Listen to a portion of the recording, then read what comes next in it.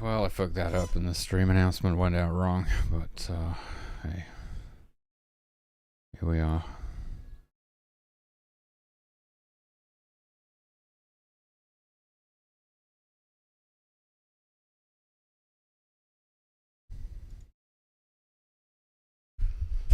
Oh boy, pretty rough today. Despite my best efforts, I was still up until 3 a.m. fixing bugs last night. On the upside, hopefully the bugs are fixed. On the downside, I'm feeling pretty rough today. I mean, I woke up around 10:30 and I was like, you know what, let's just get up and see if I can fix my sleep schedule a bit.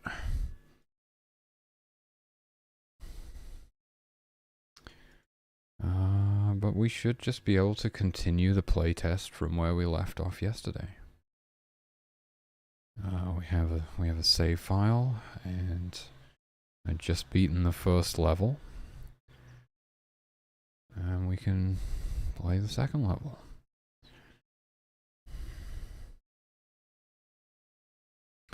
And just keep an eye out for bugs and any balance changes that we want to make. I was messing around with the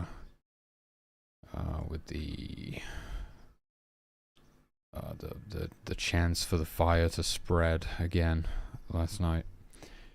Because one thing I noticed through that entire playtest yesterday, I don't think anything caught on fire even once. So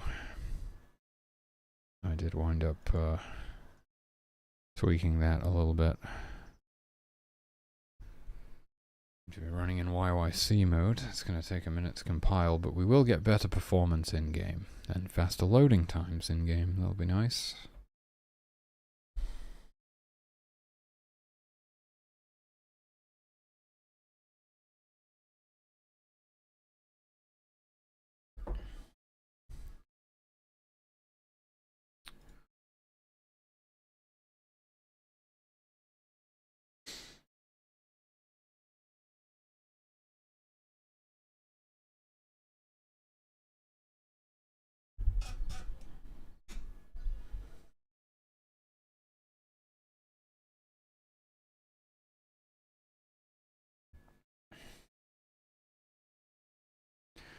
Gonna see how I go, but I might need to resort to smoking a bowl today just to keep me going, really. Alright, okay, now we want to load our save. Hopefully that works. Hey, here we are. Level 2, the open plains. We have a nice stream right next door. Beautiful. Okay, let's get building. It's nice when you reach level 2 because you don't have to reassign all of the gifts to everybody. Yeah. It all just carries over from the previous level.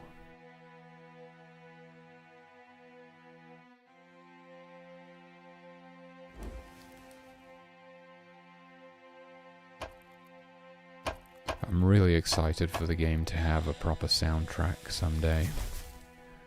We're fairly coastal again, not quite as much as before. I think I'll move the drum to this edge and we'll rely pretty heavily on fishers.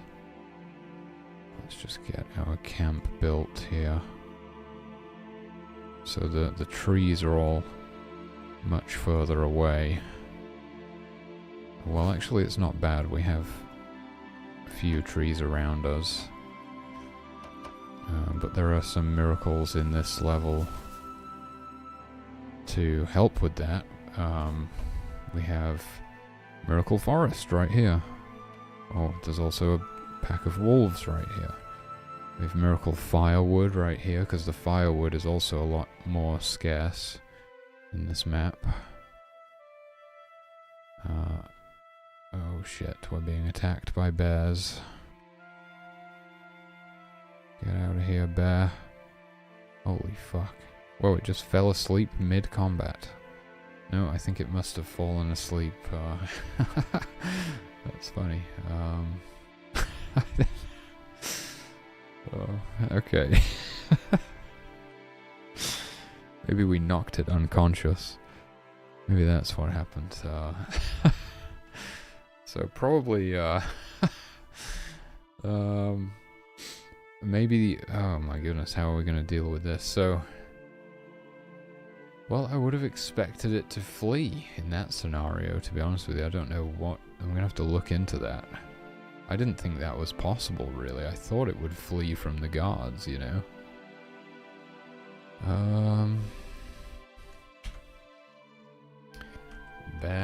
Bears falling asleep instead of fleeing? Did we actually kill it? I think we may have actually killed it. It fell asleep and then we killed it in its sleep. That's terrible. We better get some hunters to harvest it, otherwise it's going to go to waste, and that's just not on. We can't be having that. Oh, it's beginning to rain. I'll just get like 3 hunters or something. Are they going to harvest it? What are they doing?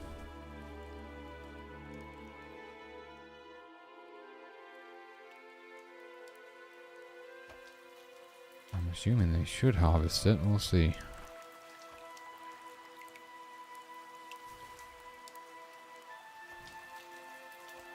Nope, they don't seem to be harvesting it. That is odd. What's going on with these guys? Maybe they...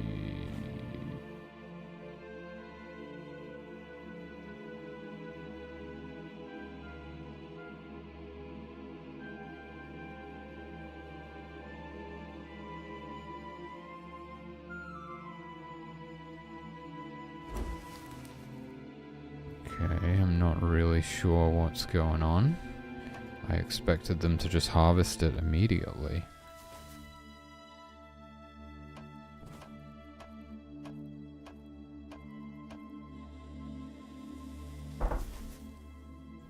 Let's keep an eye on these guys and see what they do. Like when the store is finished being built. I have enough power to fully supply the store with fur, so let's do that.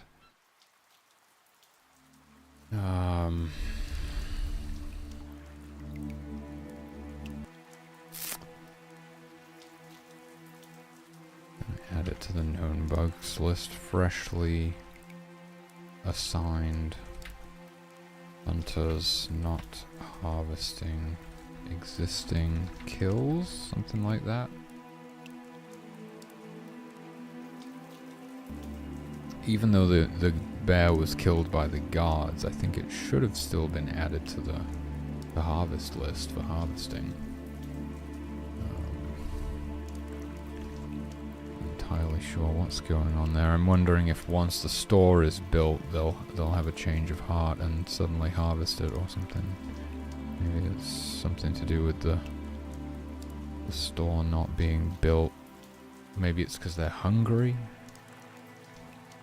I wouldn't think so, but let's see. Once they've had something to eat and drink, what are they gonna do?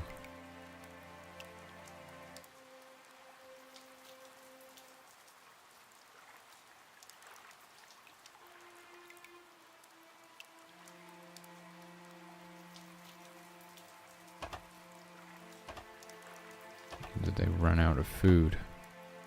For this guy, I guess so. Nope, they're still not harvesting it. This is very unusual.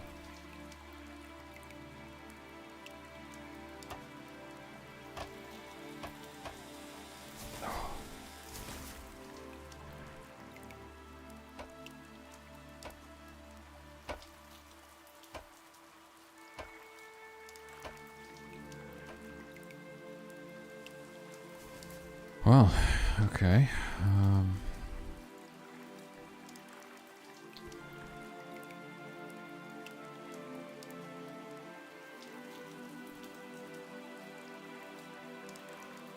Miracle Calm and Miracle Storm are also found in this map, I believe. Yeah. Those are our 4 miracles for this map. I've been thinking about new miracles. I think A couple of obvious ones is like Miracle Day and Miracle Night, so you can change the time of day. You can essentially like skip to sunrise or skip to sunset. That's pretty easy to implement. Miracle Extinction is one I thought of recently. Completely useless, but if you just feel like killing everything, you could do that.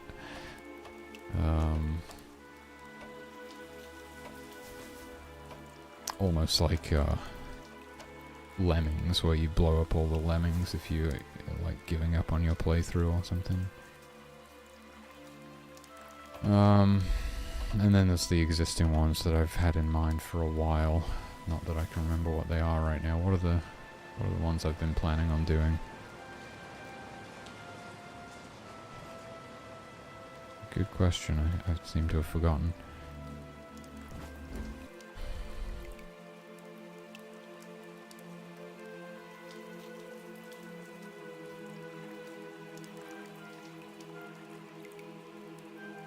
Oh yeah, like pacify, miracle, and fear or intimidation. Fountain of Youth. Fountain of Youth. Interesting. We have a fountain. We don't have a Fountain of Youth. Some sort of thing that de-ages the humans. That'd be kind of crazy. The problem with that might be that the population gets out of control. Rapture. Time Stop. That would probably be quite difficult to implement. Could be quite cool though.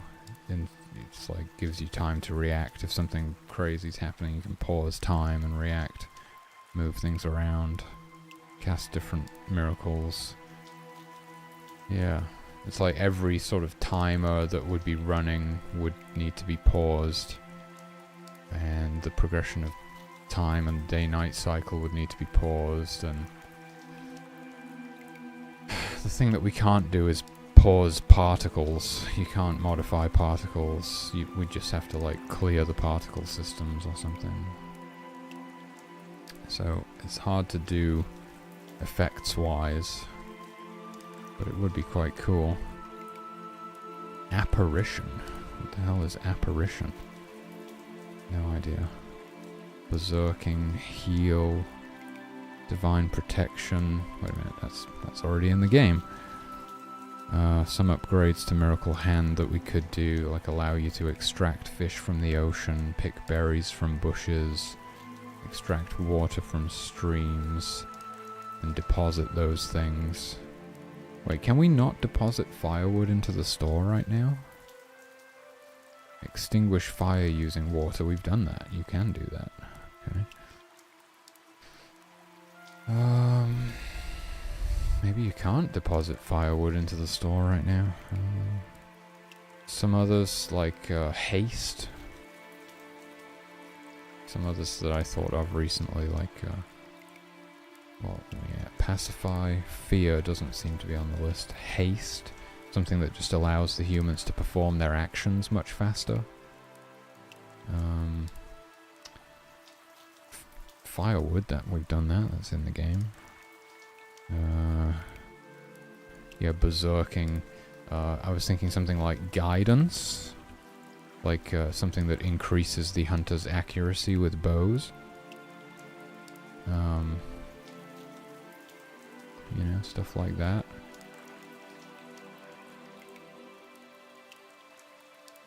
I still, there's a little bit of doubt in my mind about whether we keep some of these miracles in the game, like Miracle Fur.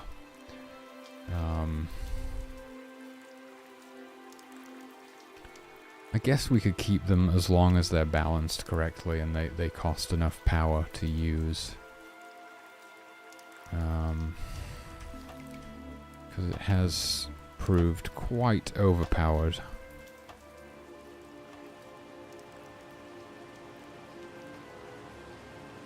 But yeah, that was the change that I made yesterday, so Miracle Fur.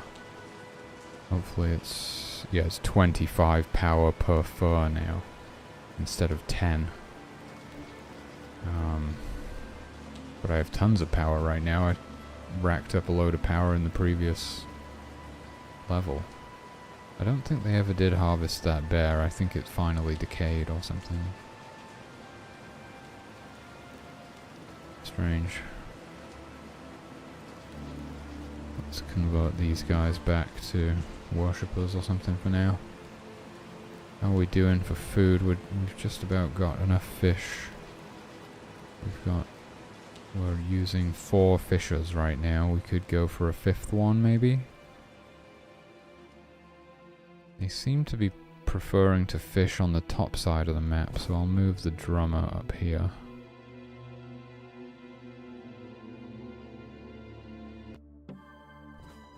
You guys can just, yeah, the music doesn't loop properly. It's just kind of placeholder stuff.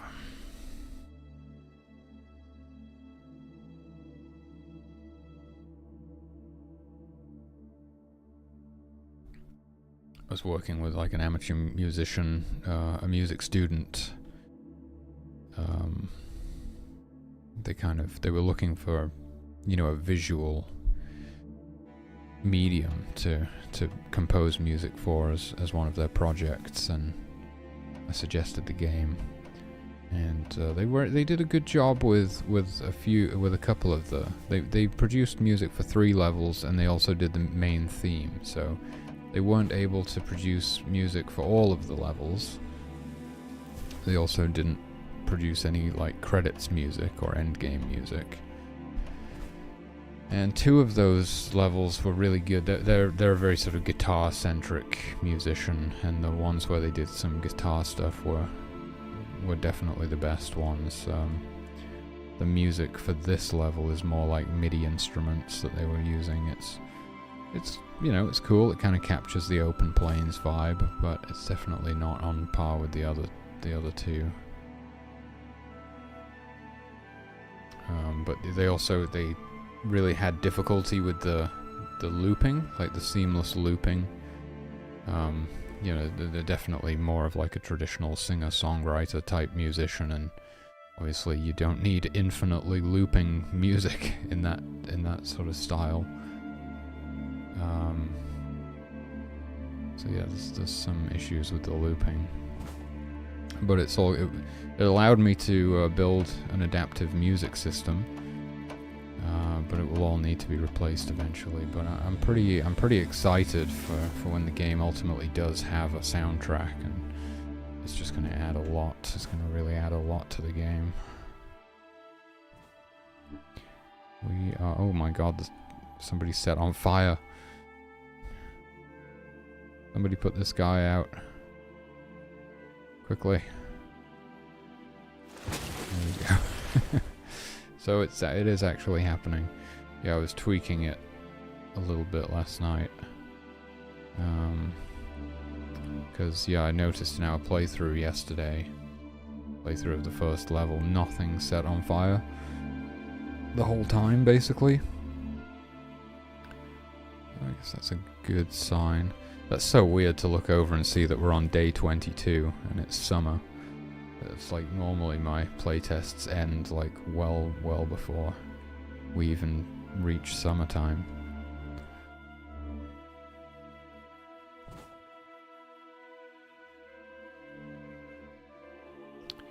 What are we doing for food? We're just right on the limit, really. I'd say if we had 1 extra fisher, we'd probably be faring a little bit better for food here. We could use expansion stones to get more drums going closer to the coast. Speed up the fishers a bit.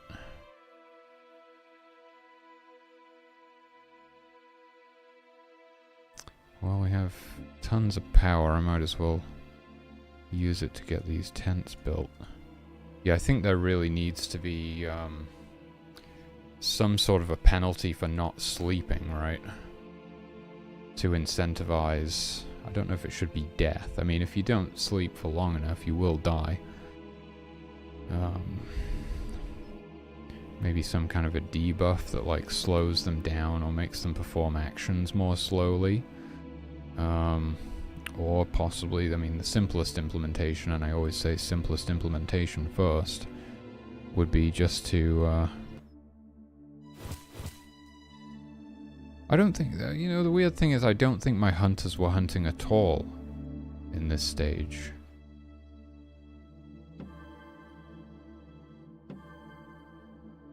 Right. Why they... It's not just that they weren't harvesting. It's that they weren't hunting at all. This seems very unusual. I mean, the hunters should always hunt as long as there's something that needs building. Well, there's something that needs building and requires fur to be built. They will also hunt if there isn't, like, enough food in the store, for example, but these guys aren't hunting at all. I find very strange. Holy moly.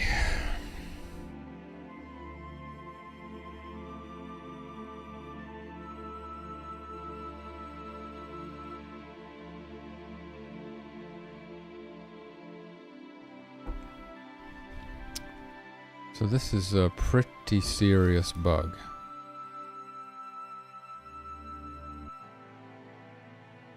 I wonder what's going on.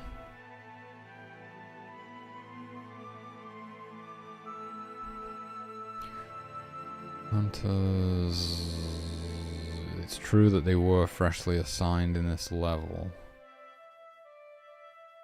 Hunters not hunting / harvesting.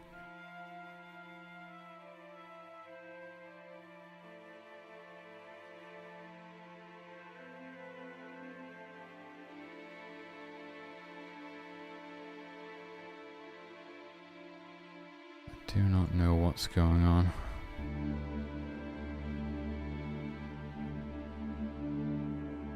I think we should debug this.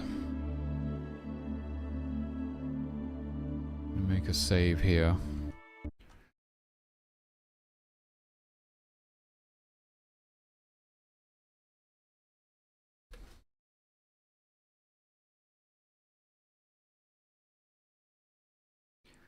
So I want to see if they're in the hunting party and if there is a group waypoint.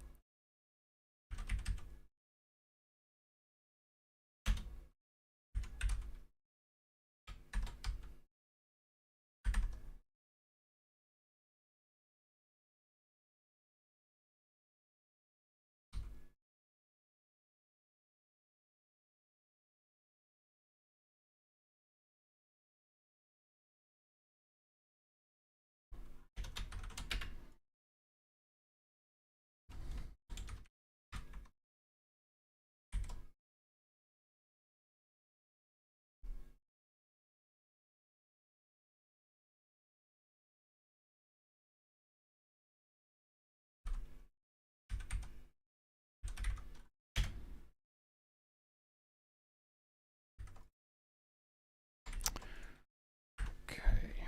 So are they partied? Is there a hunting waypoint?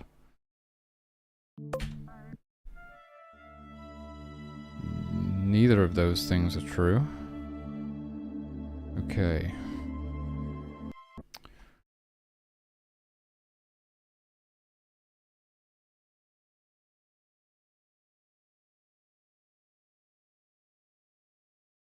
So the reason there's no waypoint is because there is no hunting party.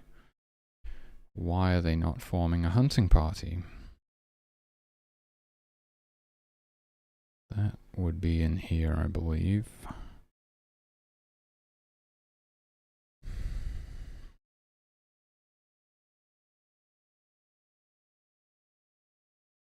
The harvest list must be empty. No. That's for deleting them from the party, I see.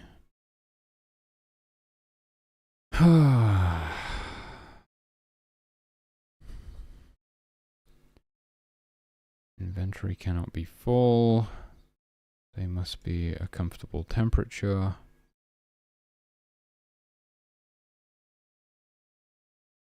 They cannot be thirsty. Instance must exist object prey. If the party is empty, which is our scenario. Wait a minute, hold on, have I combined this? I think so, I can delete that.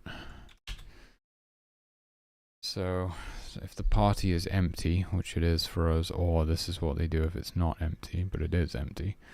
They don't have fur in their inventory, and the harvest list is not empty, or, which it wasn't. When that bear was around anyway, I'm assuming it wasn't empty.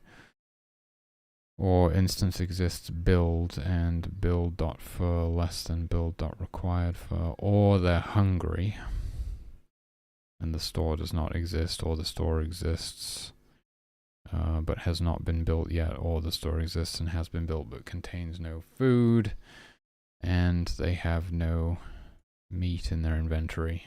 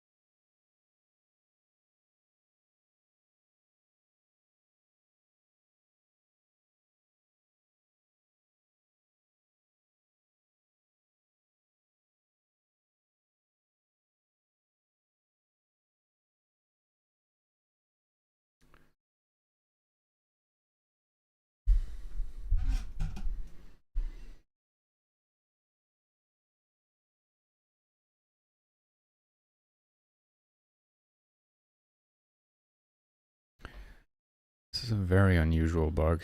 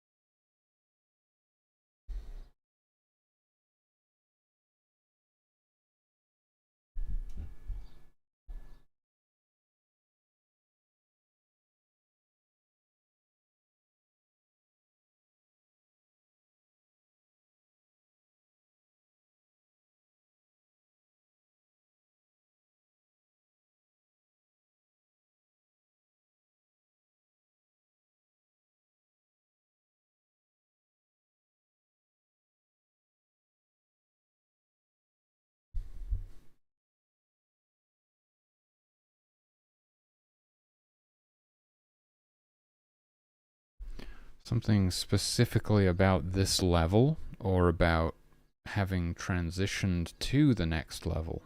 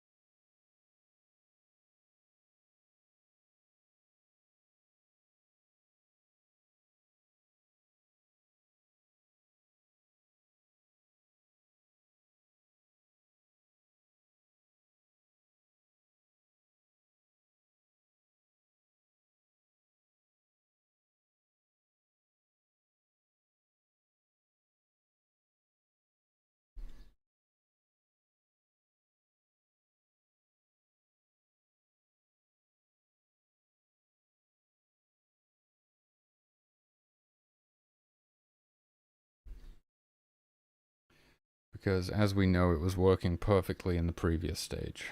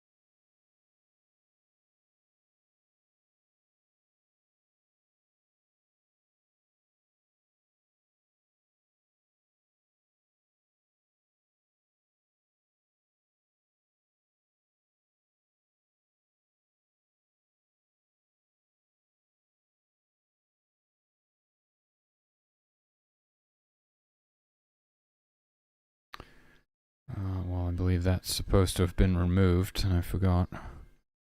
So, can just remove those 3 lines. Bear threat level, no, we don't need that. It's literally just that. I don't hunt bears anymore, we decided it was a bad idea.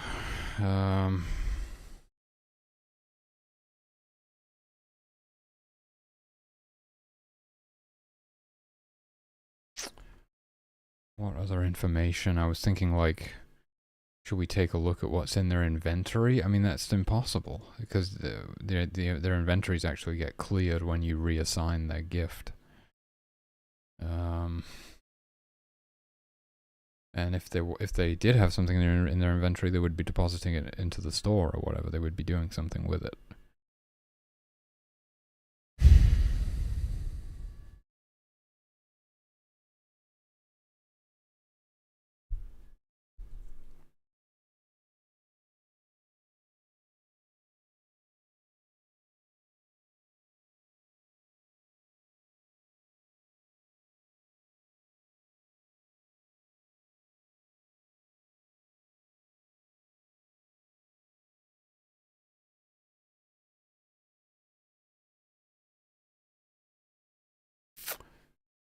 I mean, it is true that this would be removing them from the hunting party, but then it just immediately re-adds them to the hunting party. That's just kind of how it works. It's like, we just always remove you from the hunting party, basically. But then we re-add you if you should actually be in it.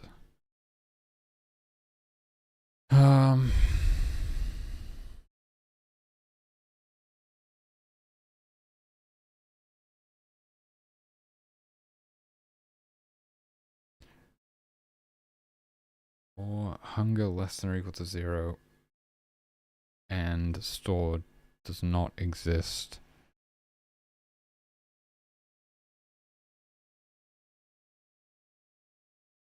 Oh. Wait. Oh no, it's there. I just I'm checking this twice. Yeah, because I remember I couldn't, at the time I couldn't wrap my head around how to only check it once. So hunger less than or equal to 0 and store does not exist, or the store does exist and hunger is less than or equal to 0, then the store has not been built, or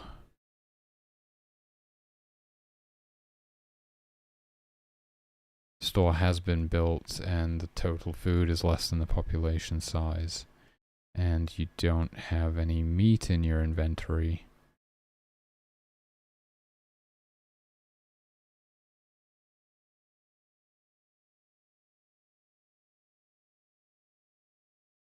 Not having meat in your inventory applies to all of these, I see. Oh my god, what is going on with these guys?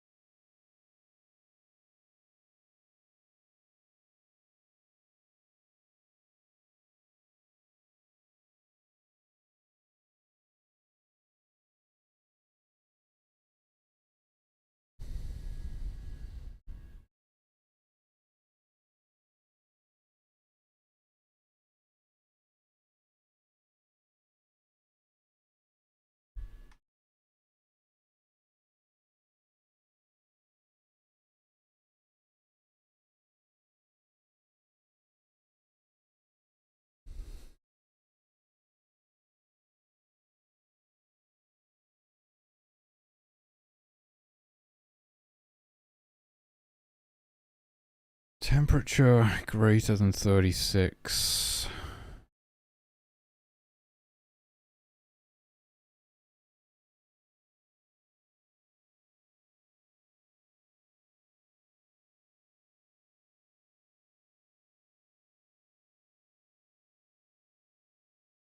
Temperature greater than 36.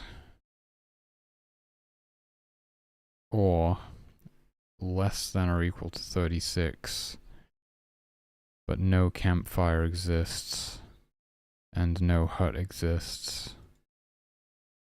Or the campfire exists, but has no fuel. And no hut exists. We're checking it again.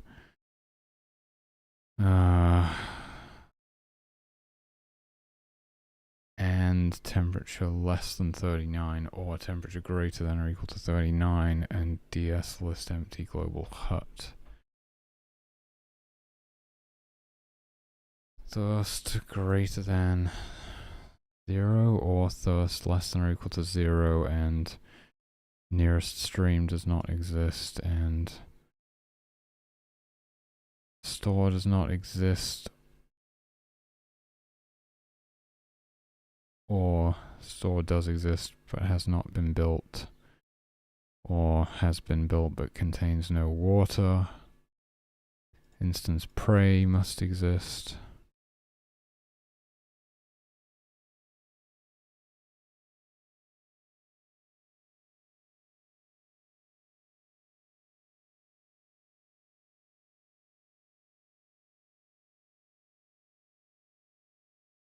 Wait, what are these brackets? Why do we have, like... I feel like we have an extra bracket here or something. Maybe not. Maybe not. But it's like right next to it. How could it not be?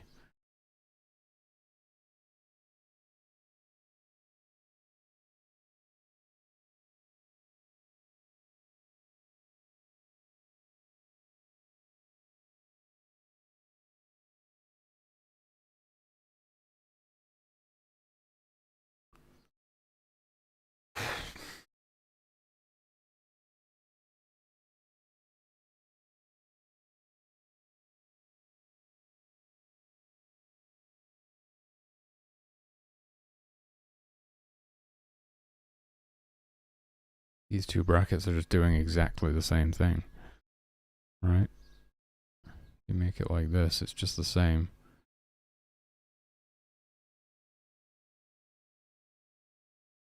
DS list empty, hunting party. I mean, is that list empty?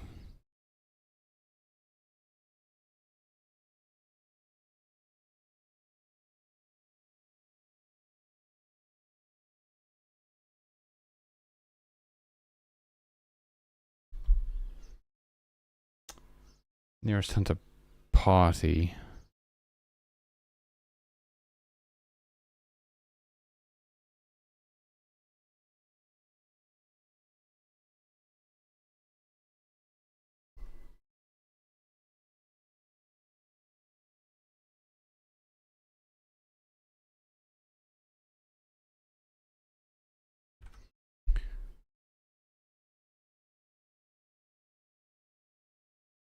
Tell me, is this hunting party empty?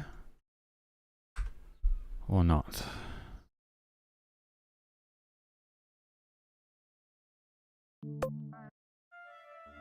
No. Okay, there's your problem. Interesting. How has that happened? What is on that list? And where do they think the nearest hunter in the party is? Does it even exist? That would be the next question on my mind.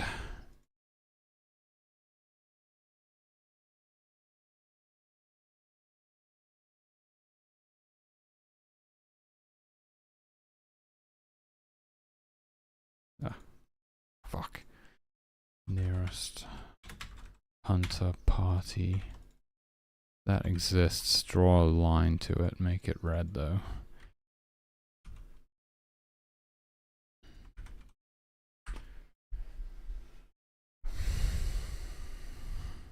Now we're getting somewhere. Don't know how this has happened, though. Okay, so that... Okay. Doesn't exist. Doesn't exist. So...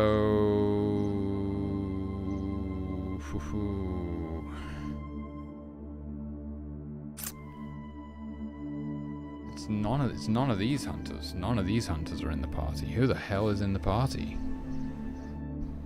If I use the debugger, I can actually look at what's on that list, right?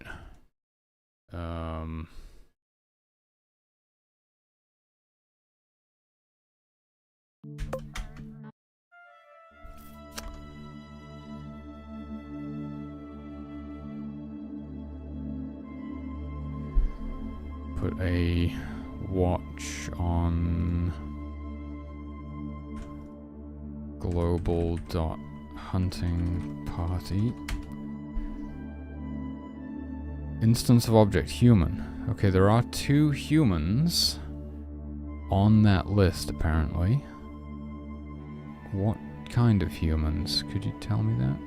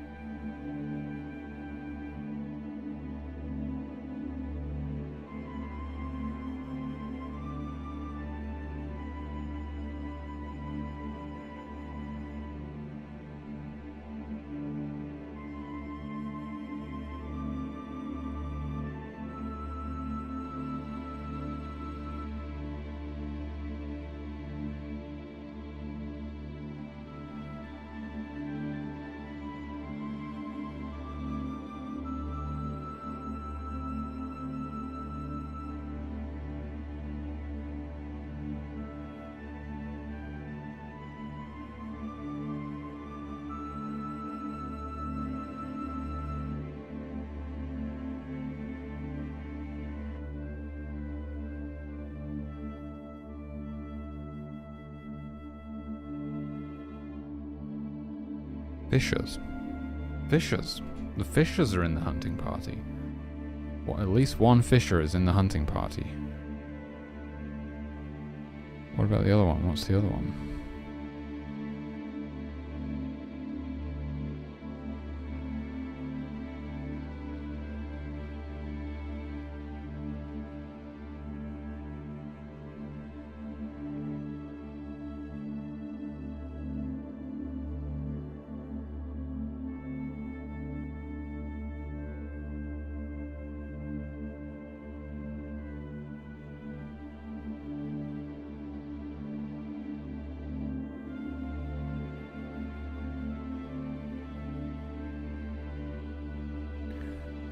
I might have gone past it, to be honest with you. I think maybe they don't appear in the same order each time. Be nice if there was a search function feature.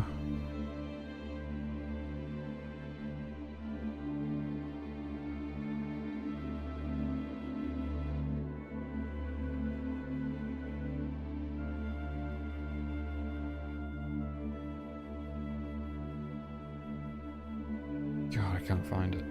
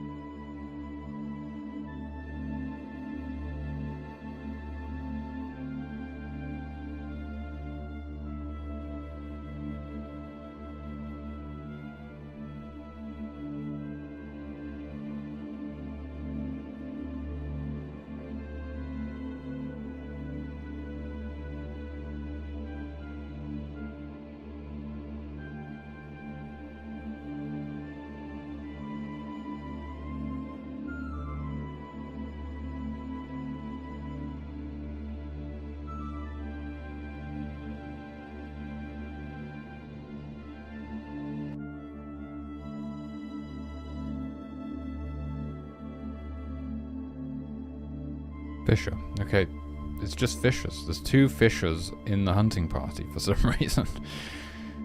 That's... okay. What? That's definitely gonna fuck things up, isn't it? Okay, well, how has that happened? What is going on there? Good question. We're gonna need to look in here, I would say, actually, in the drop script. In the drop script.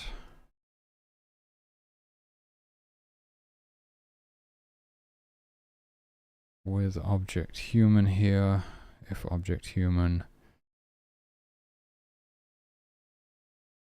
does not equal -1. What if it has something to do with save loading or something? It might not be to do with this, it might be to do with save loading. Possibly. Could be, I suppose. I forget how that works, so let's just see. So this is like, you know, if I'm reassigning a hunter to be a shaman, and they're in the hunting party, I'm going to remove them from the hunting party.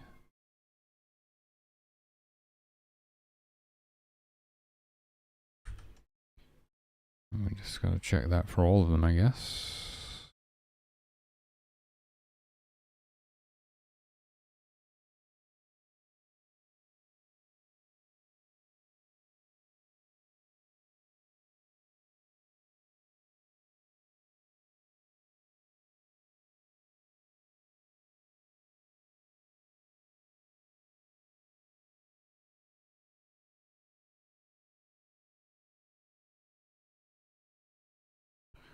I suspect that this is probably all okay and that it actually has something to do with save loading.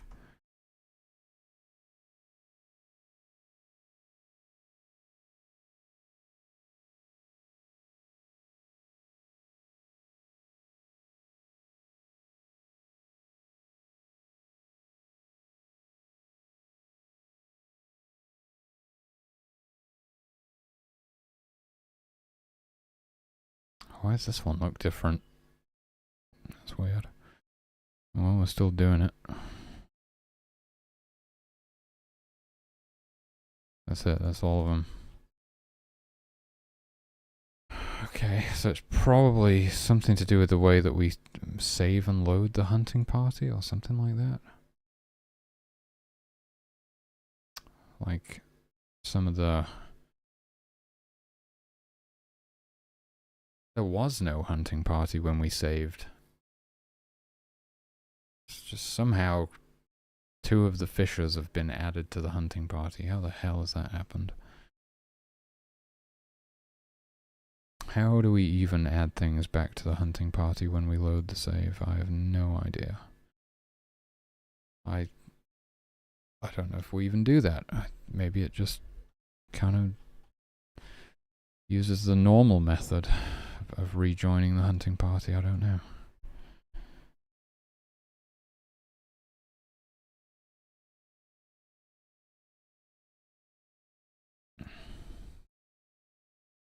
Oh, here we go.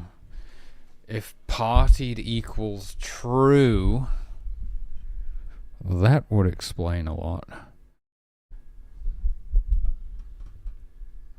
Because I think you'll find that we're not setting partied back to false. So literally just if this variable is set to true, my god, man. I don't think we're setting that variable back to false, are we? That's not what I want.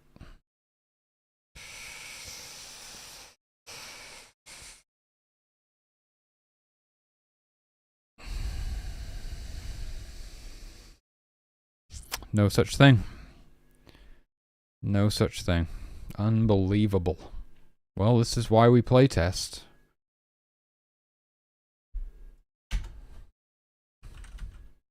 Is it like down here with all this stuff? I don't see it anywhere. I just don't think we're doing it. And that would explain it. There you go. There you go. I'm not even going to bother checking this. We could check if partied equals true, partied equals false, but it's completely pointless. Let's just set partied to false no matter what. Unbelievable. The oversights. The negligence. Yeah, there's always so much to think about. You'll always miss something. Yeah, and it's always the fucking save load system, isn't it? You change something. Oh, wouldn't it be great if the hunters hunted in parties? And then you break the save load system, or you forget to update the save load system to support it. I mean, the save load system works. The save load system was actually doing exactly what it's supposed to. We just were never setting this flag back to false. So anybody who was in a hunting party at the time that you converted them to be something else other than a hunter would have been permanently stuck in the hunting party forever. And they I believe when they're searching for the, well, it might not actually be true, I don't know. I mean, I'm assuming it must have been because they weren't able to join the party. Or is it just because they were out of range? Well, I don't think they would have been always out of range. Let's have a look.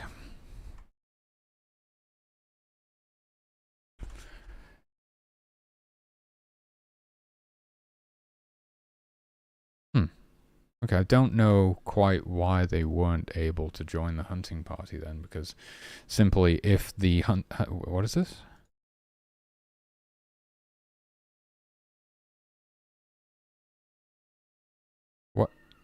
What?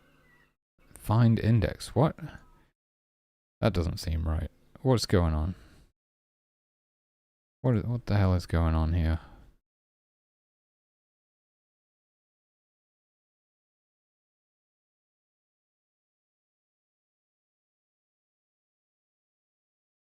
Squeeze me? Equals minus 1. Oh, I see. So Okay, they'll only search for the nearest hunter in the hunting party if they're not in the hunting party themselves. I see.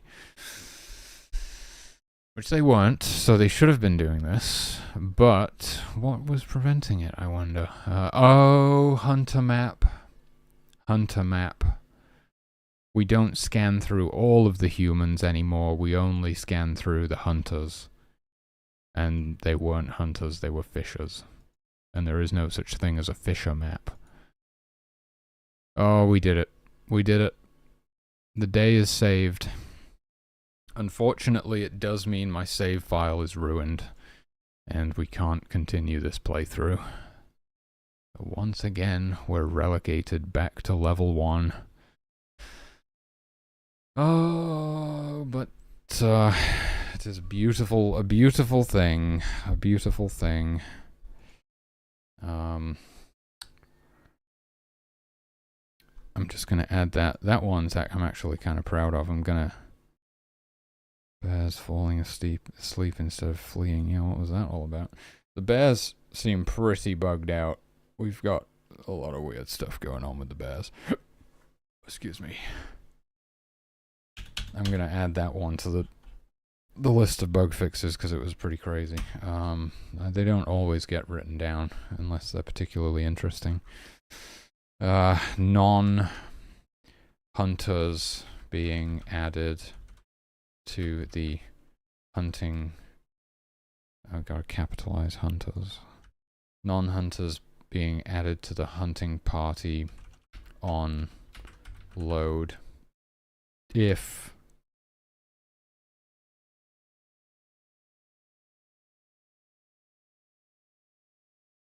they were once hunters but had their gift how do you spell that? Reassigned whilst they were in the party. Hunting party.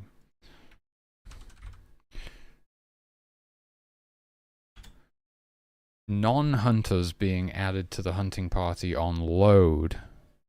Upon loading a save, that's clearer English. Upon loading a save, if they were once hunters, but had been reassigned,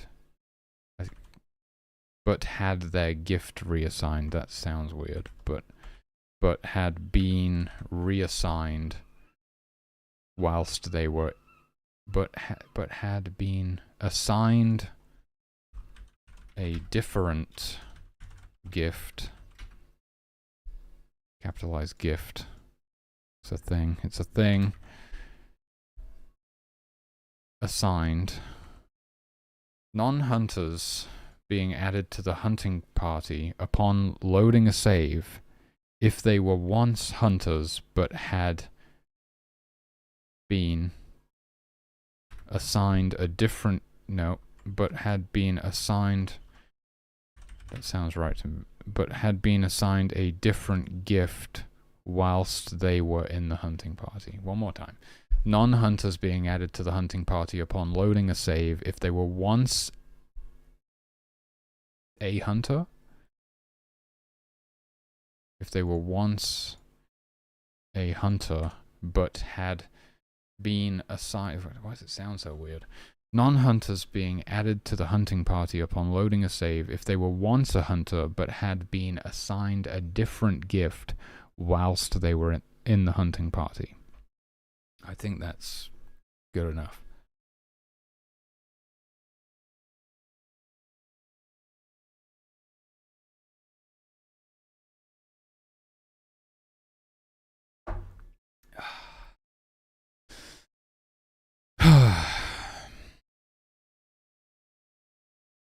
Yeah, the weird thing is that on the surface it seems like such a simple game, and then you try and make it, and it's actually not. It's actually insanely complicated.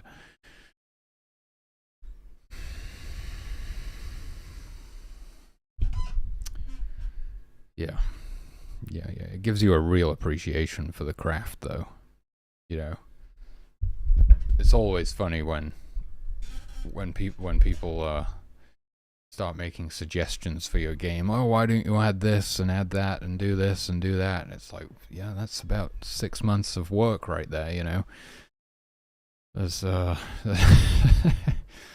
a damn good reason we don't do that, because I'm not immortal.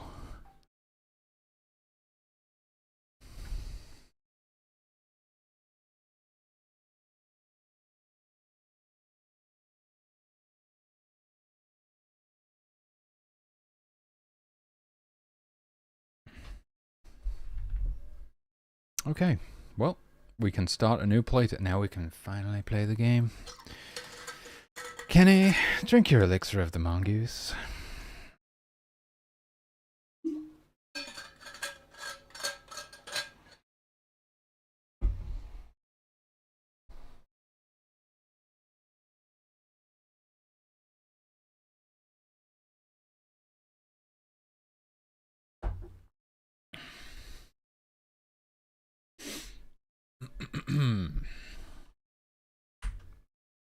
I'll run it in YYC mode. I think I think we can justify that. What about the bears, though? I'm still just kind of ignoring the fact that the bears are all terribly bugged out. I don't know what's going on with them, really.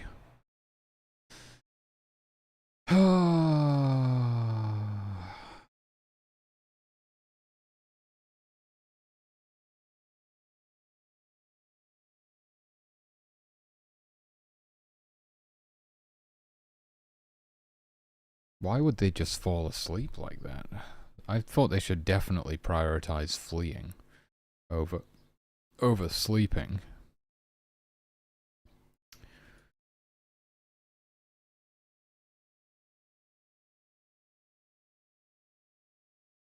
Attack, flee, attack tents, that's all higher priority than sleeping, for sure. Sleeping is like quite far down the list by the looks of things. I can't even find it. Where is it?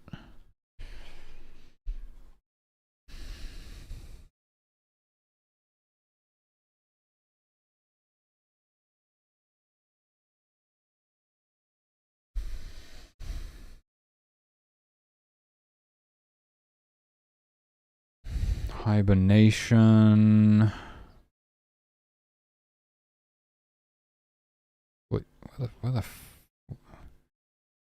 Wait, where even is sleeping? I'm sure they can sleep, right?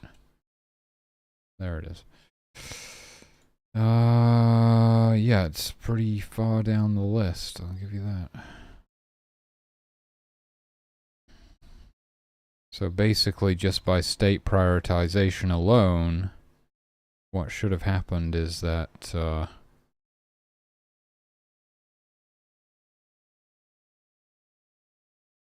they should have just fled. Total threat level greater than threat level.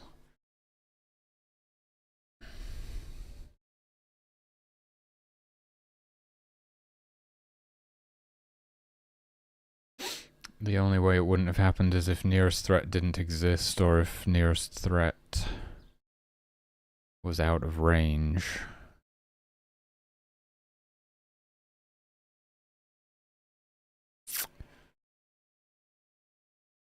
It is possible something was going on with those.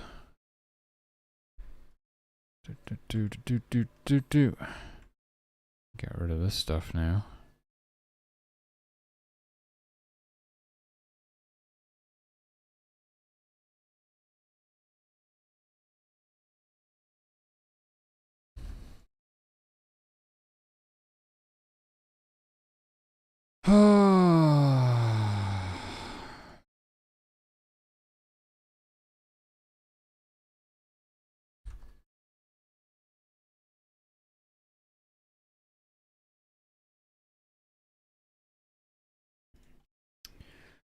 Oh, I'll state not. State attack. Else. Yeah, it's all looking fine. I mean, they were just in the attacking state, so they should have been updating it rapidly there.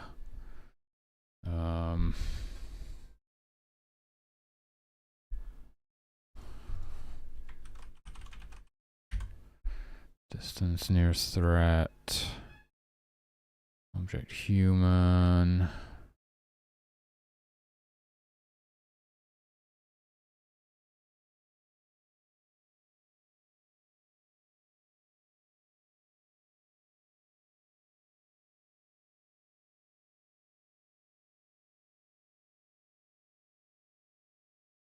Oh. Oh, wait a minute.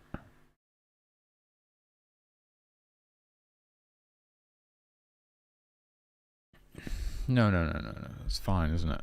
We just need to reset the distance once at the beginning, because these are all classed as threats.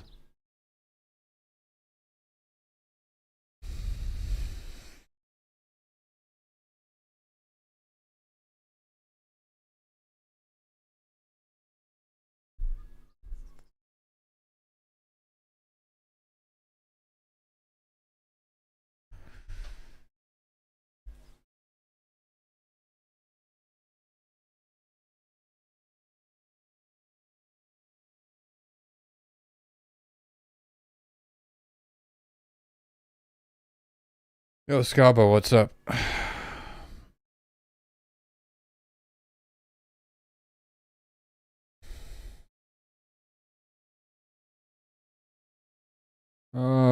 Do I like equipment managing, dungeon crawling, RPG mechanics?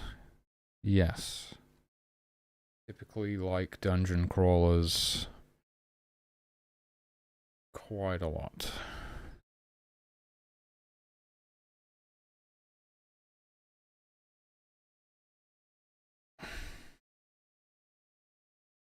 Hell Slave. Ooh.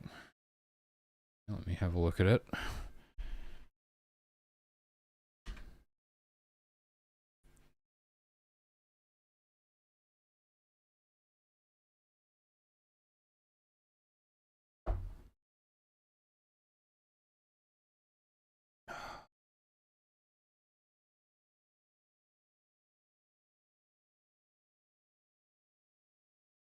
Okay. Hell Slave. It's free. The original. There's a second one.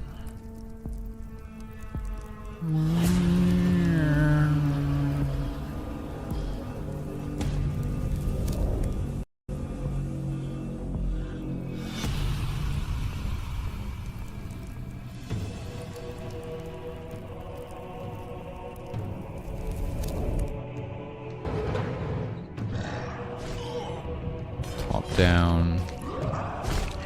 Turn-based? I don't like turn-based combat. I like hack and slash. Diablo style.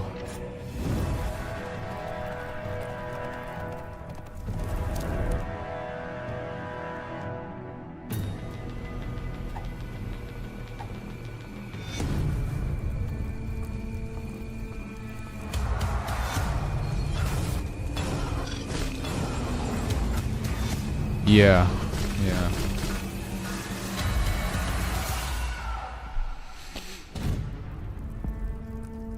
Not really my kind of thing. Looks pretty cool though. Oh, I won't play it. There's no point. I won't play it. So thanks for the heads up though.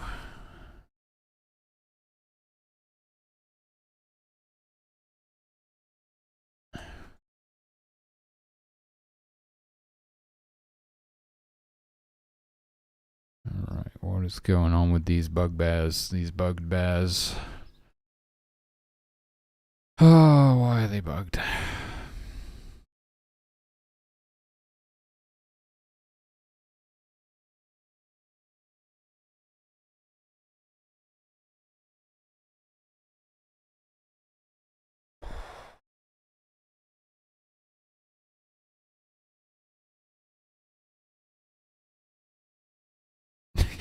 Twitch blocked your message. Epic Games is a Chinese shill company. Are they?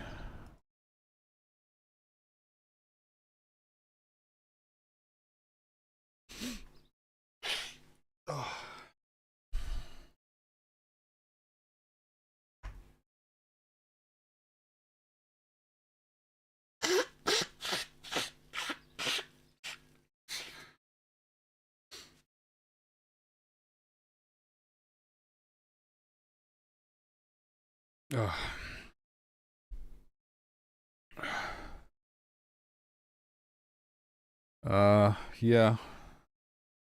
Think so. But have they made anything good in recent years? Probably not.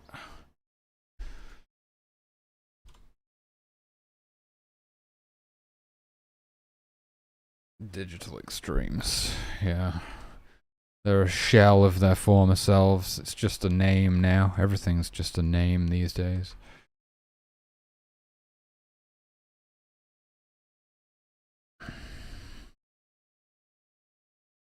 It's funny that people buy overpriced designer clothing and stuff when it's just cheap shit manufactured in sweatshops with a name stuck on it.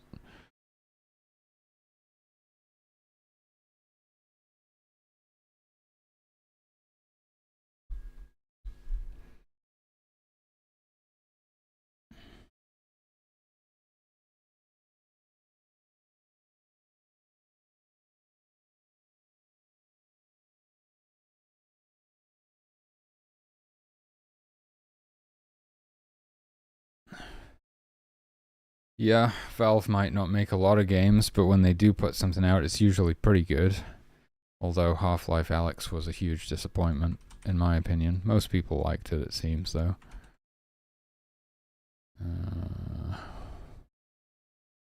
Season. I wonder if it had something to do with the season. No, probably not.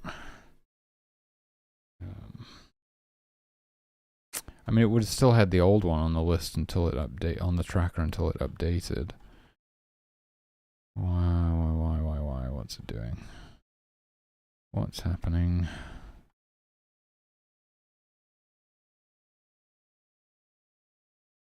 We just disable the whole thing, including that.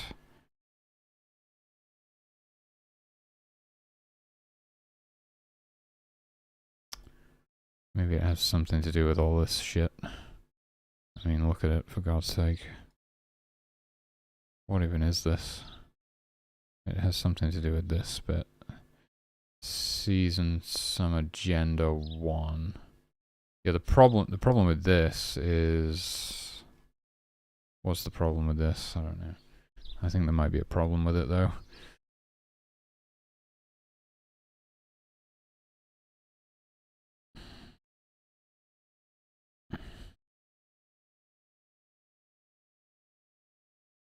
TF2 is still massive.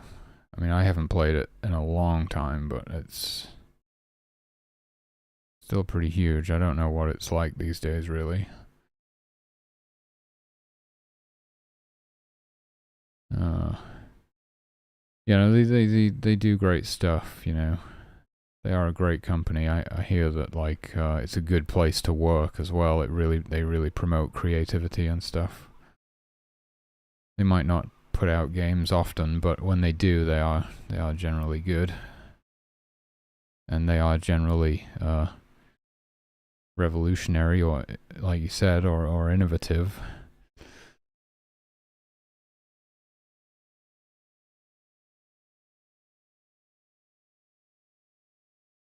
Yeah. Well, that's what Gabe said. It's like they'll only do something if it's innovative, if it's like pushing the boundaries. I think when he was interviewed about Half-Life 3 or something, he was saying like, oh, the only reason to do it right now would be to push the story forwards, but we don't really care about that. We want to be like pushing humanity forwards. You know.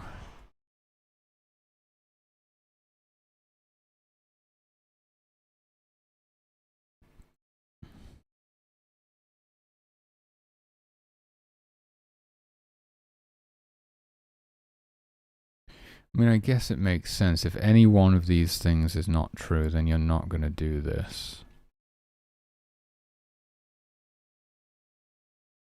And so you should do this. Now, it does make sense.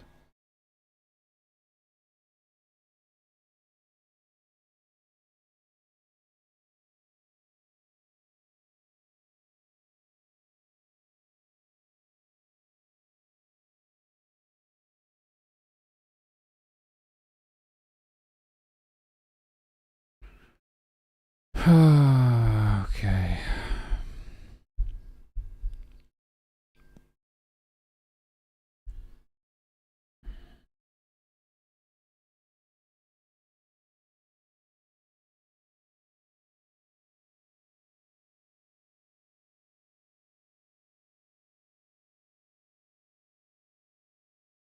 I mean, I think Half-Life Alyx was just them like figuring out VR and what they can do with it and stuff. I view it more as like a tech demo. I'm really glad that they didn't do Half-Life 3 because Half-Life Alyx was pretty shit in my opinion. Oh yeah, they've got the best VR tech as well with like the hand tracking and stuff. I think it tracks individual fingers.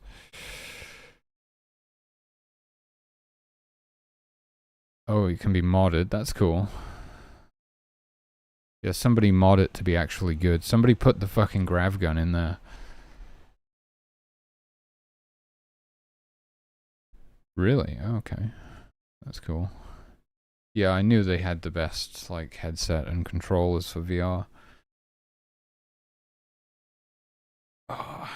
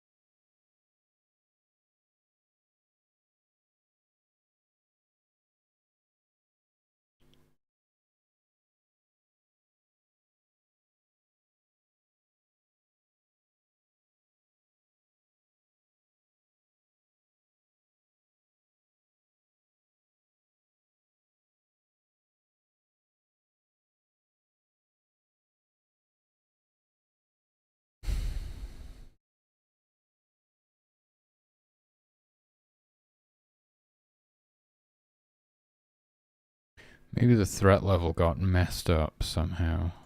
Nearby threats.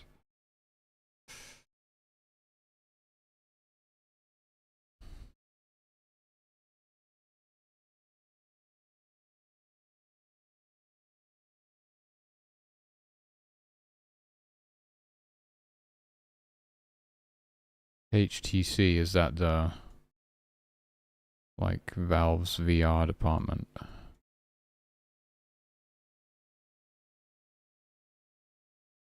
HTC Vive or something.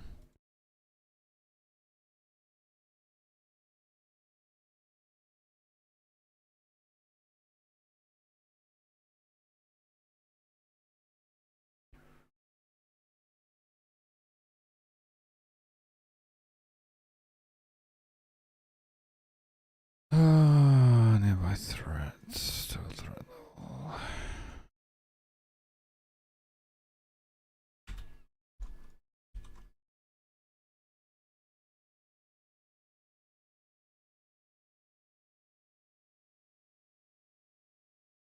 Total threat level greater than threat level So that would return them to idle.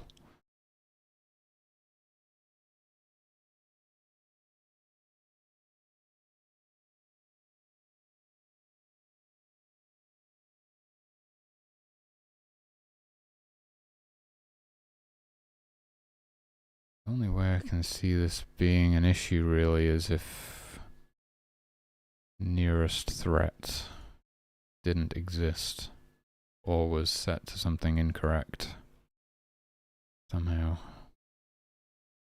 I mean, this one is a bit weird. It's a bit different from how the standard ones work. You could see that maybe screwing something up, but it's like,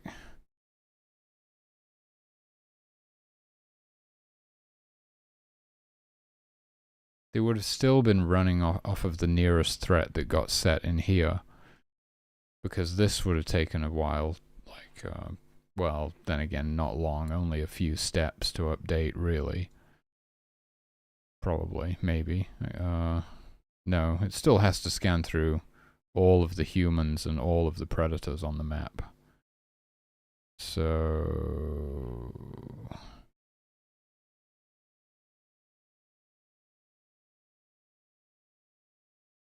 the Taiwanese, oh.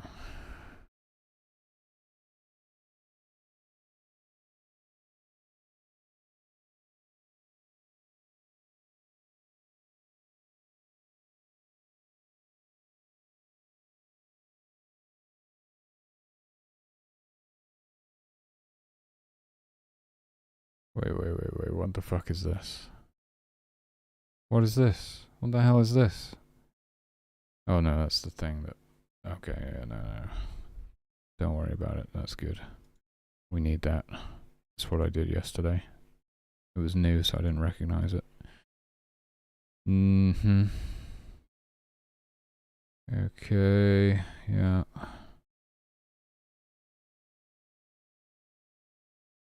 I mean, yeah, true. Maybe that could clear it. That is true. That could have cleared it. I see. So it like didn't have chance to update is probably what happened. Oh, okay.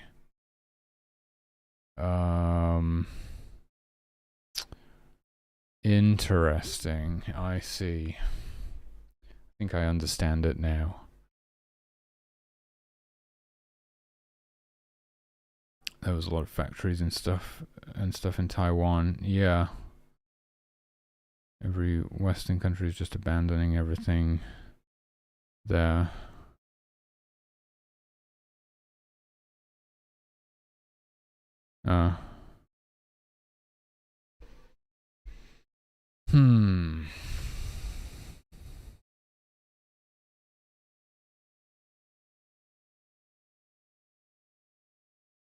Okay, it kind of makes sense now.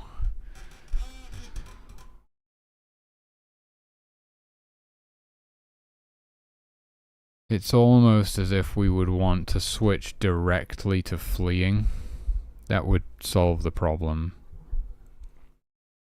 Alright, have fun, dude. I hope it's good. If we switch directly from attacking to fleeing when the threat level changes, we can avoid this problem.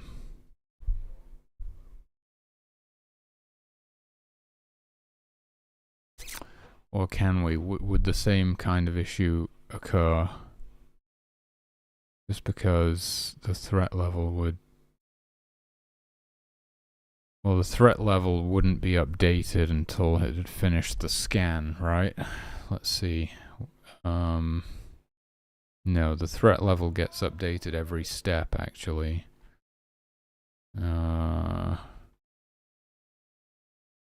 If I wanted the threat level to only update when we finished scanning, I would need to implement that. It would make sense. It would definitely make sense to do it that way. But they still wouldn't flee from the idle state because, well, it depends. Sometimes they might, sometimes they might not.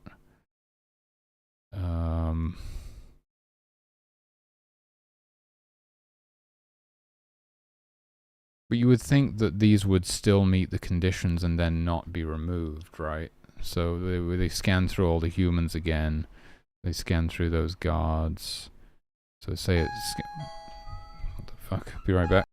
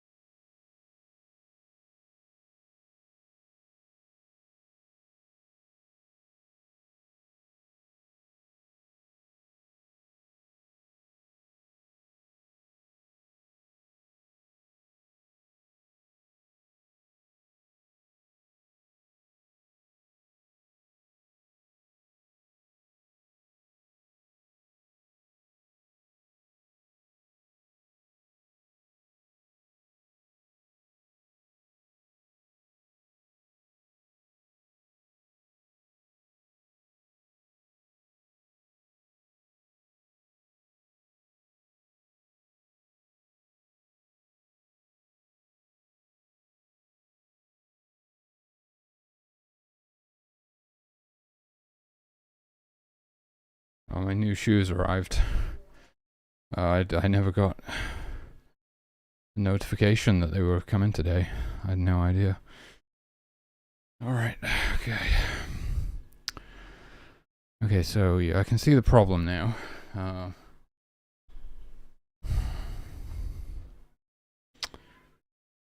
think it would be... yeah, the threat level's not going to be accurate if we're updating it every step. We need to update the threat level once per scan when the scan is complete.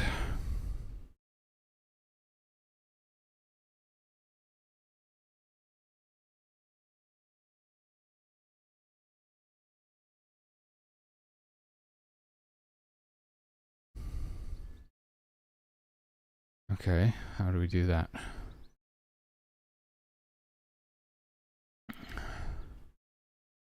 Well,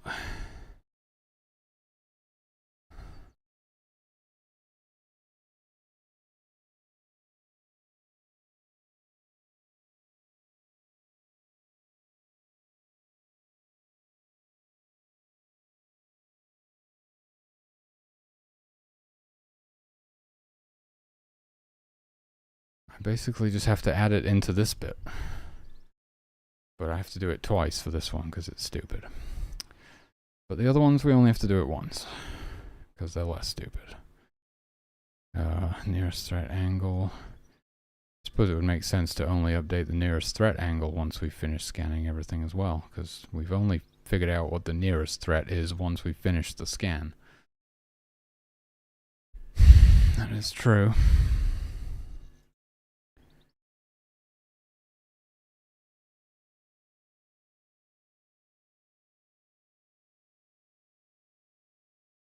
So, that's going to go in here. And also in this one. Right.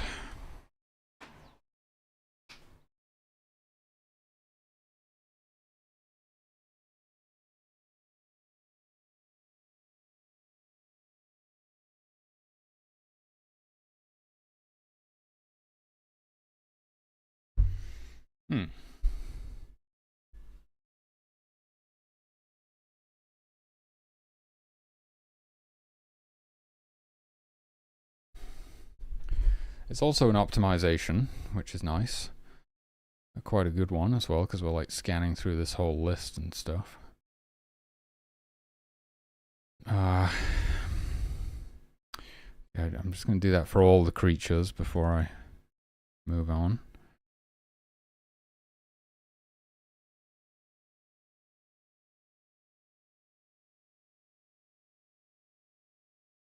The foxes don't actually have a total threat level thing. Also with the wolves, they have an allied threat level, which we should also only update when we finish scanning all of the allies. The foxes, we can just put this in here, I guess. Nearby, wait a minute, what is this? Yeah, nearest threat angle. This is nearby. What is this? Ah, it's just combined because... Right. Okay, but it's still a single scan because they're all foxes. Yeah, we just put that in there.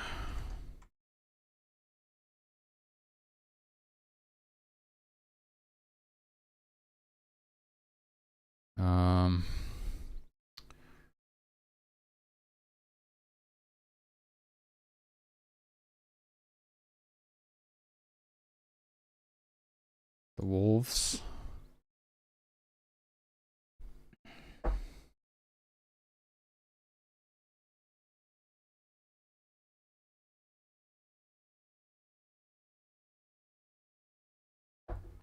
Yeah, I did just get new shoes fairly recently, but I saw these and I was like, no, yeah, I couldn't resist. I much prefer how they look to my existing shoes.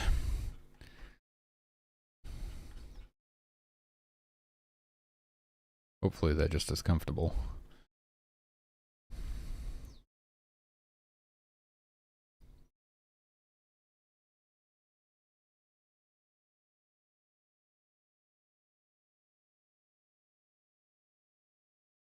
So I'm a little bit worried about this method of...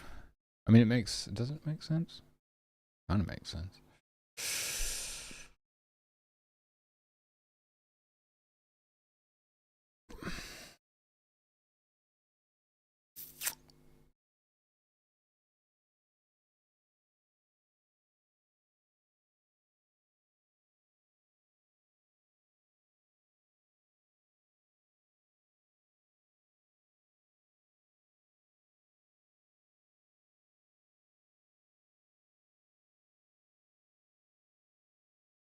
I think it's fine. I think it's fine. The method of clearing stuff off of the tracker that shouldn't be on there anymore, I think it's okay.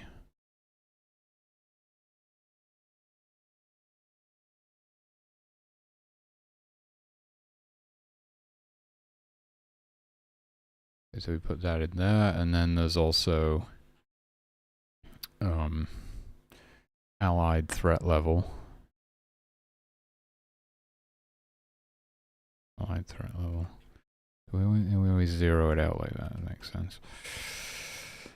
Okay, and then we actually seem to do that.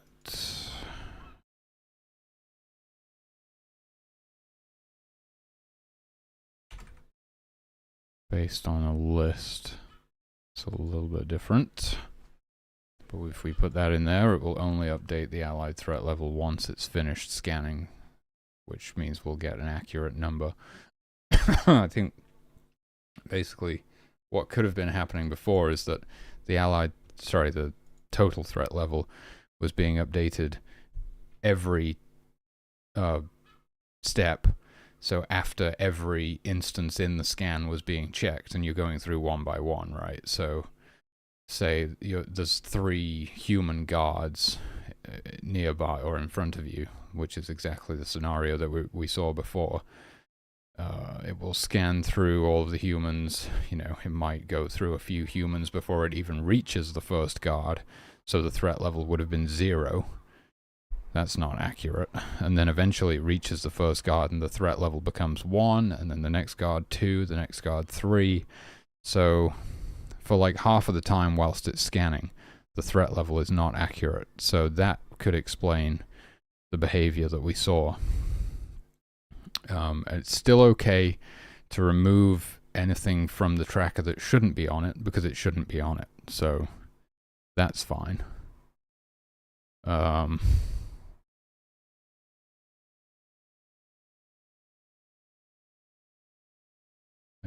I realized there's a bit of a discrepancy between the threat level and what might actually be on the tracker.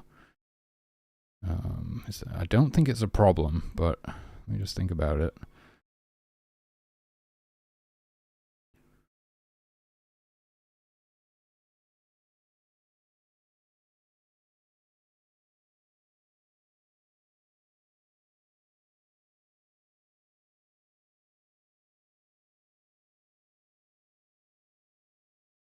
I think it's fine.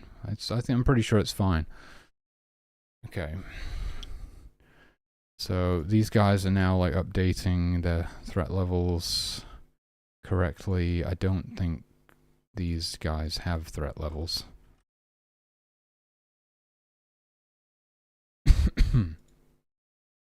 Because they're non-combat creatures. They aren't trying to assess the threat level of a situation to see if they should fight or not. They always run away.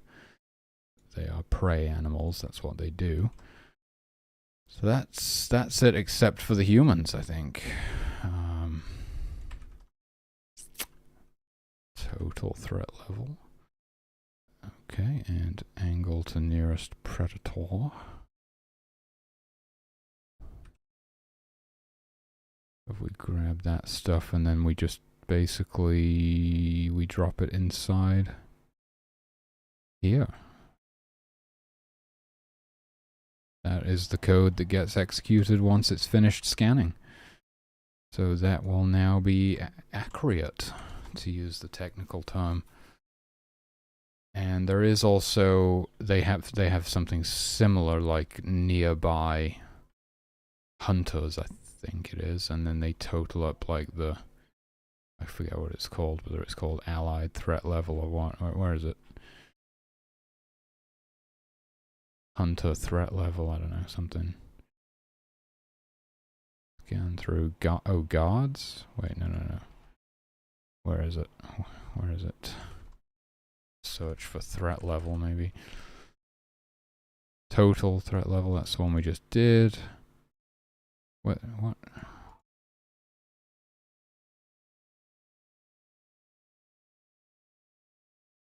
I could have sworn there was... Maybe we don't do that. See, we compile a list of nearby hunters. But then we're not... Oh, really? So I assume that I'm just doing it somewhere based on list size? That doesn't sound right, though. I mean, previously that would have worked because a hunter has a threat level of 1. So you can just use the size of the list. But we then tied threat level into health. So an injured hunter has a lower threat level. The more damage they take, the lower their threat level becomes. So now we would actually need to be making sure that we update that correctly. Let's just have a look.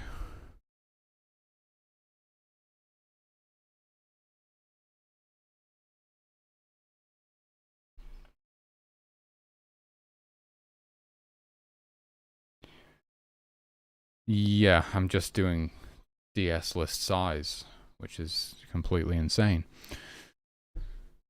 Okay, well, here we go again.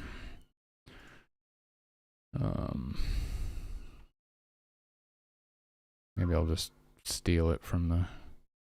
I'll just copy paste this one pretty much. Wait a minute, are these checks even necessary anymore? What's going on here? I'm a little bit concerned.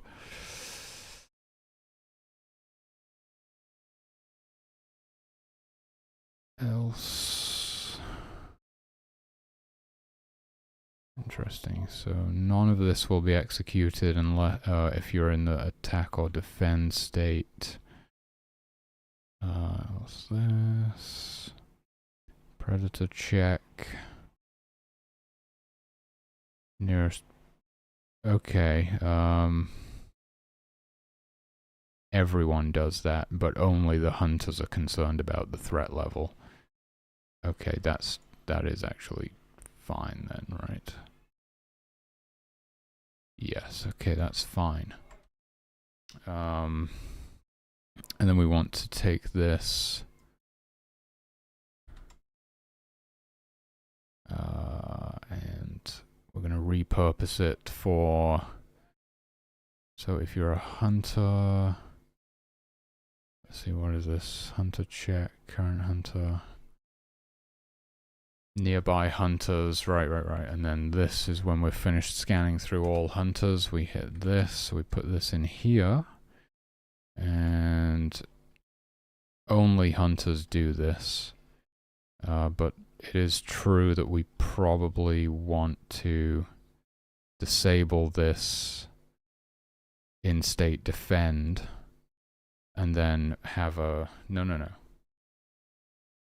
Yes, disable this in state defend and then have a more like instantly updating version in the defending state itself, because we scan through all the hunters every step whilst they're in that state to keep things snappy and responsive during combat. Get rid of that now.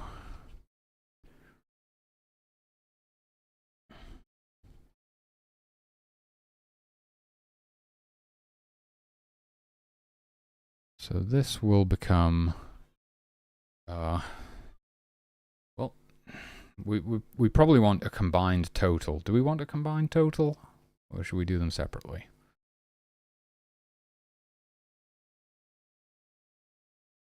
We may as well combine them, I guess, but that leaves us with the problem of them finishing at different times. So we'll do them separately. We'll do a hunter threat level for all of the nearby hunters.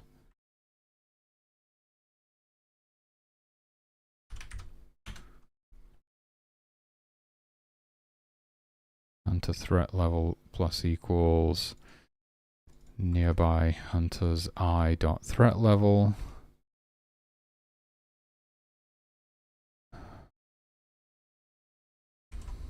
And this is n hunt size.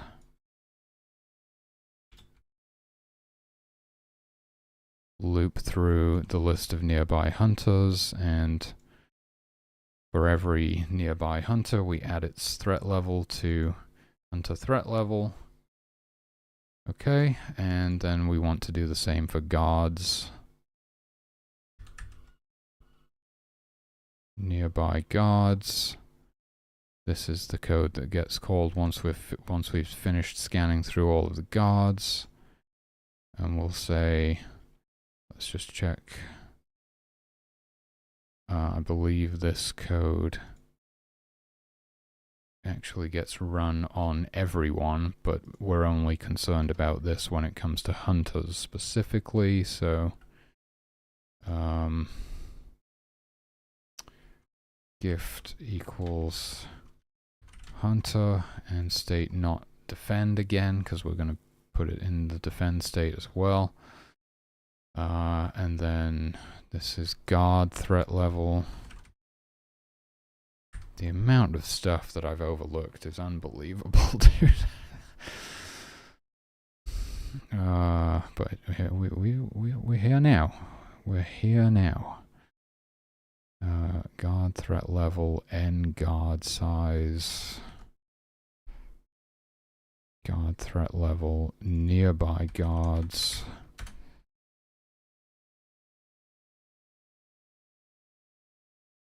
And guard size, there we go. And then we, like I said, we want to put this inside of the defend state as well. Both of them need to be inside of the defend state. State defend. So here we have like the instantly updating version of these things.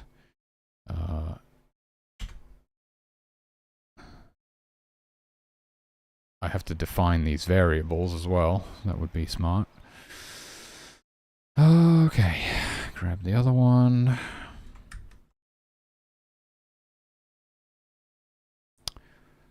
Total threat level, hunter threat level, guard threat level. So those are all like updating every step as long as they're in the defend state, and we pause these ones until they leave the defend state. Everything appears to be correct. Great. Okay, and then let's just...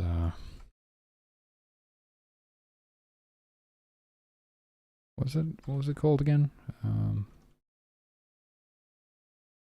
Threat level, predator, threat level, total threat level, total threat level? I guess so. I guess that's the one. Is it? What is it called again?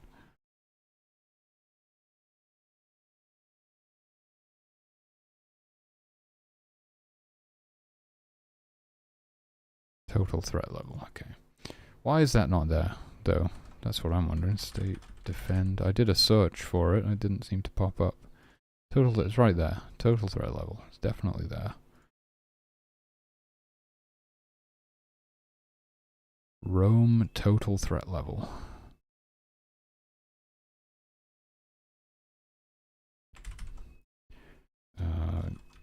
God threat level.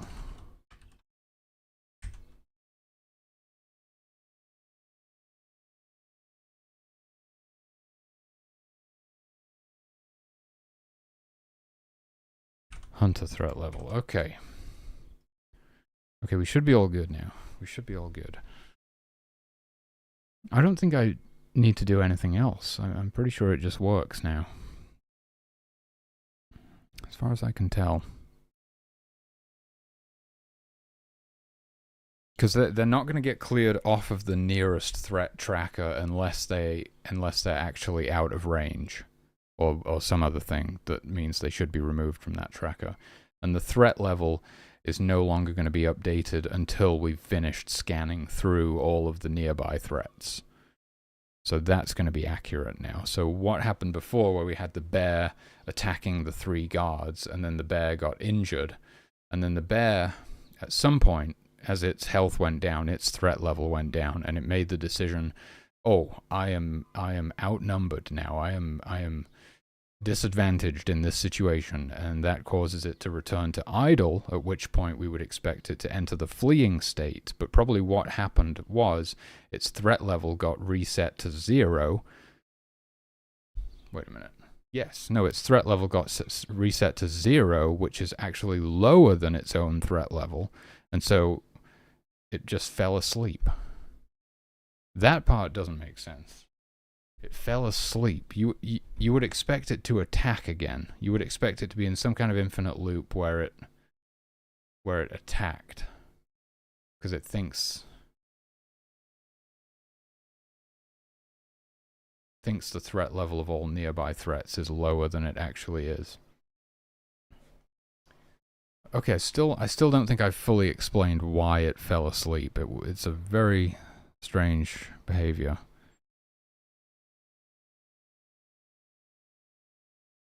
If it was as I just described, you would expect it to attack again, and it would be in some kind of weird state loop where it would attack, and then it would update the threat level again, and then it would realize that it's supposed to run away, and then the threat level would reset to 0 again, and then it would try attacking again, and it would just keep looping like that. So still, it seems to me like the only way that it could have really happened is if nearest threat didn't exist.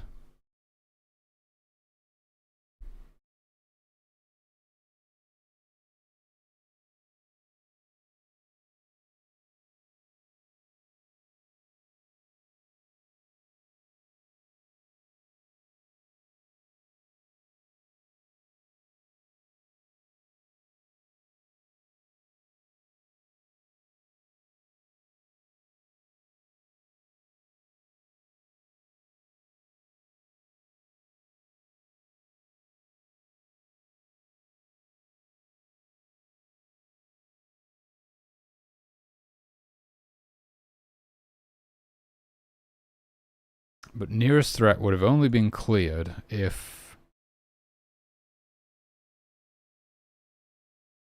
nearest threat no longer met this criteria. And we can definitely say for sure that the guards were not inside, held, drowning, dead, and they didn't make any stealth checks.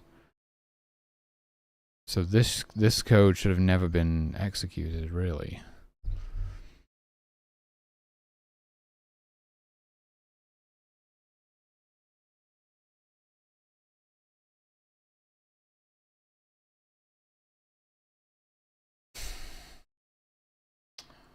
I don't know.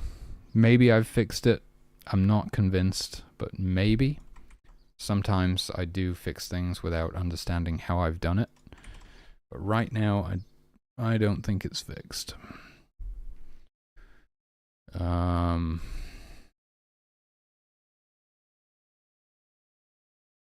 if we look at the state conditions for the bear, fleeing, right, so it's like, does nearest threat exist? Yes. I would say in that scenario, yes, it did exist. Is it in range? Yes, it was right in front of them. The threat level, no, the threat level may have actually not been accurate. The threat level may have been less than its threat level.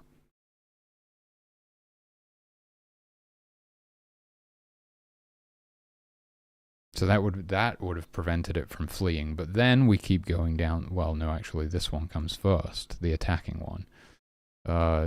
Provoked. It was provoked indeed because it was attacking. It's always provoked if it has cubs. Nearest threat exists. It's in range. Total threat level is less than. So you would expect it to have attacked. That's what if my theory was correct, I would have expected to see it continue attacking as opposed to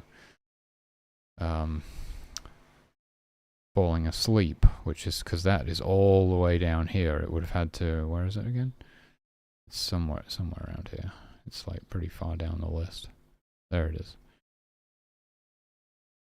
Then again, it was summer. Well, no. What does that mean? What does it matter? It was summer, which means it sleeps at these times of day versus these times of day in autumn and spring. In winter, it's hibernating.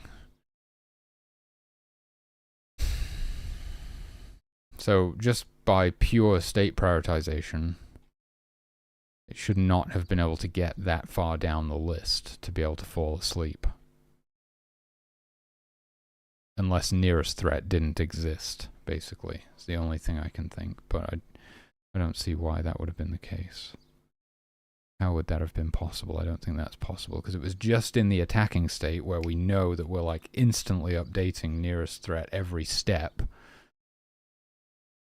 And then it would have seen, oh, the threat level's changed, I need to return to idle. Then it would have returned to idle. And then this code would have taken over again because it's no longer in the attacking state. So we switch back to the regular tracker, right? And then it starts scanning through all of the humans. But nearest threat hasn't been reset. Nearest threat still contains whatever it contained when they were in the attacking state. And we're scanning through all the humans. If we come across something on the nearest threat tracker, no,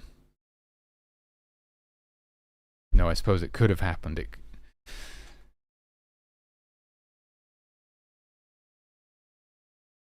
No. There's no way. There's no way.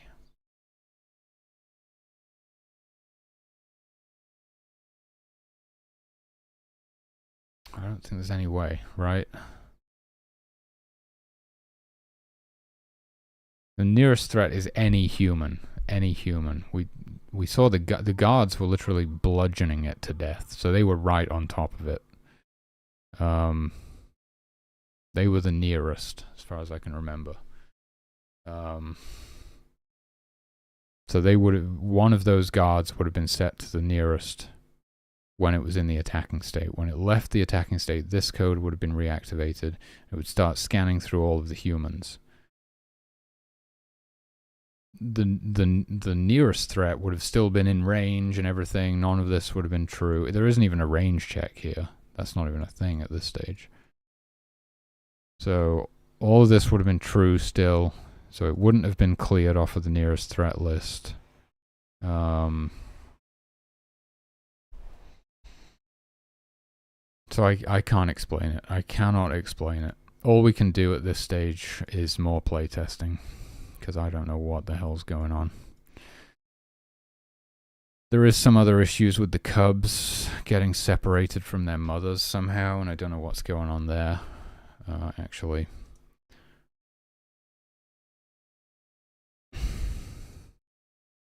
I've done my best. I don't know what's going on or whether I fixed it or not. Let's run in YYC mode though.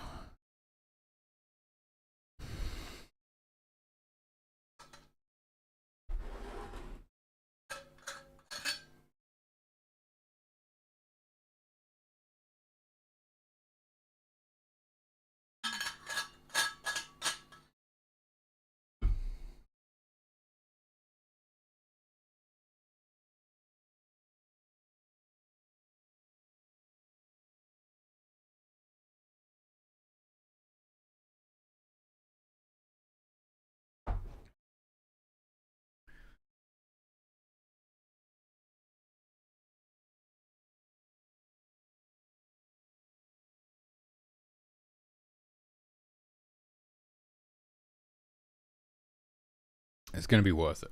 We get better performance in game if we wait for it to compile with YYC. We also get faster loading times, which is nice too. But we do need to start a new playthrough because my old save file is borked. But at least we fixed that bug. Oh yeah. Yeah. I don't know what the hell is going on, dude. The bear just like immediately fell asleep. It fell asleep with 3 guards wailing on it, for goodness sake. How is that even possible?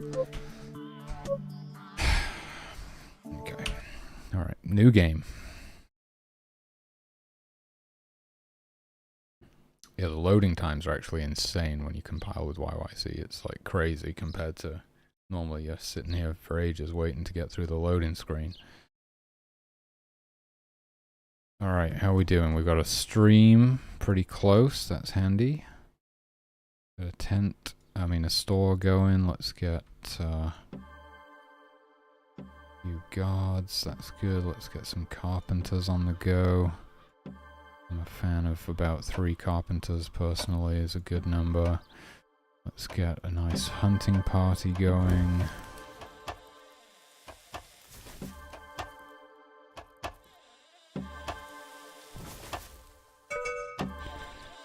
Okay, let's get some worshippers. I do want a couple of shaman. Always good. Feel like I'm getting some lags. It's probably my PC freaking out. It does sometimes freak out when I compile with YYC. Doesn't feel too bad though.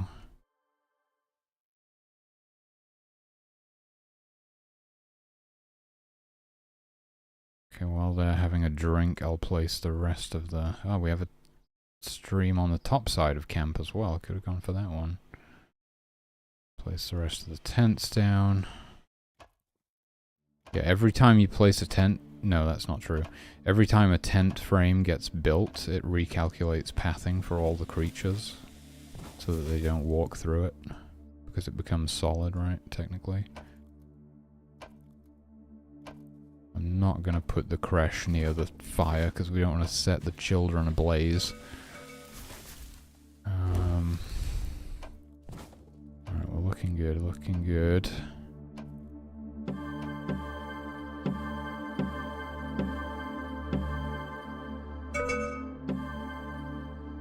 Until we decide what we want everyone else to be doing, they might as well just be worshippers.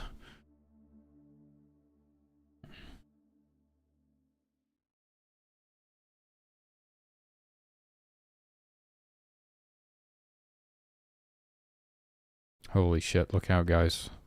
Oh, those are rabbits, thank god. Okay, there's an aggressive bear down here. This bear has cubs, so it will be aggressive. Got a portal stone. Miracle smite. Some wolves over here near an expansion stone. There's the portal. Oh my god, that's a lot of wolves. Got divine protection here. Another portal stone right on the coast there. More wolves up here. Portal stone there.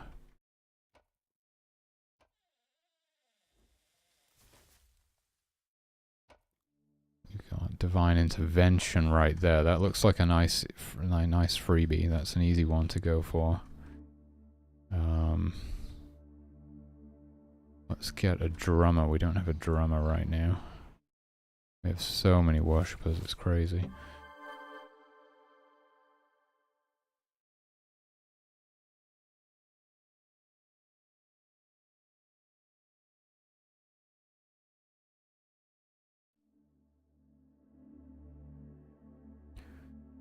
Alright, let's get divine intervention unlocked. Pretty useful miracle. Just gonna make a save.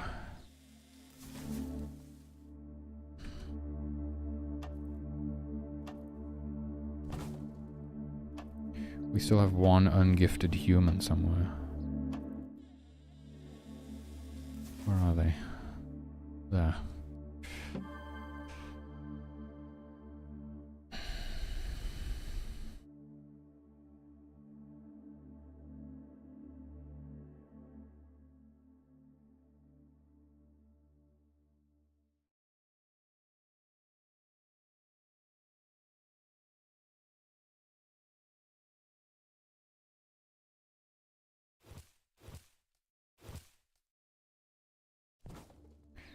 Holy shit. Okay, we're being attacked by this bear, but the guards seem to have scared it away. We didn't have a repeat of last time. I suppose that's a good thing. Hopefully it will move. No, it's coming back. Oh no. Where's it going?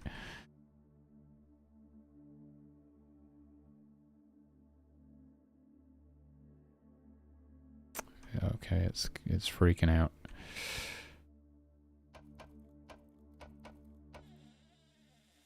What's going on with it?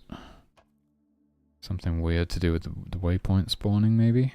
Probably, because it's right on the coast. I think that tends to, like, make the waypoint spawning kind of freak out.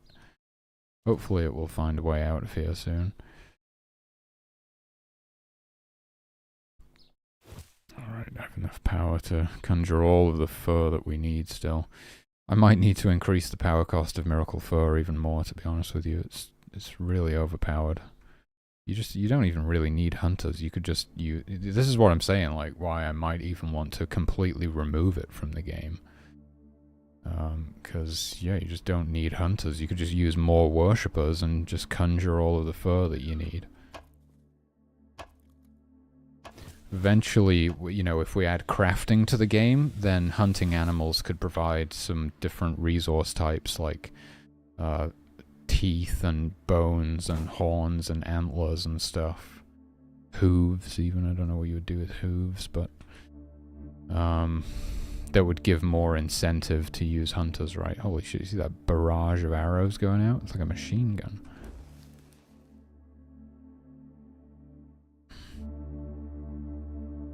Okay, we need water bearers. That's what we're missing right now. We probably only need like 2. We're really close to the streams. 3 can be useful if something actually catches on fire. But please don't get yourself killed, my dude. The guards will always attack. They have 0 sense of self-preservation. Oh no, it's coming right for us. Please go away, please, please, please, please. Okay. Whew. Alright. We're still good. We're still good.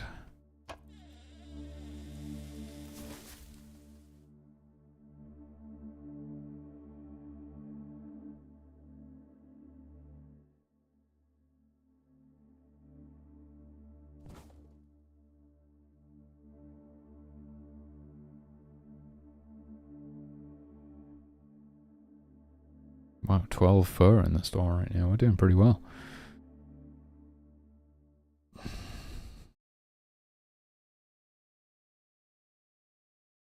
Okay, let's get some breeders. Couple of breeders. We want to ensure the longevity of the tribe, right? Because this playthrough is definitely going to make it through the whole game. There's going to be no more bugs, and it's not going to crash or freeze. It's definitely going to happen. Holy shit, this bear is really close. Okay, at least it's not killed the worshippers. That's good. We're about to get divine intervention.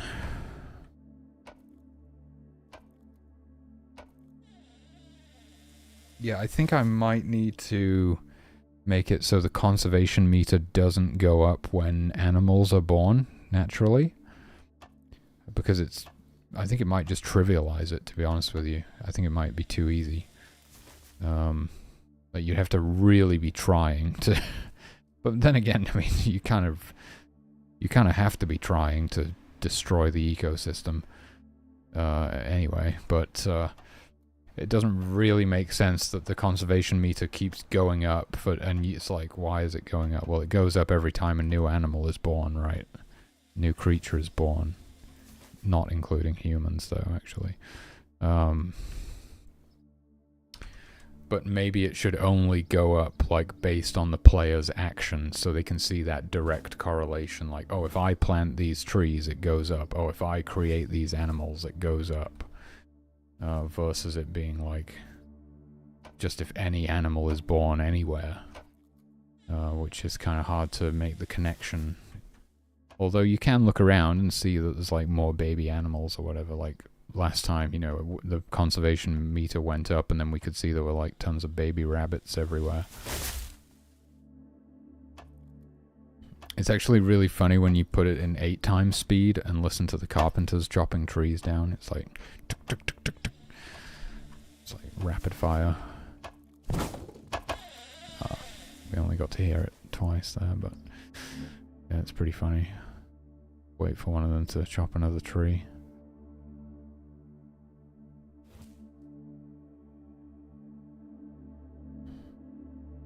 I've got so much power, dude. It's crazy.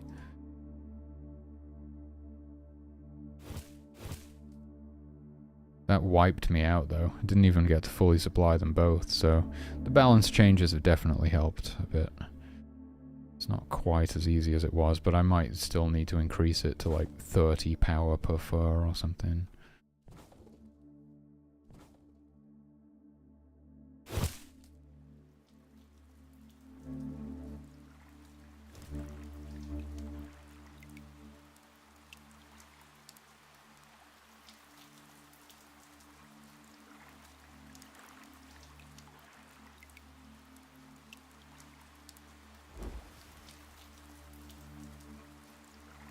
Why do we have so much fur in the store? Is anybody using that? Probably somebody's going to use that. It's like piling up. I don't know if they're actually using it.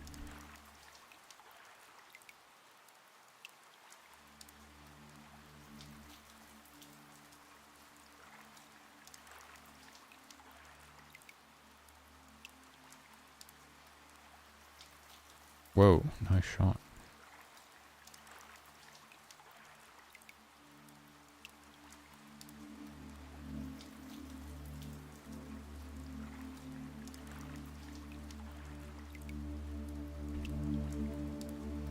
Maybe it's bugged. I hope not. Is anybody going to use this fur?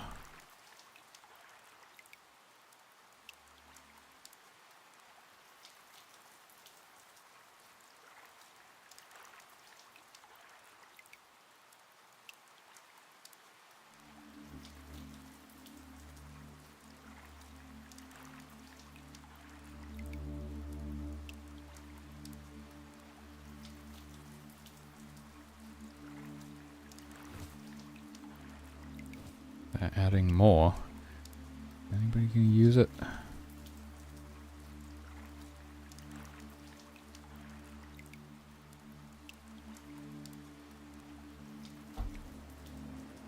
I would hate for that to be bugged. I think what it is that they... Wait, no, I thought they would withdraw the fur. And I thought they would prioritize withdrawing the fur and supplying it to the tent frames over building new tent frames. I could be wrong. We shall see. See what they do. We're at 54 now.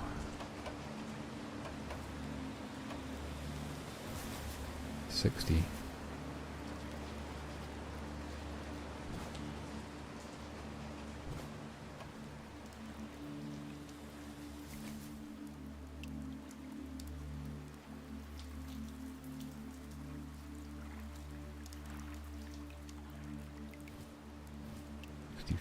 We have an 66 unbelievable amount of meat in the store. Oh, okay, they're still building frames. I guess they just prioritize building frames over supplying existing frames with fur. That would be my guess.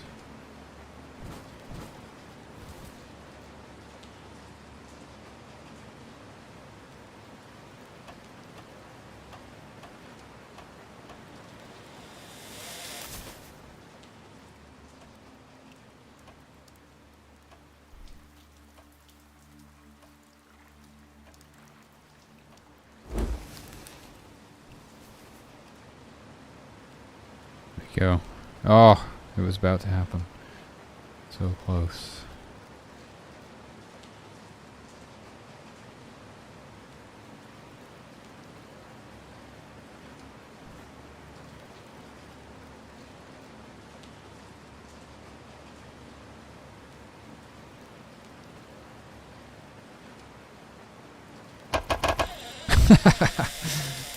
Two of them on the same tree.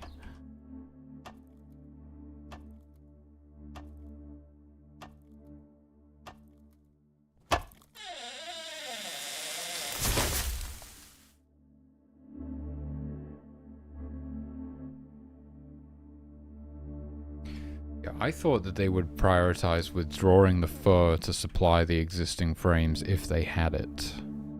That's kind of what I would want them to do, I think. I'm sure that's how it worked. Huh, maybe not. Maybe they do prioritize building the frames first. They're almost there, so we'll find out. We got 78 fur now. I really feel like we should stop killing stuff at this point. We got 356 meat. The hunters, you see, they will just keep hunting. We could add additional logic to tell them to stop hunting based on how much fur is in the store. They will just keep hunting as long as something... There we go. They're using it. They're using it. They're doing it. I see, so they prioritize building the frames over supplying the fur. It seems to me like they should prioritize supplying the fur, because then they can actually get tents finished, versus just building new frames. I think they should prioritize finishing the tents, really. Maybe we should change that. The hunters will just keep hunting as long as, like, something requires fur to be built. Even though there's tons of fur in the store already. Granted, there is not enough fur in the store to build all of this stuff, though.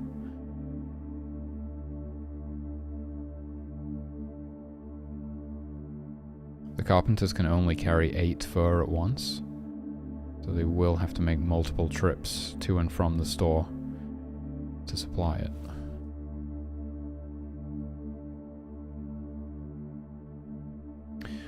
Doesn't really make sense considering the hunters can carry like 1 billion fur at once. The hunters just have massive inventories, because there was a problem where when they had small inventories, they do this period at the beginning of the game where they do quite a lot of hunting, right? But the store hasn't been built yet, so they have nowhere to deposit anything. So they would actually just fill up their inventory to be so full that they would get stuck, because they like couldn't do anything because their inventory was full or something. I forget exactly what was going on, but...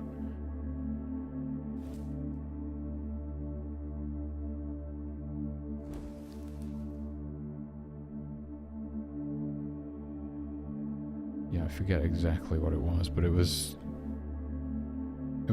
messing stuff up. Yeah, I think we want them... I'm going to write this down.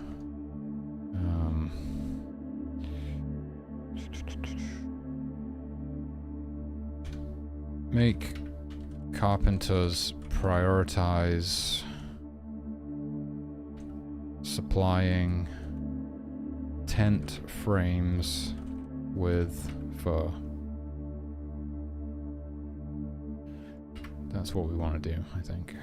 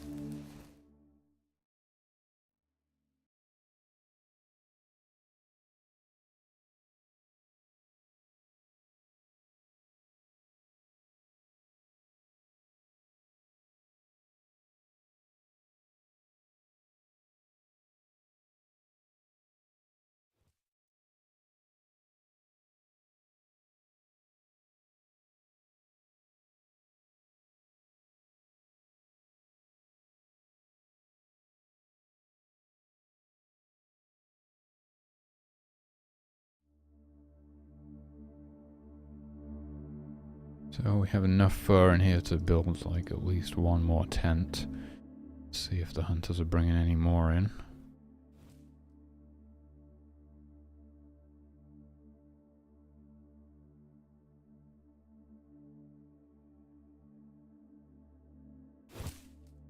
A little bit.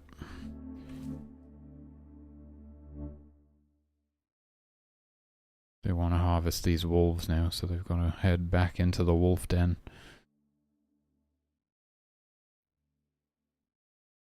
See if we can get them harvested quickly.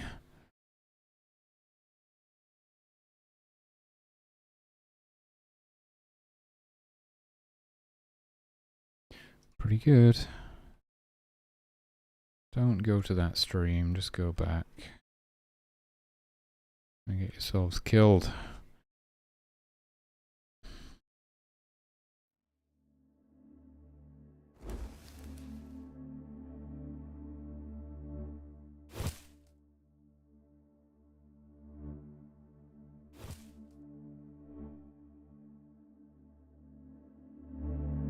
Yeah, because it makes more sense to prioritize like getting tents built rather than building more frames, because then you can actually use the tents.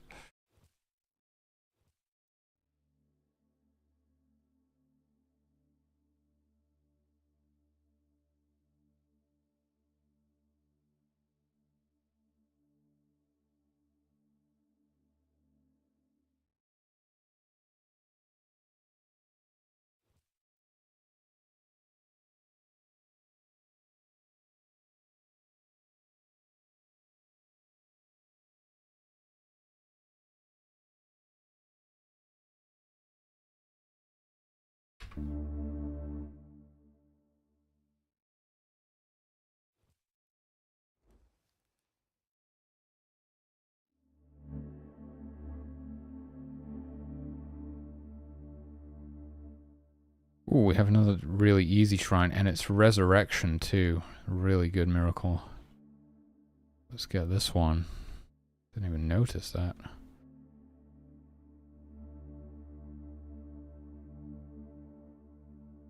We almost have our camp built here.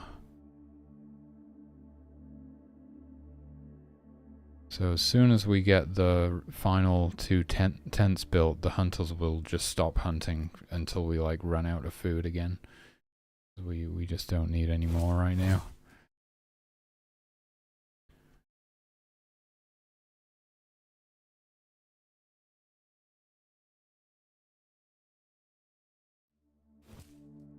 Five fur left in the store. I think I'll just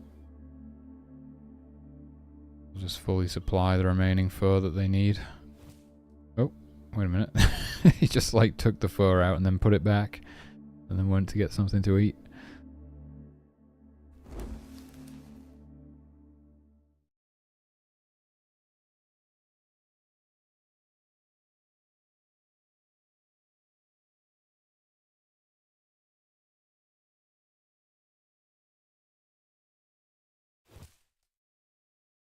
Okay. And I will finish supplying these two overnight. There we go. Still got tons of power, got enough power to resurrect somebody if needed. I've got to remember, don't increase the difficulty, whatever you do. You've got to remember that the experience for a new player is going to be radically different. Just because it's super easy for me does not mean it will be easy for new players.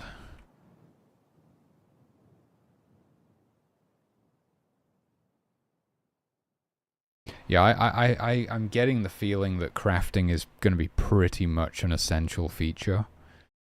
Just to get like the right kind of feeling for the gameplay and like the pacing and stuff.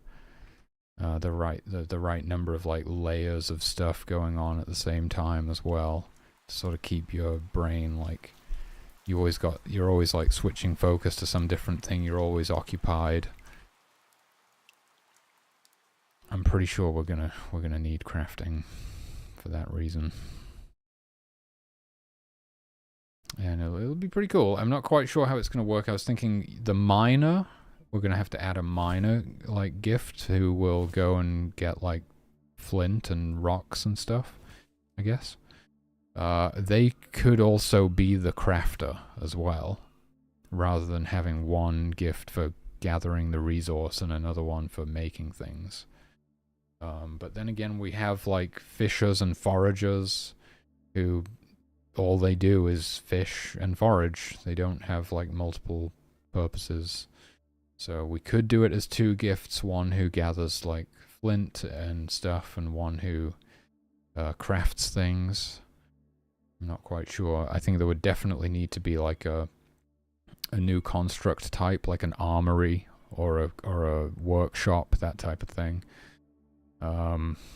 And I also like the idea of a guard tower or something. I've just not really figured out how that would work, but I do like it as an idea. Like, yeah, so I don't know.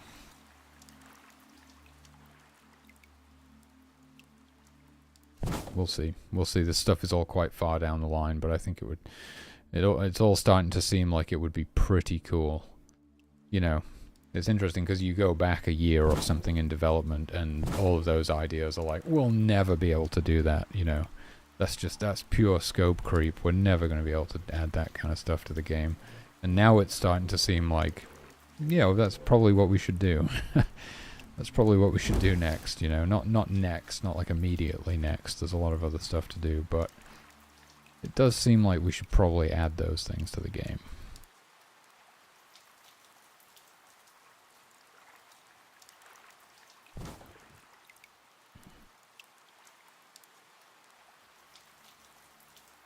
Alright, we've nearly got Resurrection unlocked. And this one's going to be a tough one. Divine Protection. It's right by those wolves. This one looks okay. Smite, pretty easy.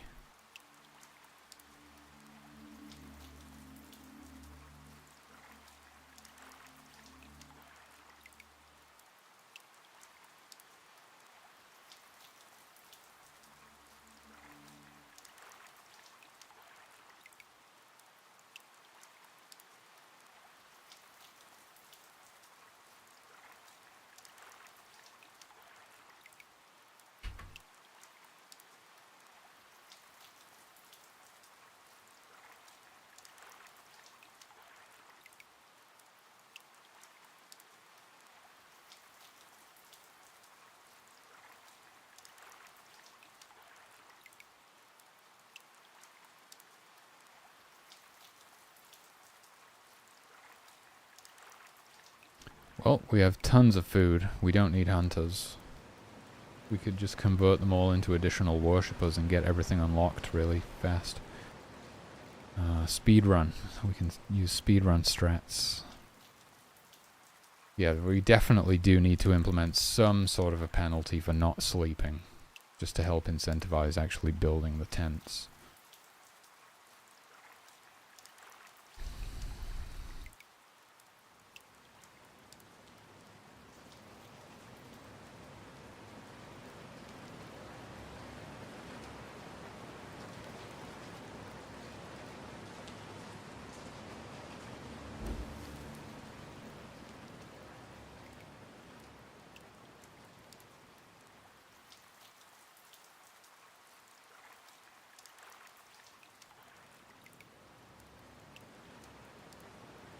Okay, here we go.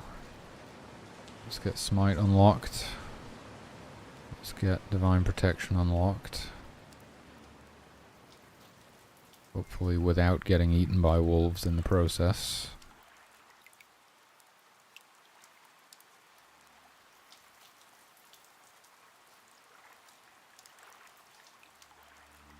And we still have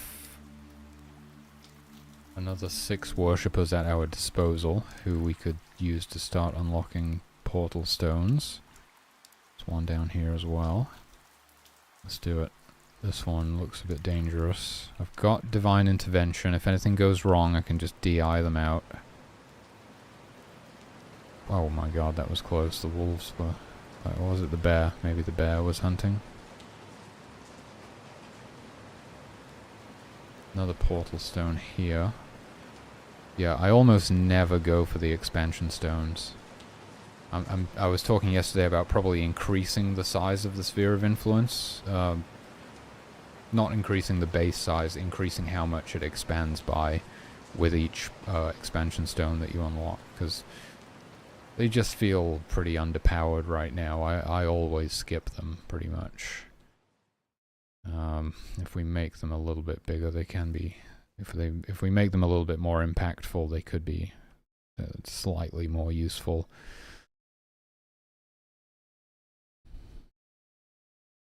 Probably write that down as well.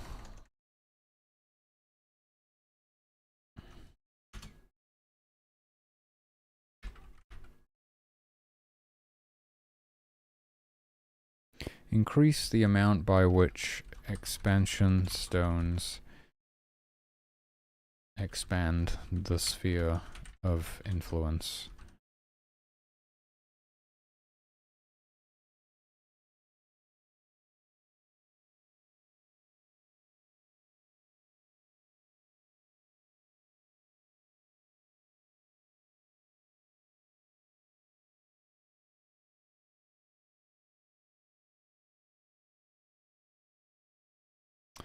Did I write those? I think I did. No, I did not. Okay, a couple of other ideas for miracles. Miracle Day and Miracle Night. Just give you control over the time of day.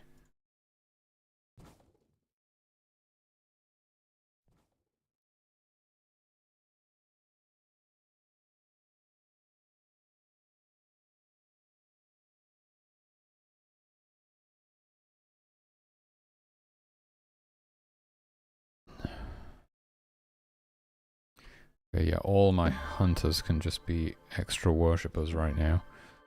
No reason for hunters. At this stage, we're fine.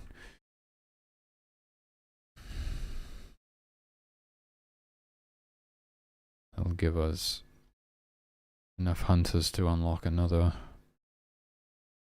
portal stone as well. This one.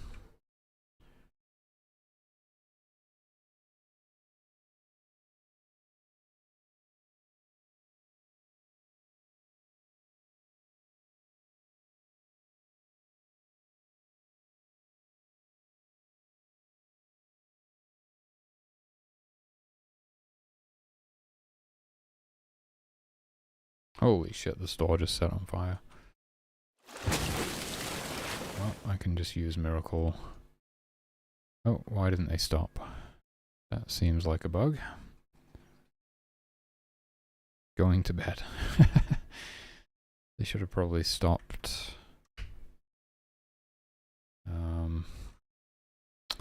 Interesting. Don't we have 2 water bearers? Where was the other one? Why didn't the other one pop up? Huh. Might need to look into that. Water bearers. Water bearer not returning to idle when fire is extinguished with miracle water. Tent fire specifically.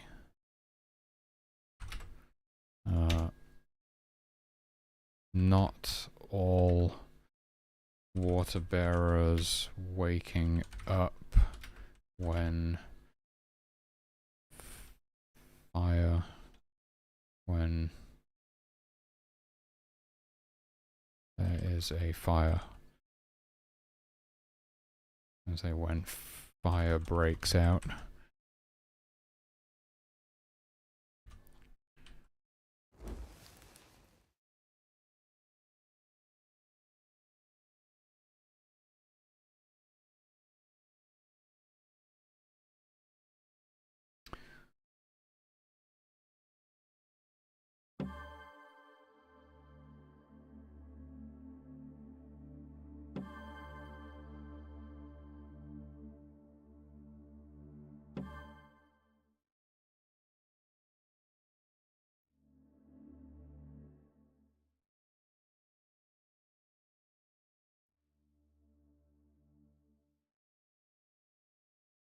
Holy shit, what's happening? We're getting attacked by wolves.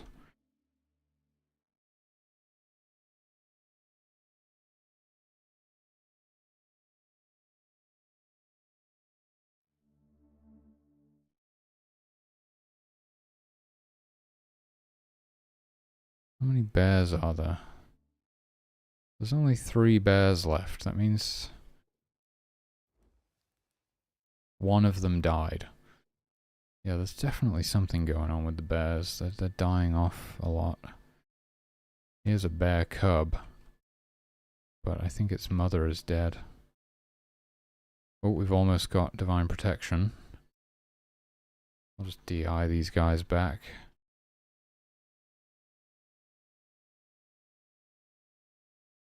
Holy shit.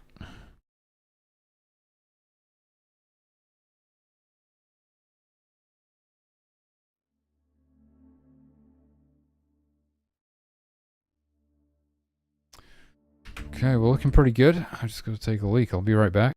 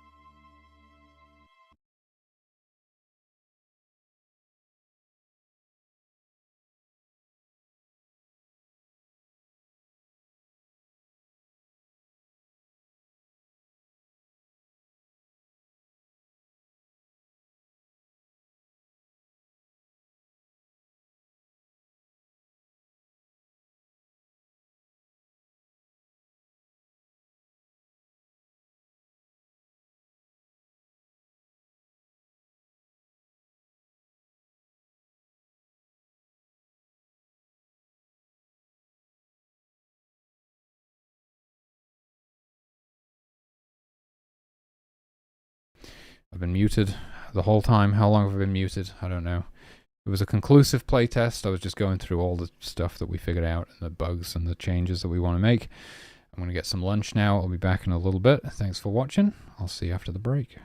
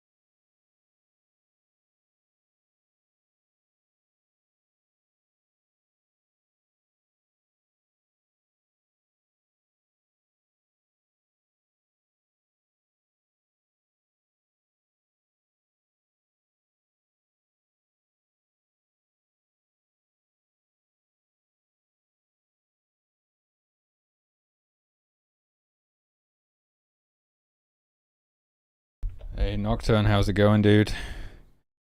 I got some time actually while my lunch is cooking, so we can do a bit more.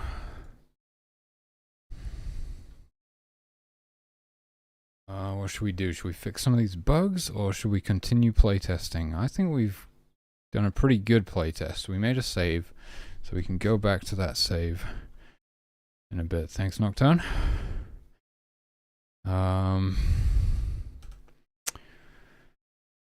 Okay, well, I'm pretty sure at least one of these water bearer bugs is a pretty easy fix. I probably just missed something. God damn, I'm hungry. I should have put the food in the oven sooner. Alright, well, I'm sure I can make it another 30 minutes. State fetch water fire, right.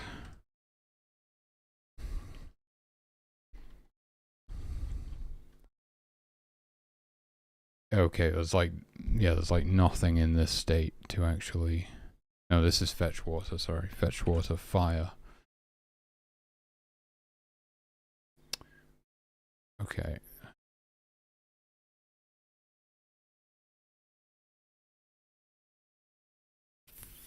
Fire.onFire equals false. Why don't we just do target.onFire?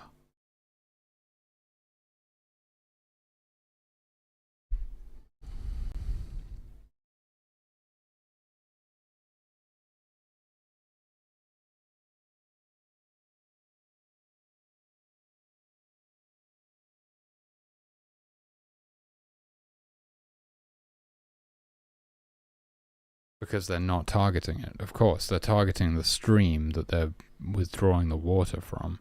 Drawing the water from.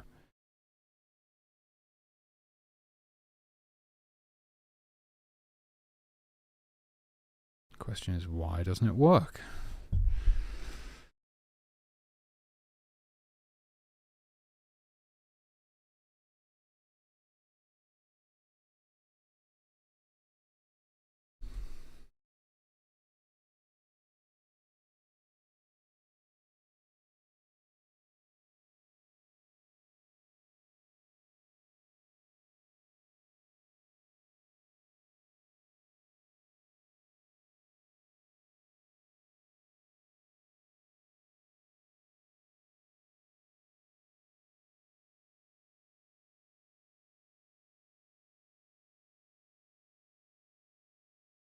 Probably because when we extinguish the thing, this variable actually gets cleared, so we can no longer check it.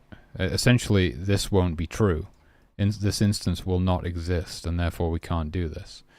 So the solution is actually, rather than check, we can't check this for any of them. Instead of checking this, what we need to check is instance does not exist fire. Like that. Or you could say fire equals no one, because it gets reset to no one.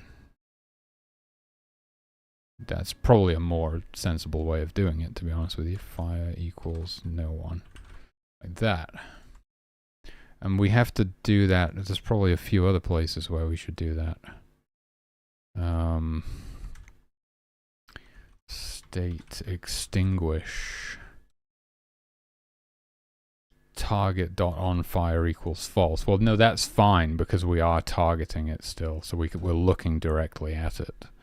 We can see that it's not on fire. It's only when it's stored in that fire variable that it's going to be a problem. So we're fine. Okay, that's one bug fixed. The other bug, it seemed like not all of the water bearers responded to that fire for some reason. It's almost as if only one of them did, even though we had two. So they were asleep at the time. One of them seemed to wake up and start heading towards the stream. The other one did not. Now, if it was a human that set on fire, that would make sense, because it's one water bearer gets allocated per human. But it was a tent. And tents, all of the water bearers should try and extinguish it as a team.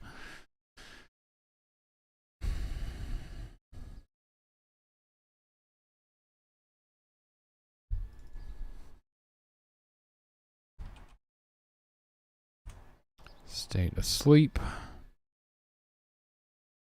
We run the fire interrupt script in state asleep. Target, blah, blah, blah, not that.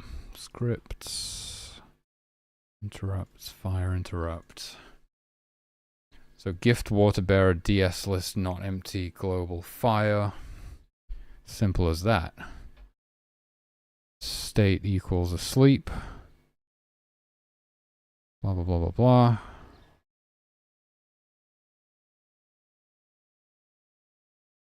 Okay. Well, we need to look then at the targeting code, or whatever you want to call it, the fire allocation code, perhaps, which is in here. State extinguish, or possibly not.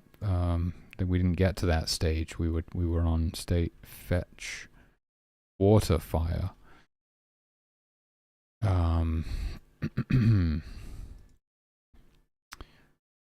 Or I global fires, blah blah blah. Object index, object human. If fire check. It's outside of the for loop. Wait, what?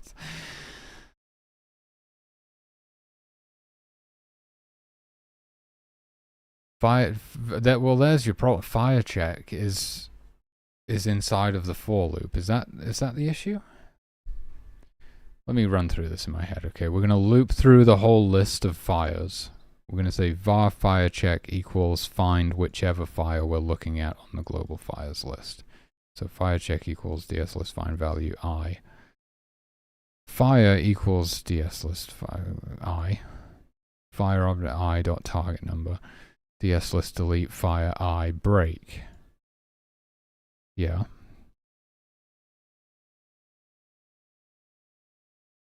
And fire check does not equal.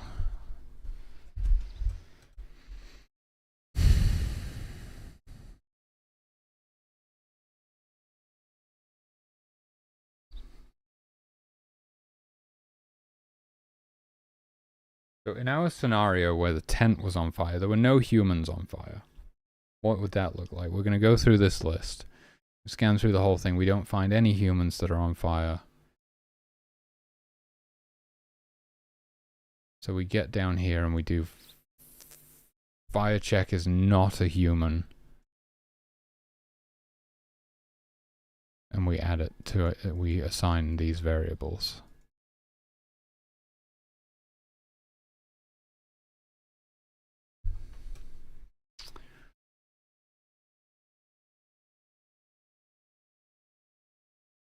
So essentially, we scan through the whole list and look for humans that are on fire.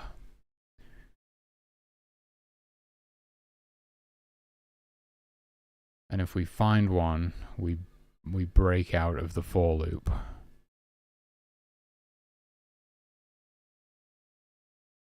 If we don't find one, we finish the for loop, and then if fire check is not a human, we select it. Can't really see any issues with that. It is weird, but I can't really see any issues with doing it that way.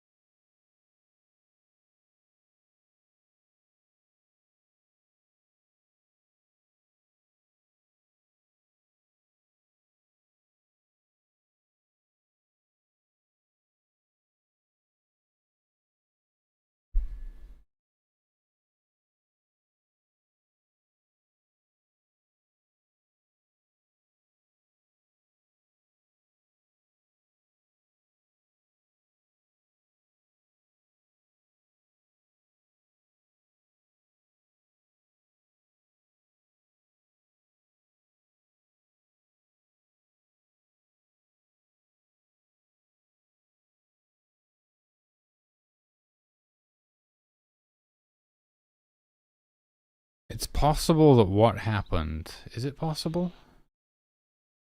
I don't know if it is possible. I'm just thinking, if they already had water in their inventory...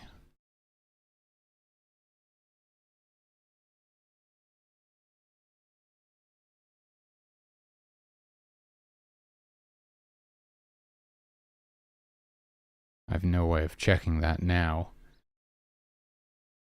And I'm not sure if it's possible for them to be sleeping with water in their inventory, or if they would always deposit it into the store first. I think maybe it's possible. We could try and confirm whether that's possible or not, because that might explain it. That what actually happened...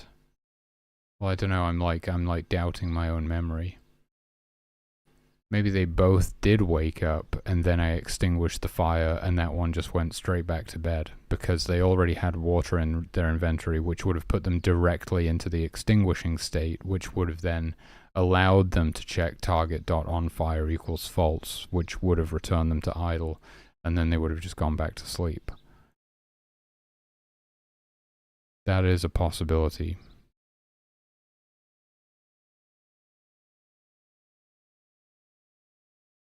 But I don't think I saw them wake up.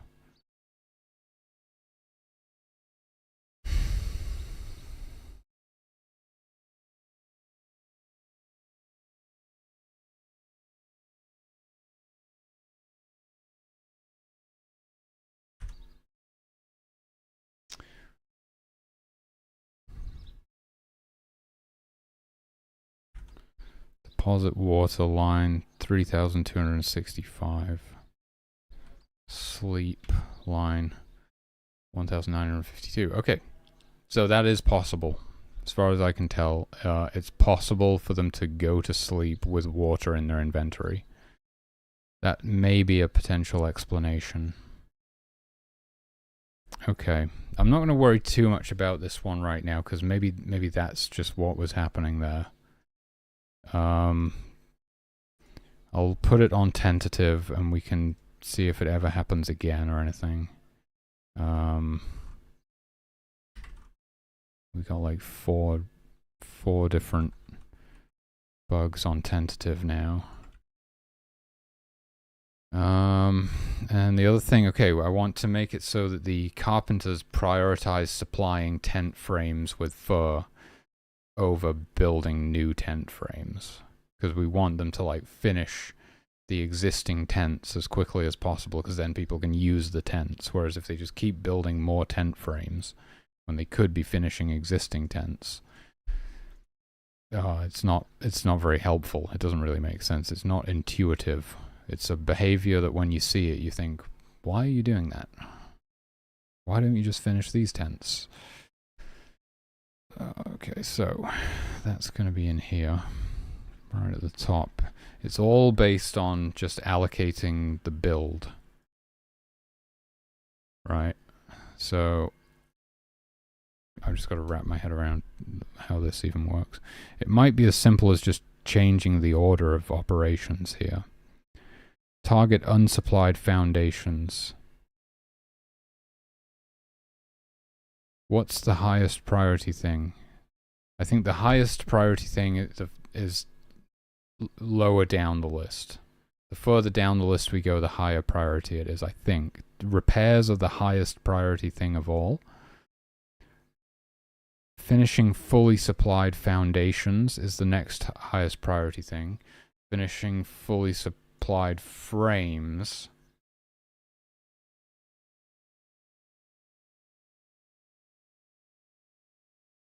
See, again, it seems weird to me. It seems like it should be the other way around. If I'm understanding this correctly...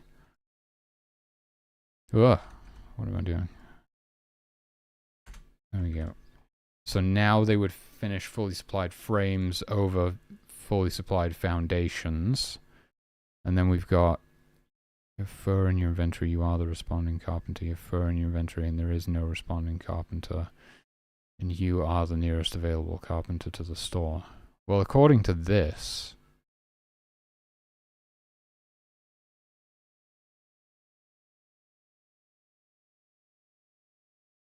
Well, What the fuck even is this? What is this?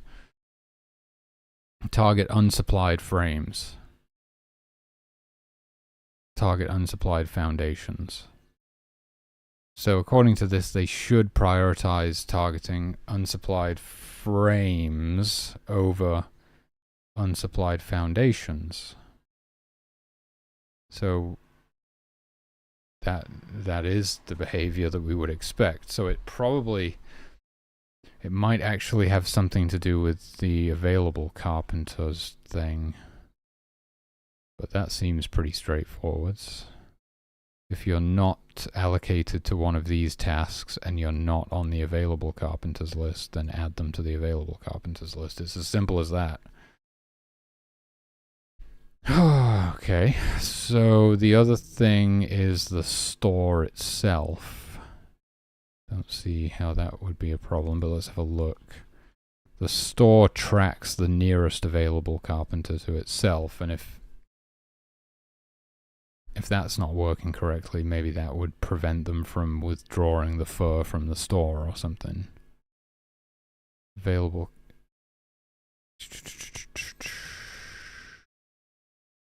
The fuck is this?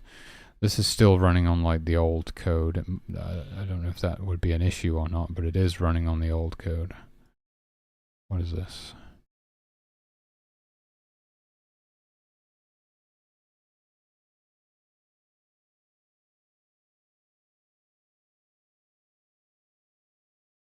Yeah, we definitely need to switch this to the new one.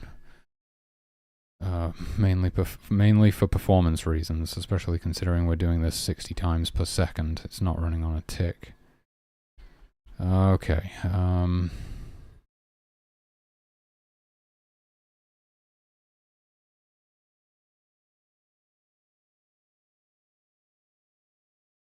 It should work though. We do need to convert it. I'll make a note because we're not doing it right now. Convert.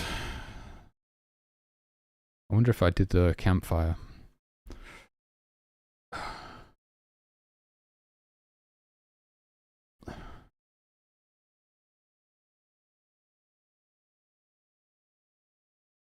Yes, campfire has been converted to use the new code. We can basically just copy some of this and reuse it for the store. I just haven't done it yet. Convert store nearest carpenter tracker to use new method, something like that. But this shouldn't be the issue though.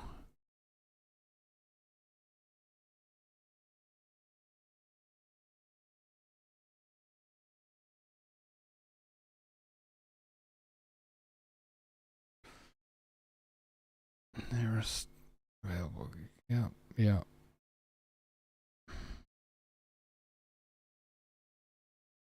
Wait, what? Near. Oh, okay. No, I get it. Okay. It's weird because it uses a global variable with the same name as the local variable, which is probably not smart. Responding carpenter campfire. What? What is this?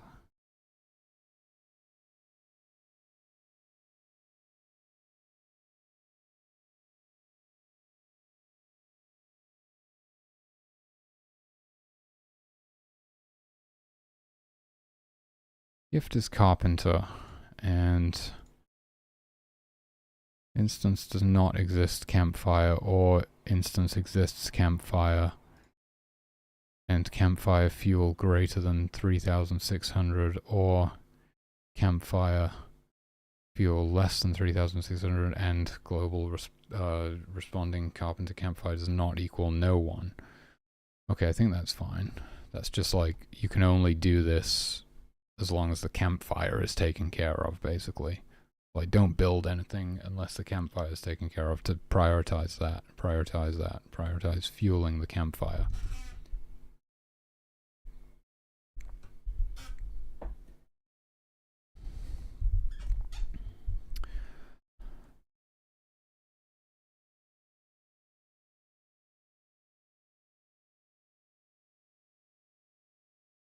unsupplied. It would be more efficient to flip it around. Optimize build tracker. Is it a tracker? Is that what it is? Is it a tracker? I suppose so. Optimized build tracker by inverting priority and breaking. Because right now we scan through all of the build objects, and then we scan through them all again, and then we scan through them again and again. Whereas if we flip it so that the highest priority thing is at the top, we can just scan through it, and if we find something, we just exit and we just stop. We stop processing, although that might be easier said than done. We could add some additional check that it's not already been assigned or something. Thank you, Nocturne.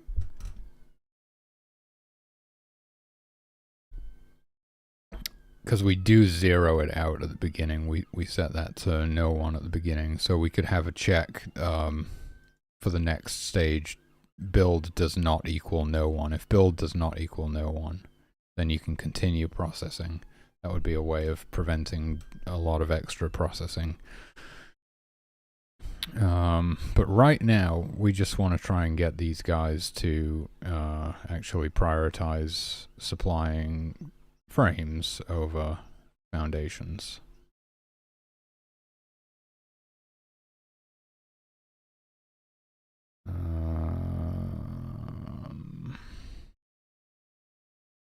And I don't know why they're not doing that, to be honest with you. Store is built, contains fur, there is no responding carpenter, and you are the nearest available carpenter to the store. That would make sense. Store is built, contains fur, and you are the responding carpenter. You have fur in your inventory, and there is no responding carpenter, and you are the nearest available carpenter. I spaced out. What does that say? You have fur in your inventory, and there is no responding carpenter. And you are the nearest available. Gotcha. Okay. You have fur in your inventory, and you are the responding carpenter. Okay.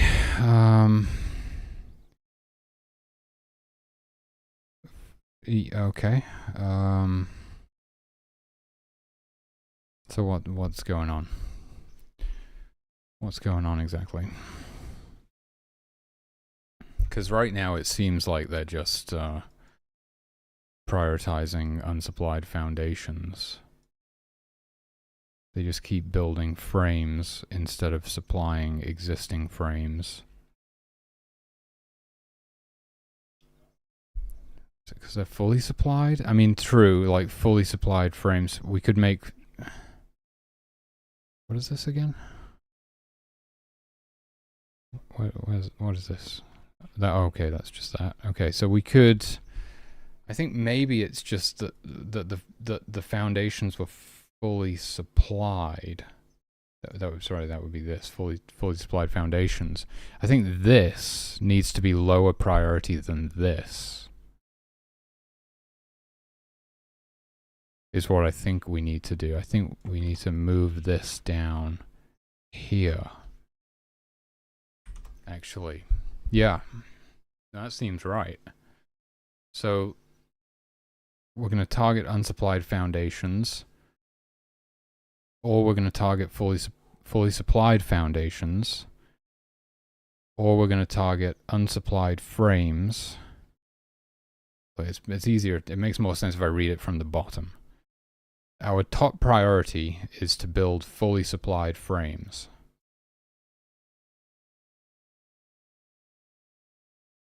Our next highest priority is to target unsupplied frames.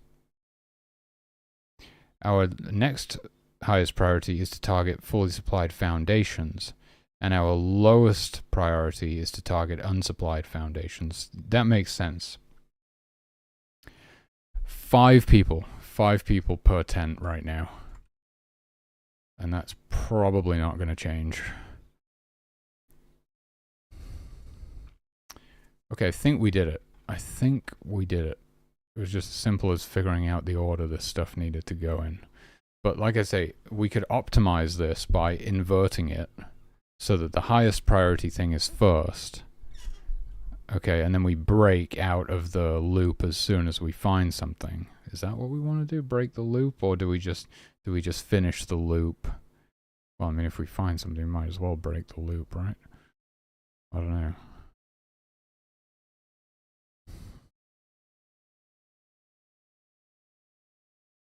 The store. Yeah. There's no maximum capacity on the store. They can all.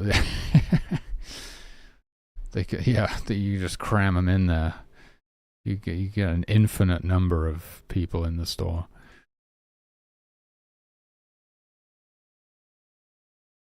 Okay, so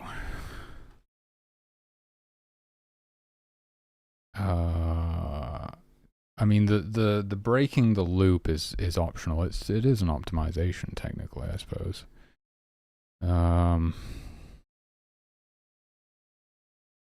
I don't think there's any reason to finish the loop, right? Or is there?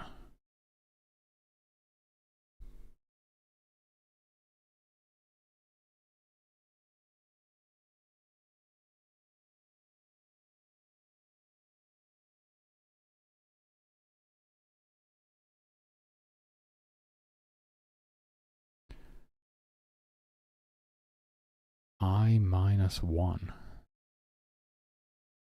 Because we're counting down. We're going from the... Okay, so I think we can just break. In this case, we don't start at position 0 and count up. We start at the end of the list and count down. But I don't know why. It probably has something to do with something. So, but I think we're still safe to exit. Either exit or break. I'm not sure which. Simply ends the execution of the current script, function, method, or event. No. We want to break. We want to break out of the for loop.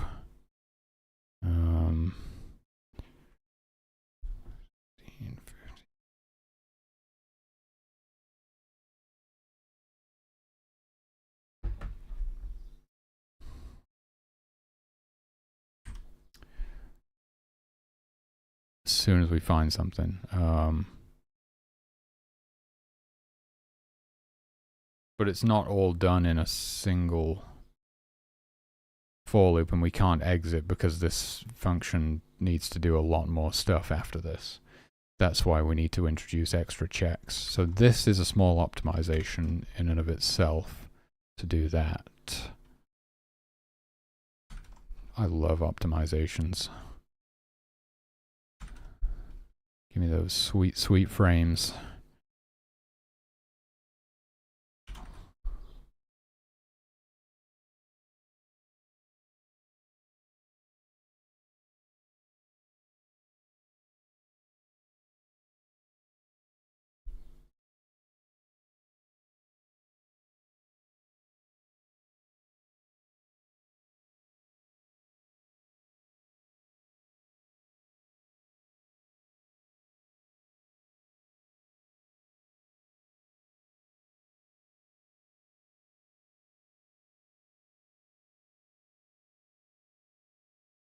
Oh, really? We already do that.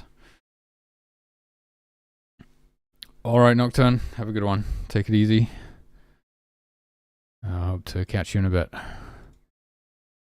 So it seems like I'm already doing the thing where we're like...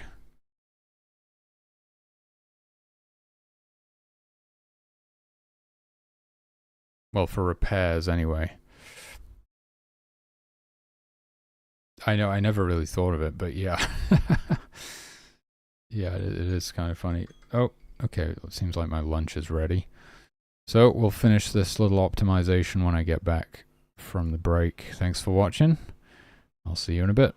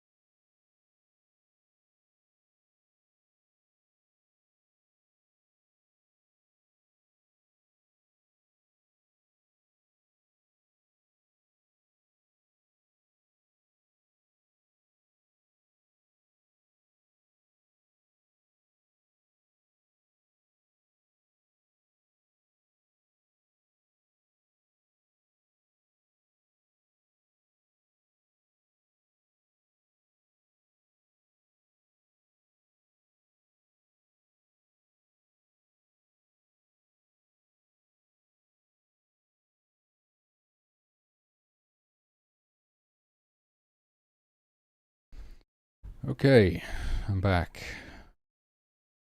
What am I actually doing with this? I'm not quite sure I fully understand how this works. I'm worried about the break messing something up.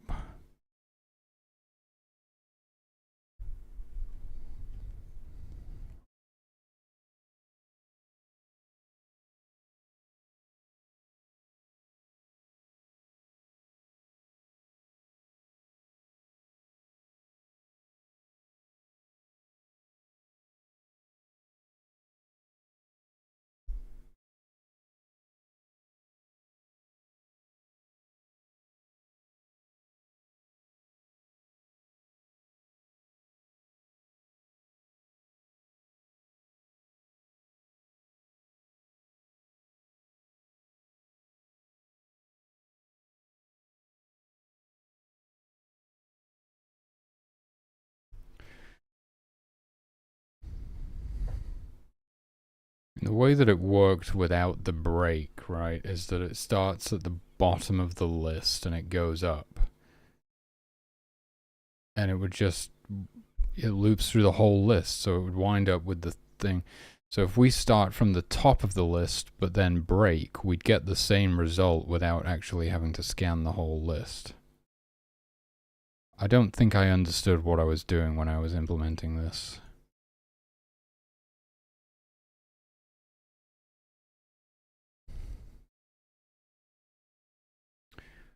So we can actually do, I think we can do I less than build size I equals 0, I plus plus.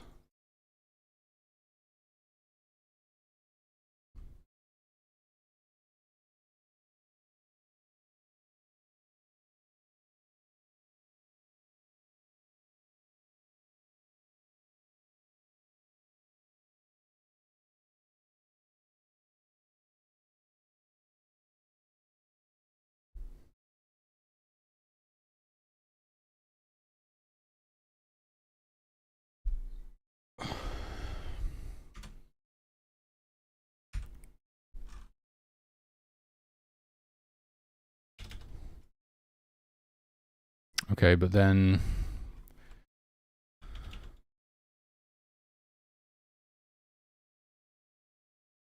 we need to invert the order.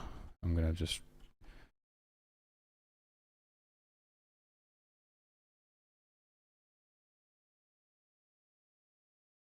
first thing we want is select tent from the repair list. Then we want to target fully supplied frames. Then we want target unsupplied frames. And then we want to target fully supplied foundations. And then we want to target unsupplied frame foundations. That's the order I want them in. So tent from repair list. This one is first.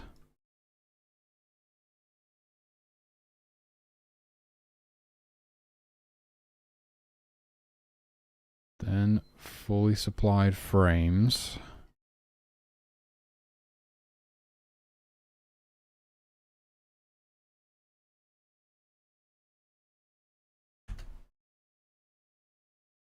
Then unsupplied frames.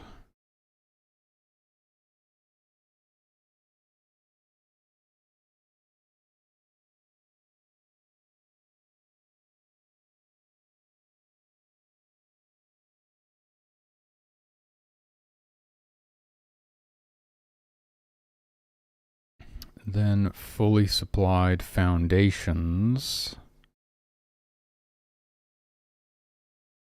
And then unsupplied foundations. Okay, that is the order. And then we need to add additional checks because whilst breaks us out of the loop, it doesn't stop us from entering the next loop. So we need, obviously the first one, there's no reason to check, but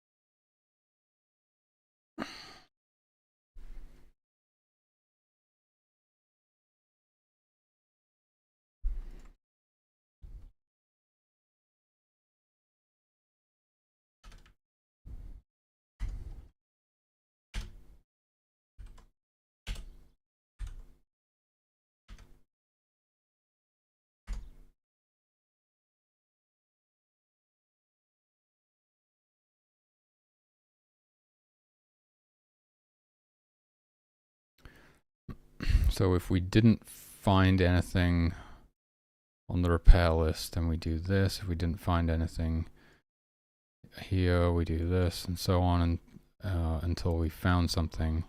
And when we find something, we break out of the loop as well. So there's a lot less processing going on here now, and I think it gives us the same result basically. That's pretty good. I'm just gonna have to check it actually works. Luckily, we've just spawned into level 2, where we get to build everything again.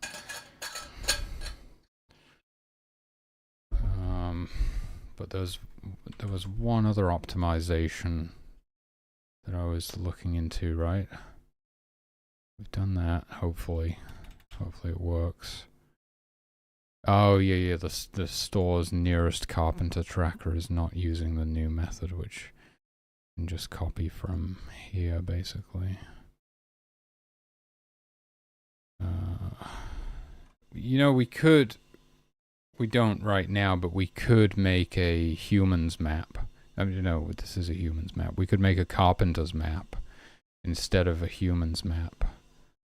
And it would be even faster. I think the reason... Nope, that's not true.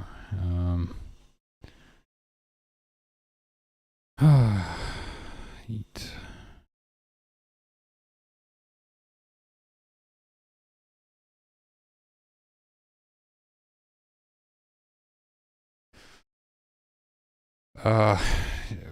Yeah, we could do that. I'll write it down as a use make a carpenter's map for use with campfire / store nearest carpenter, nearest available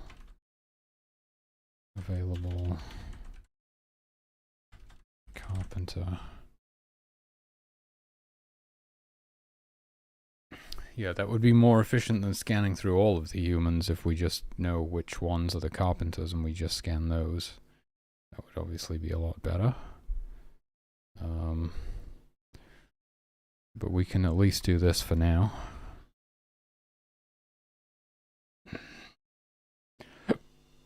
Excuse me. So how does this work? Current human. It is undefined human check, blah blah blah, is not undefined. Current human equals that wants to be there. Get rid of this one. If instance exists current human, and then this bit we do this, else this. Undefined. Am I supposed to be doing that?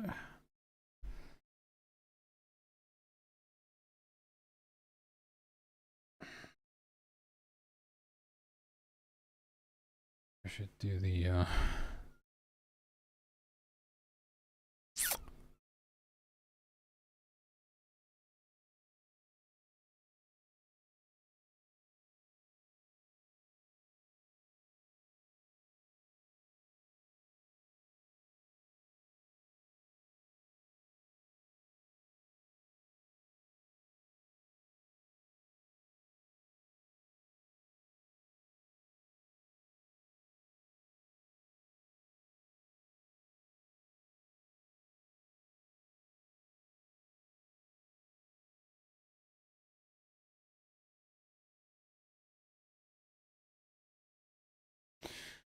true, it wouldn't actually matter because we'd be updating it anyway.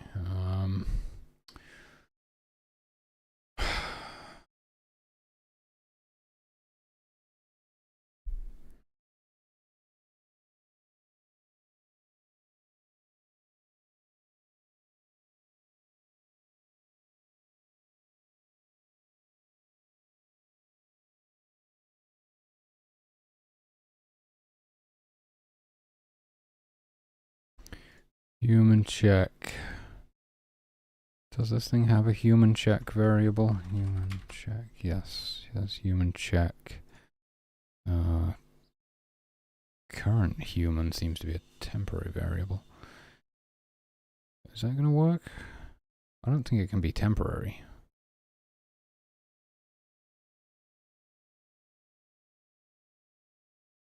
I don't think it can be a temporary variable.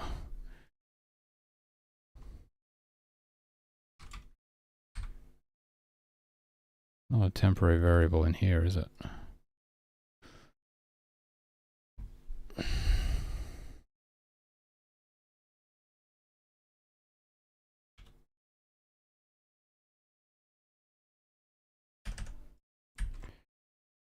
Okay, human check, DS map find next, humans human check, not undefined human check, current human equals find value humans human check, else nearest available carbon to store equals nearest available carbon to store, distance resets, nearest available carbon to the store equals no one, human check equals 0.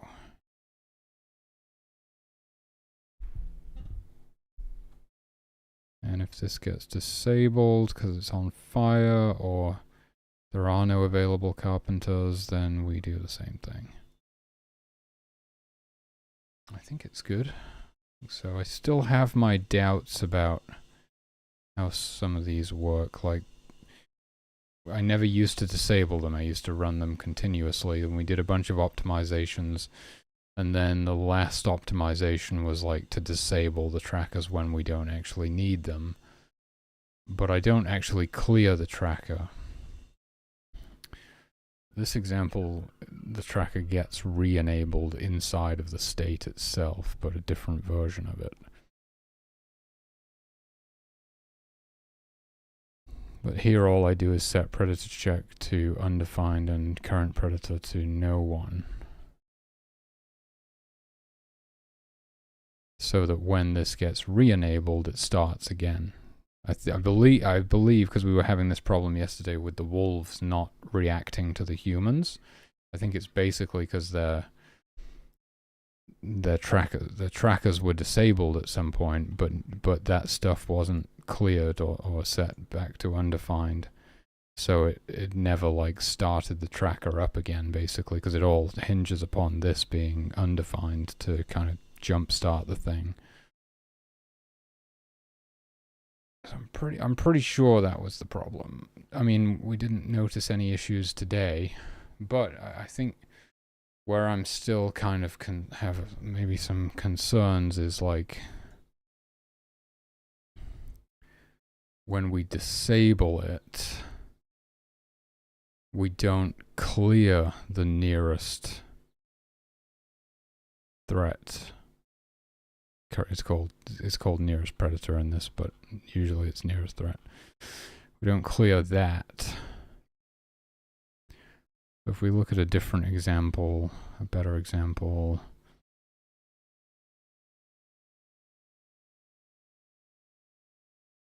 the heal list, right? The heal list, it's not. I actually am clearing it in that case. It's not a good example. What's a good example? Here we go. Current prey, nearest prey. So if you're in the hunting party, we do this. Else, we reset this. But your nearest prey tracker does not get cleared.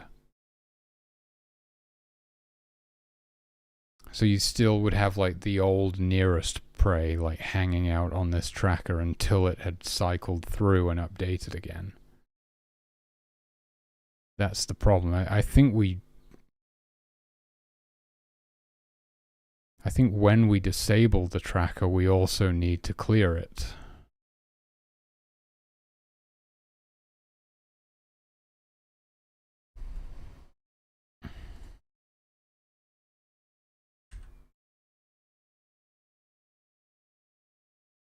I mean, true, I think they would still be in that state even while stalking. They'd still be in the party.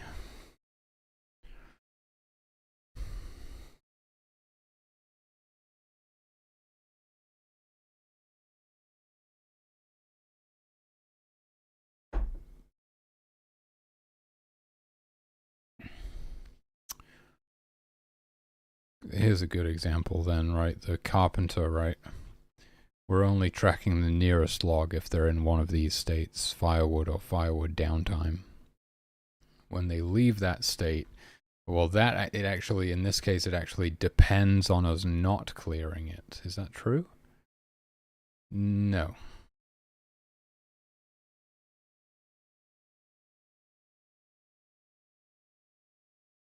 No. Because the target would be updated before we disabled this and cleared it. I believe. Because it would be like state firewood.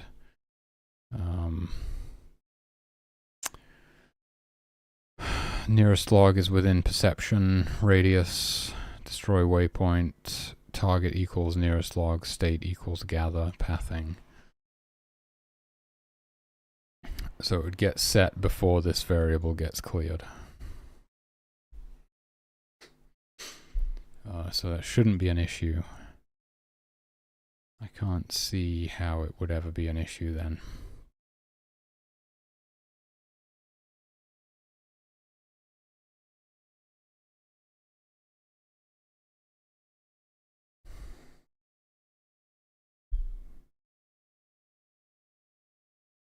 But I can see how it could be an issue if,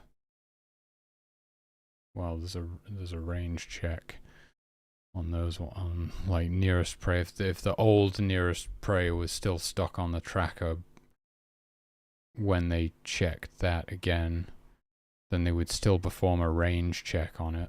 I'm trying to think of an example where it could actually be a problem.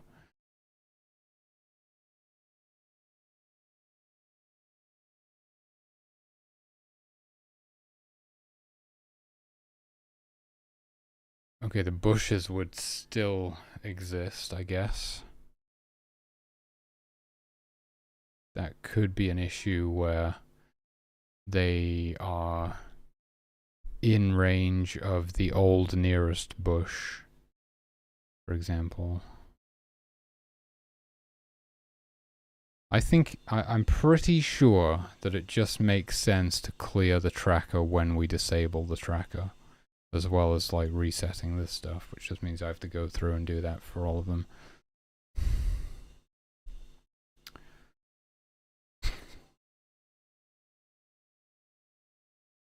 Okay, all right.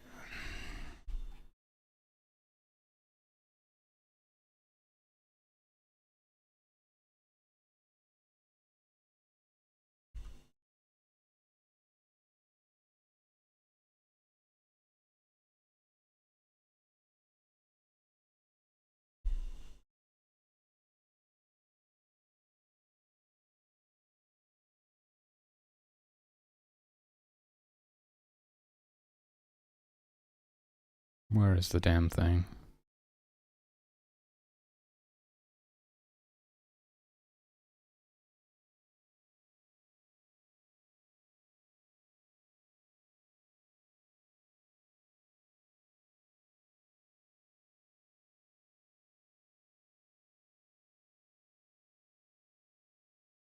What the fuck is this? Why is this here?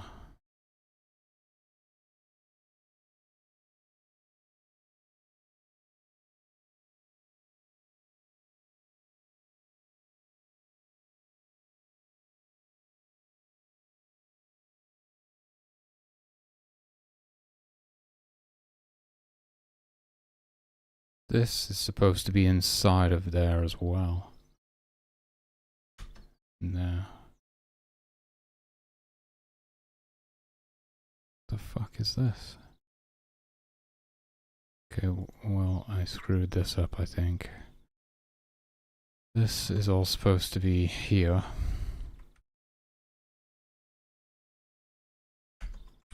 Like that, and then this is fully encapsulated.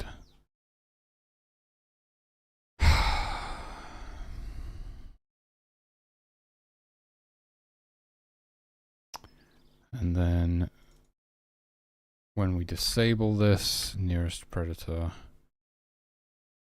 equals no one. And And nearest predator temp equals no one as well. I think I basically need to do that for all of them and just clear it.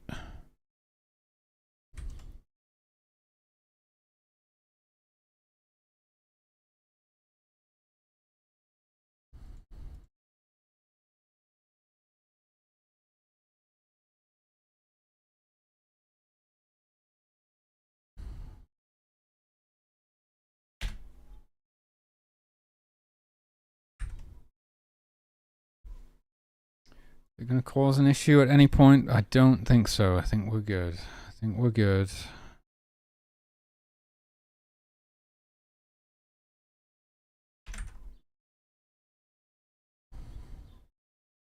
Oh fuck, what? God damn it.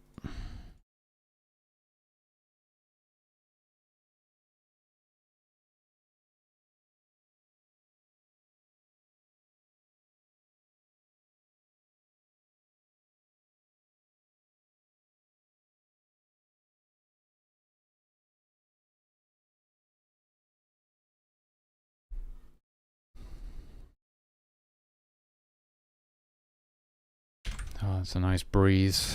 I needed that.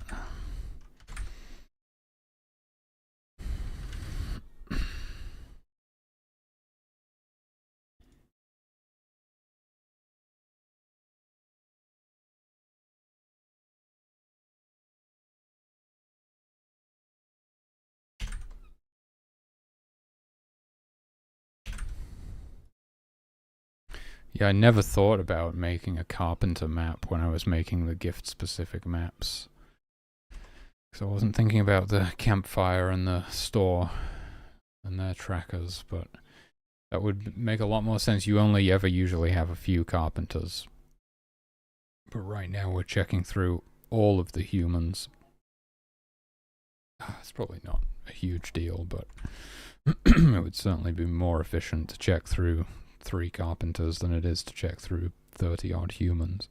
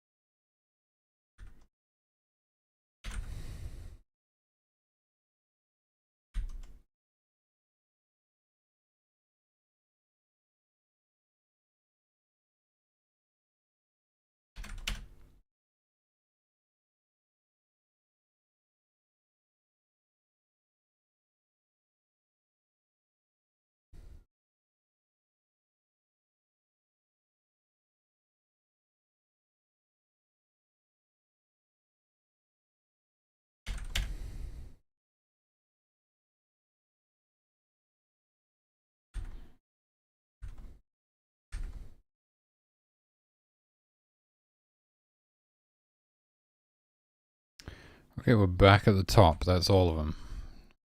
We just got to do the animals.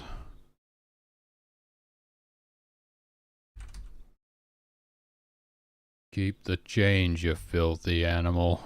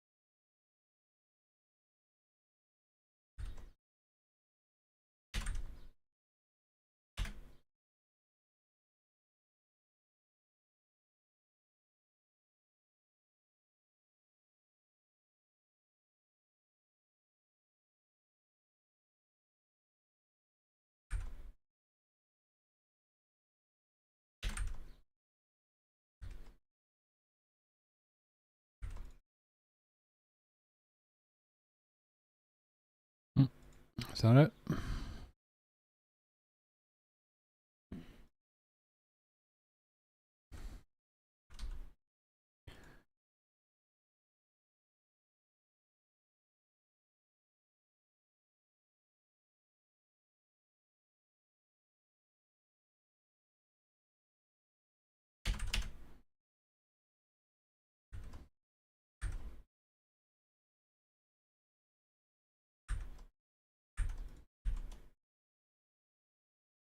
Okay.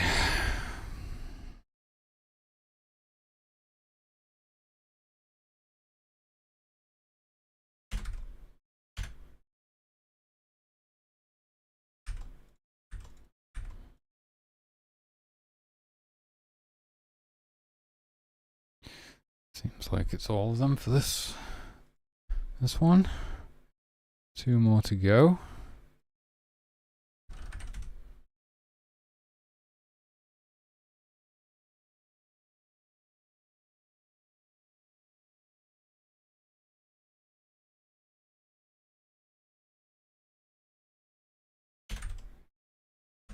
Whoa. What the hell? Okay, and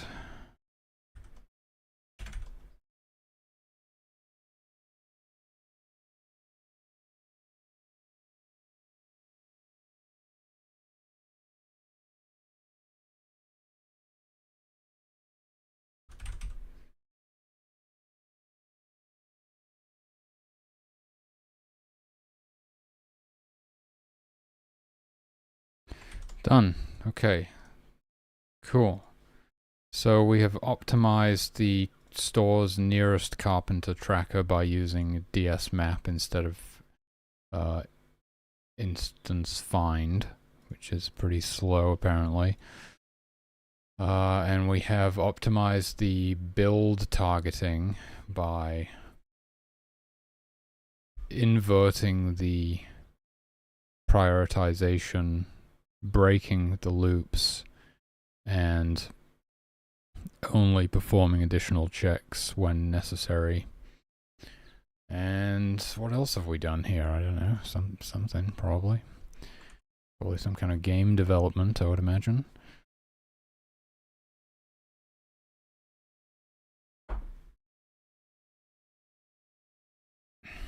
So, now we can finally play the game. Kenny, drink your elixir of the mongoose.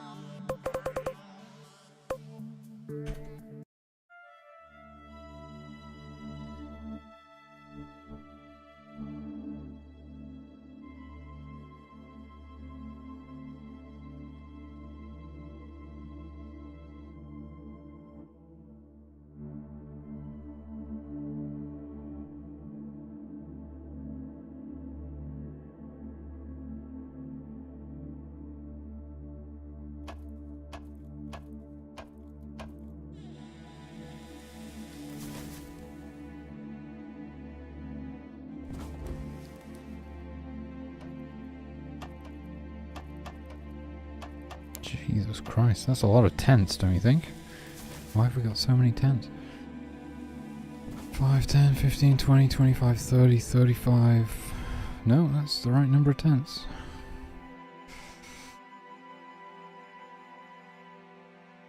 Okay, so here we are in the open plains. We have a shrine right here that we could get. Miracle firewood, sounds good to me. Let's get it. And I'd say we could there's the portal to the next level. We could go ahead and convert some of our worshippers back into hunters at this stage. Once we get stuff built, although I do have 6,000 power. I'm telling you, I'm probably going to need to nerf Miracle Fur again.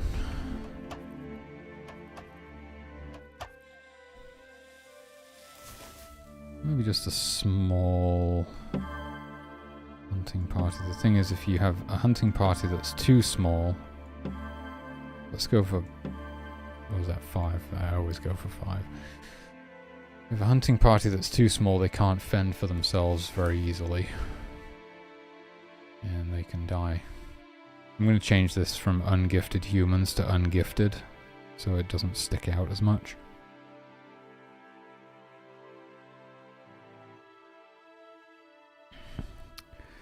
Expansion stone dangerously close to the wolf den over there. We've got Miracle Calm down here, looks pretty calm. Miracle Storm here.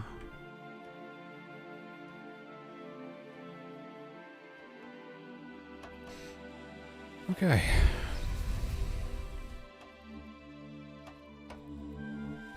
So we do basically want to have tons of power. Might as well use it to get the store finished quickly.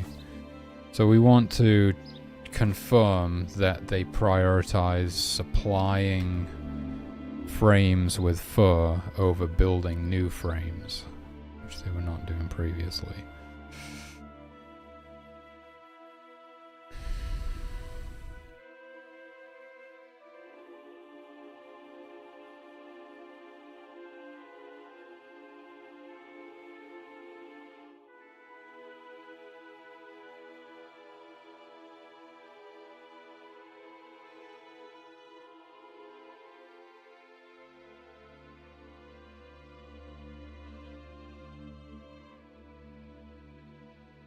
So we can see they have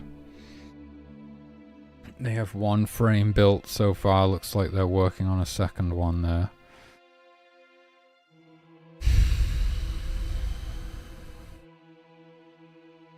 I'll wait till they get this second frame built, and then I'll go ahead and deposit some fur into the store. We'll see what they do.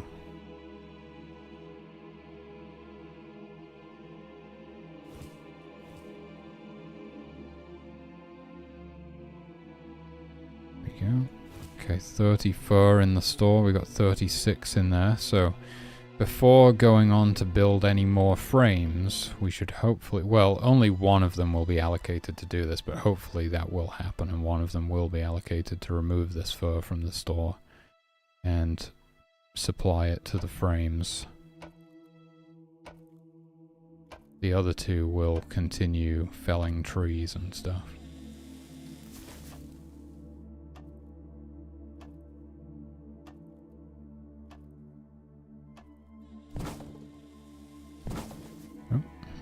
Interesting. Why did they decide to put lumber in the store then? I'm not sure.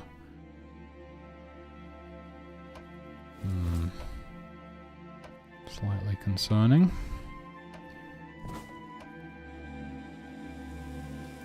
Plenty of fur in there and nobody seems to be using it.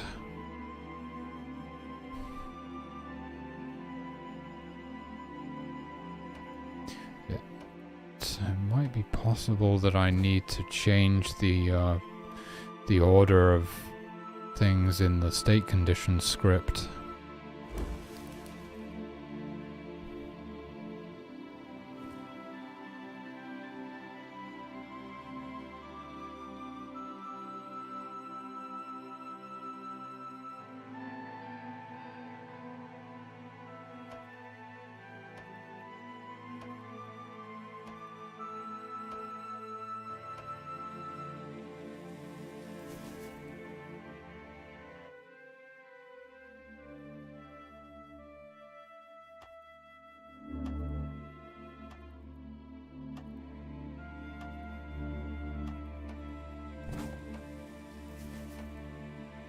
Maybe that's the problem.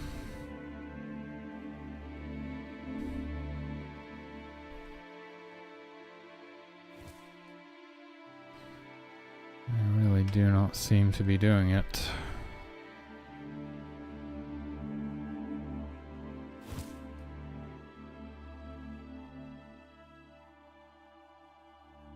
Oh god, the wolves are going after the worshippers.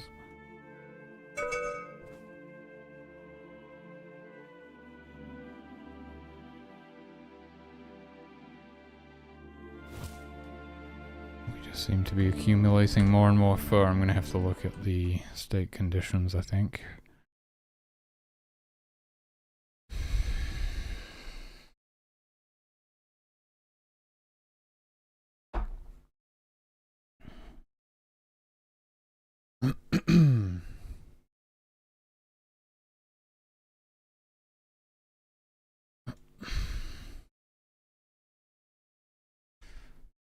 State fell, I guess.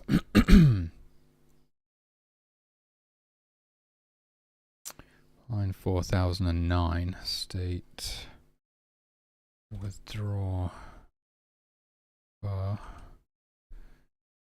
That's definitely higher priority than felling. Firewood, supply fur, withdraw firewood, feed fire. Oh, it all looks good. Why are they not doing it?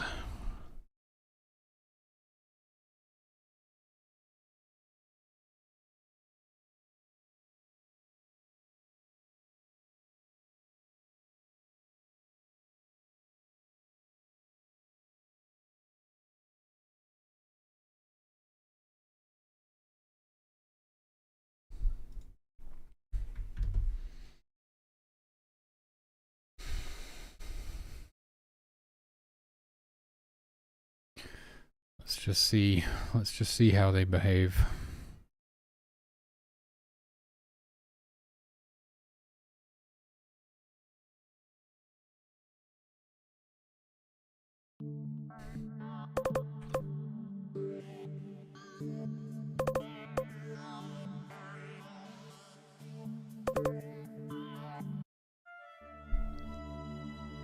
They're still building these goddamn frames. Somebody please withdraw some fur, for God's sake.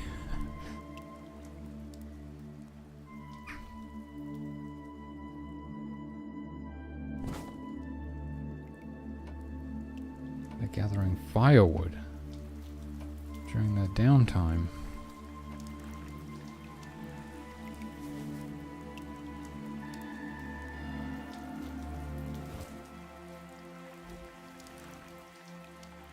Somebody should really be withdrawing this fur.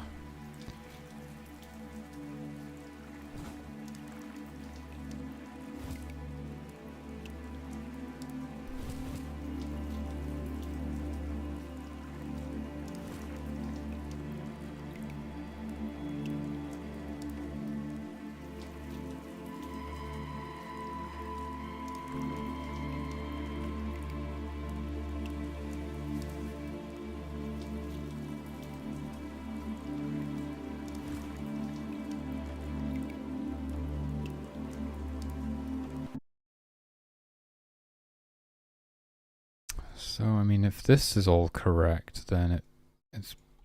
I'm probably still doing something wrong with the build targeting.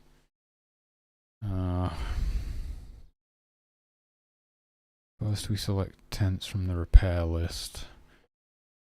And we target fully supplied frames. Followed by unsupplied frames. Yeah.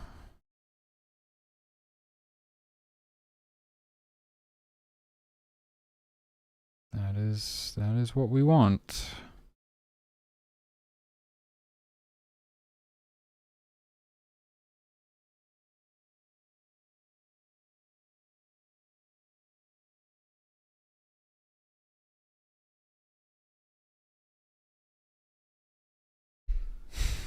I mean, the fact that they deposited the lumber into the store kind of implies that it was working, in a way. Otherwise, they would have just gone on to build more frames with that lumber, which they didn't do.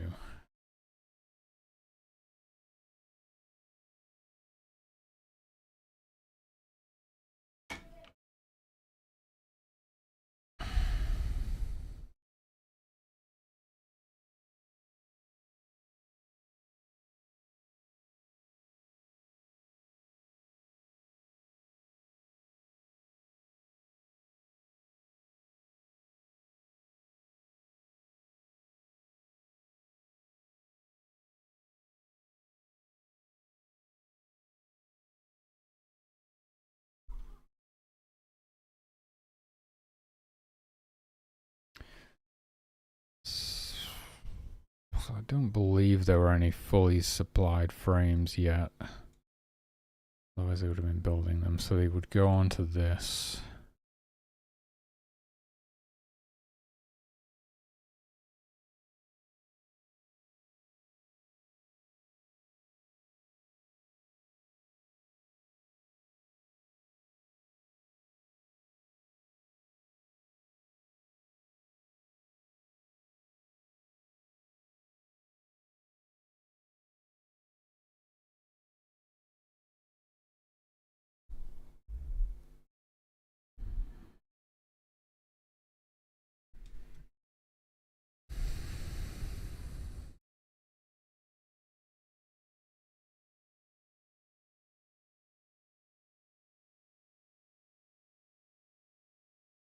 They can't have any lumber in their inventory, apparently, is one thing I'm noticing.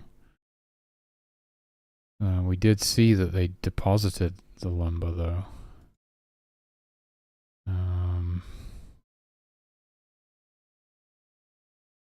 But even after depositing the lumber, they didn't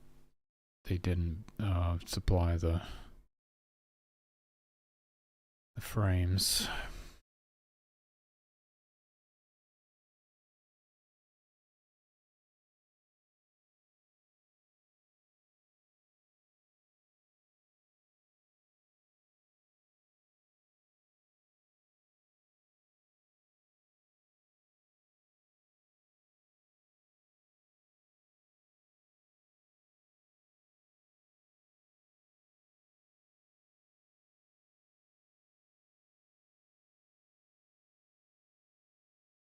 I mean, possibly this just isn't working. It would be a good idea to confirm. A couple of useful pieces of information here would be, like, what is the build target, for one.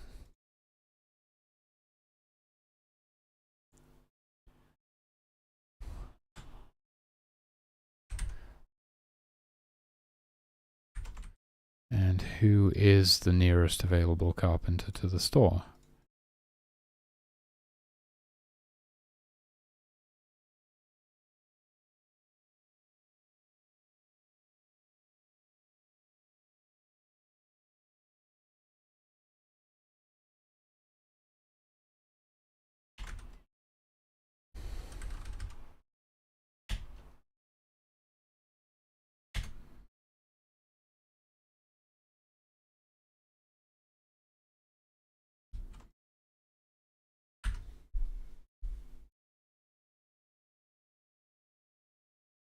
I should really switch back to virtual machine.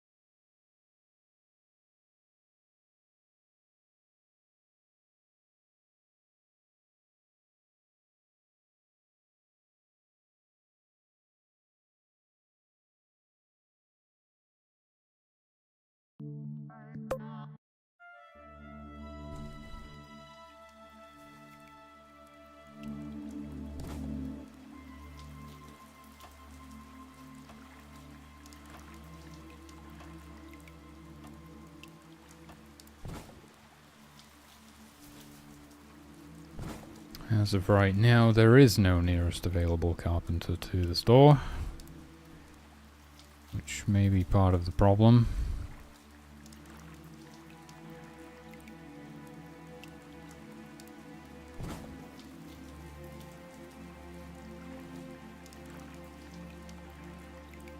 They just keep putting the lumber in the store.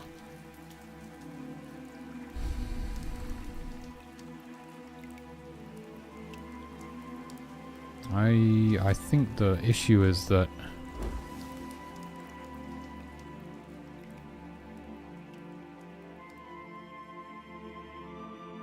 basically they're not becoming available, so they can't be allocated to perform this task. Okay.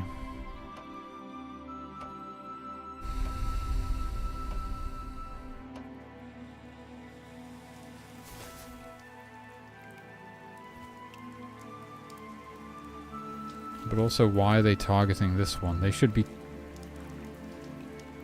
The hunters get it. The hunters are targeting this one.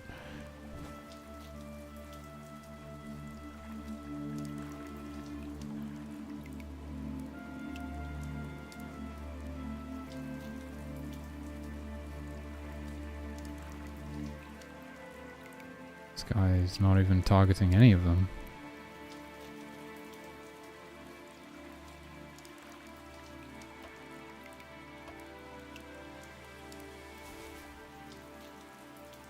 None of them are being allocated as the nearest carpenter to the store. Why? Okay, that's what we need to figure out.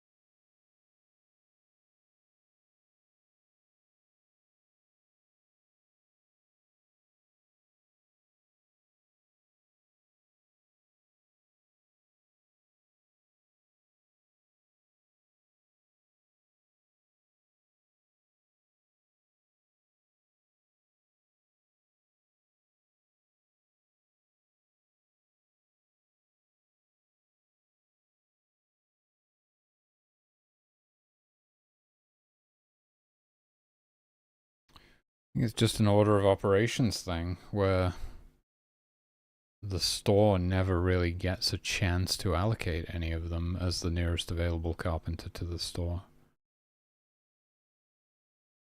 We would need to do that in the state condition script to make sure that it is done by the time that we get there, pretty much.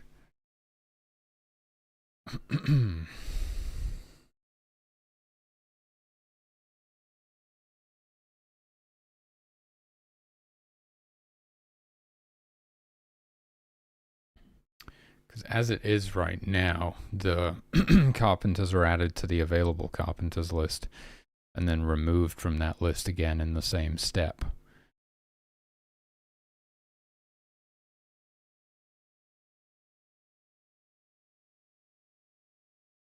So it's impossible for... Don't ask me why the campfire works and not this one.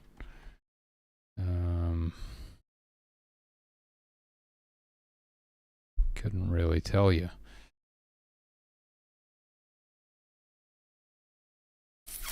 We're close. We've just got to get this to work.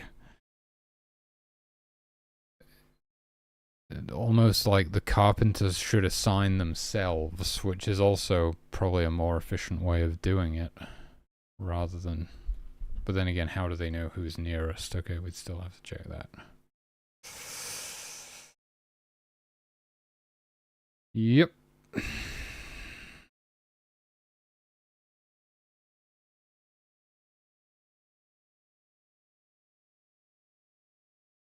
We have a list of available carpenters. Why don't we just use that?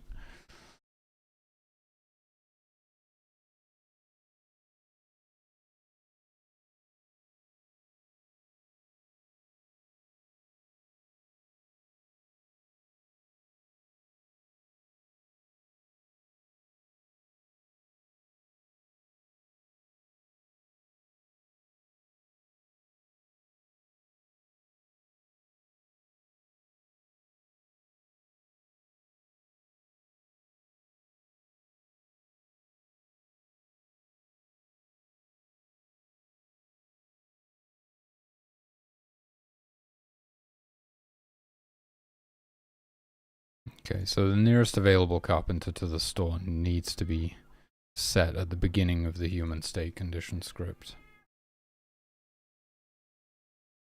in order for this to work.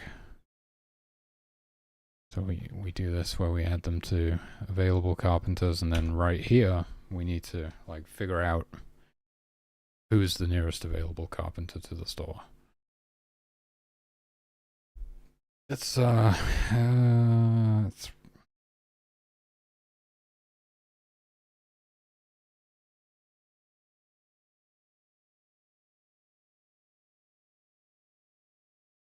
that's just what we have to do.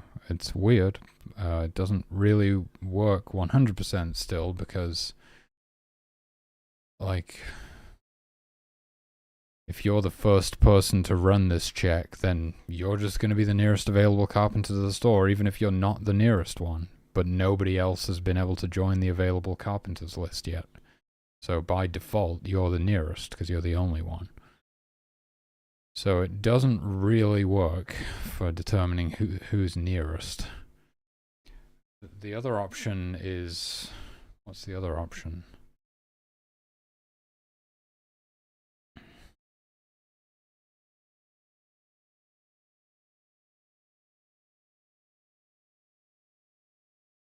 The other option is to like prevent them from doing anything else if there is fur in the store and something that requires fur to be built.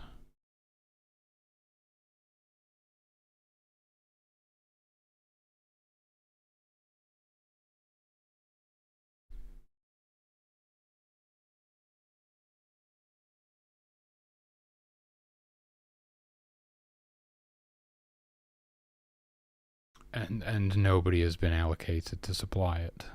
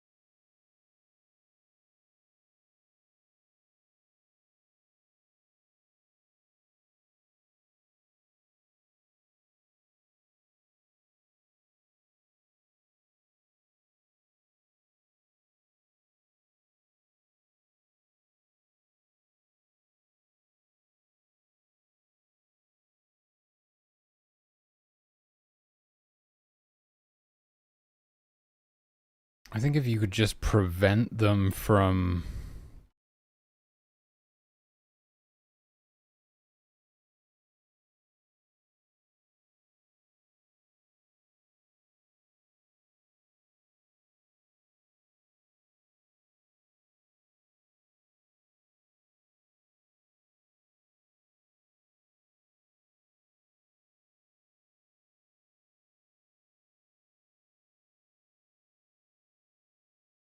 What is it?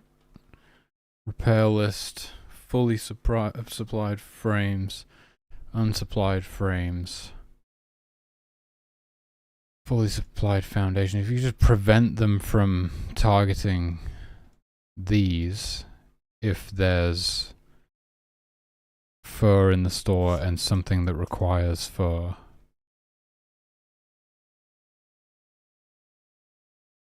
then it gives like an extra step. It gives like time. It gives an extra step for the store to update. So by the time we do the second pass on this, somebody will have actually been allocated as the nearest available carpenter to the store.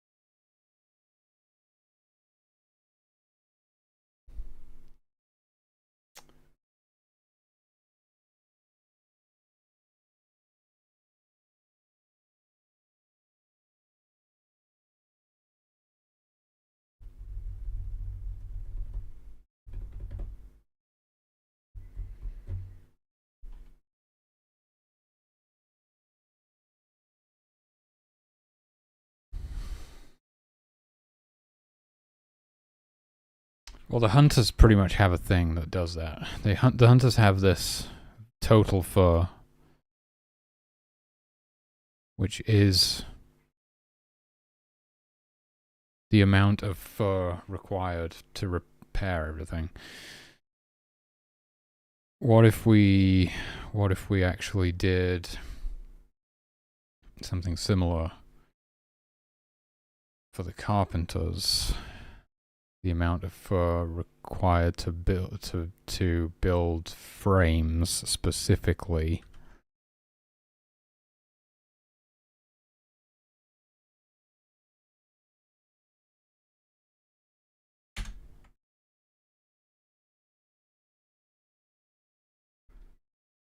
DS list size and build size.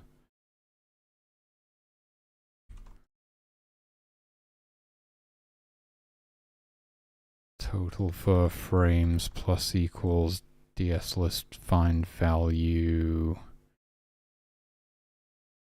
global build I required for if DS list find value. Well, I basically can probably just copy it from here somewhere or something. Oh, okay,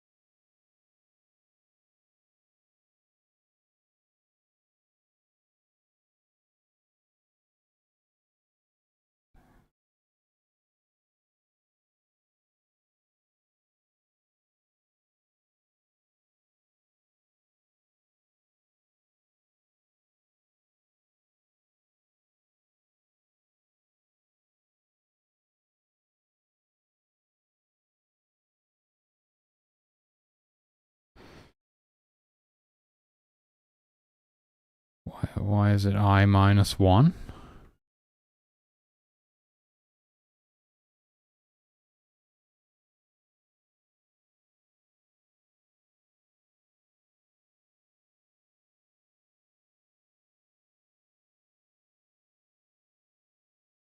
What if that's the problem?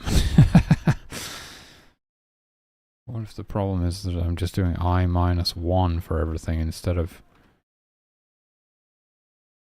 I? I equals 0, I less than build size I plus plus. Why the fuck are we doing I minus 1?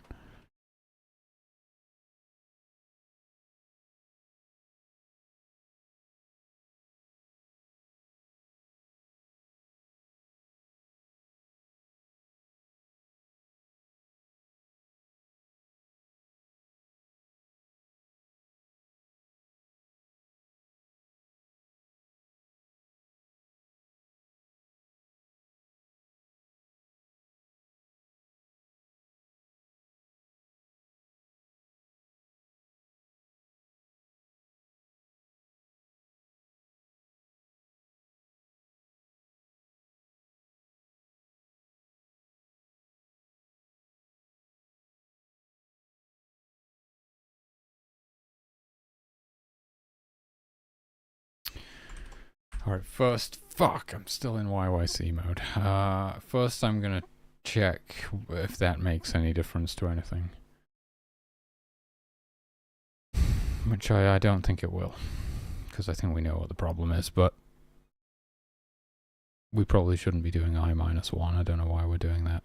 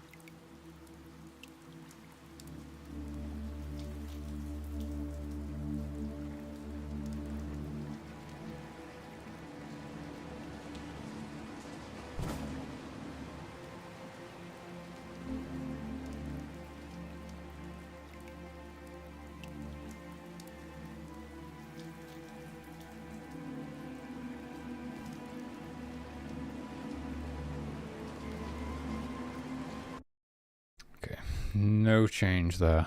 Right, so we need to... Total for frames. Instance exists. Build I.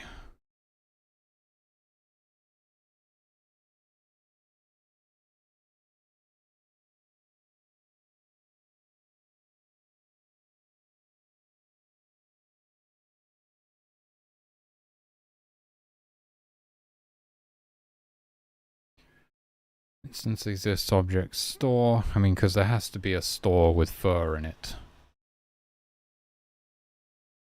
So it also has to be like, oh, it's there, store fur greater than 0. So build I stage equals 1 and build I dot fur less than build I dot required for store stage greater than or equal to 2, store fur greater than 0, total fur frames plus equals build I dot required fur, and then we just take total fur frames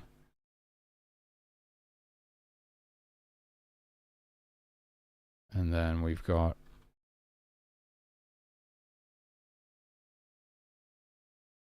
target fully supplied frames, target unsupplied frames, target fully supplied foundations. If, well, we can just straight up not do any of this if total for frames has to be less than or equal to 0 to do this. Target unsupplied foundations if total for frames is less than or equal to 0. So now we won't actually allow them to target these things if there's a frame somewhere that requires fur to be built and there is fur in the store. And that's going to give us just long enough for the store to actually assign the nearest available carpenter to the store.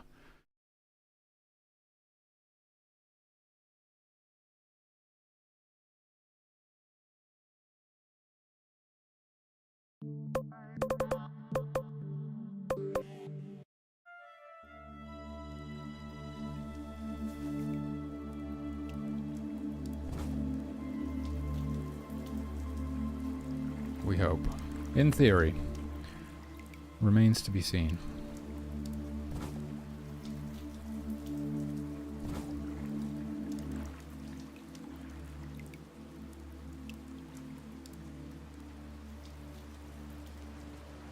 This guy's just searching for fucking firewood in his downtime. So it still doesn't work.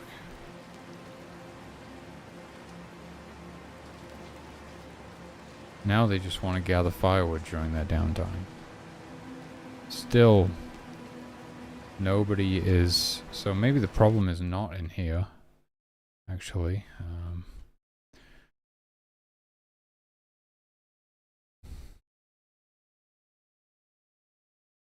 Maybe I'm messing something up in the store object.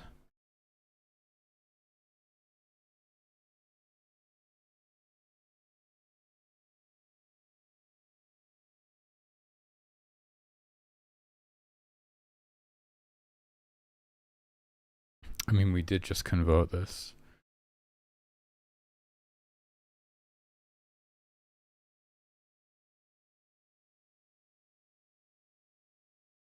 Because now we've like put it on hold.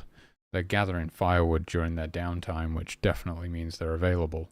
I mean, we could add some sort of readout that tells us if they're available. Just we can absolutely confirm that.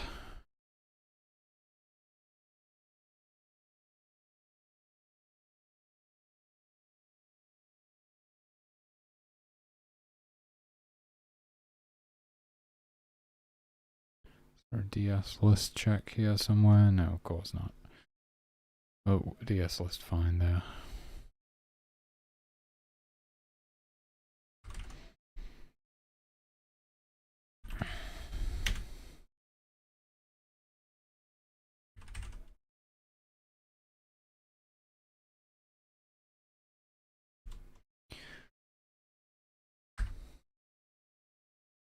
Okay, so we'll actually be able to just definitely confirm that they're on the available carpenters list.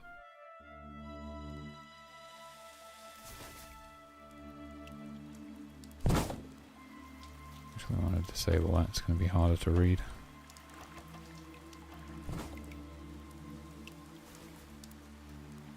So they're going to... I don't know what they're going to do. This guy is fucking available. He's available as fuck. He got assigned to gather the firewood for the campfire. That's how available he is.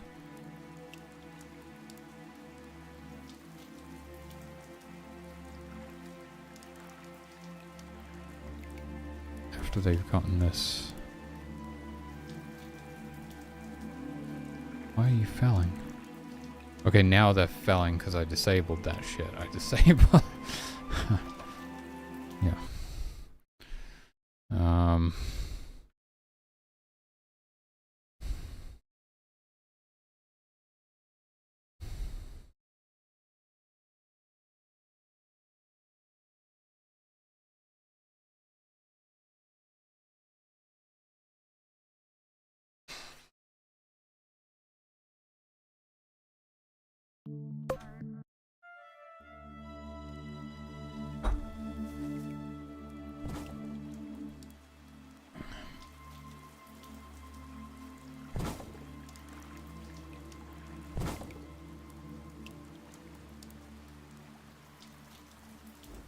Alright, this son of a bitch he's available as all hell.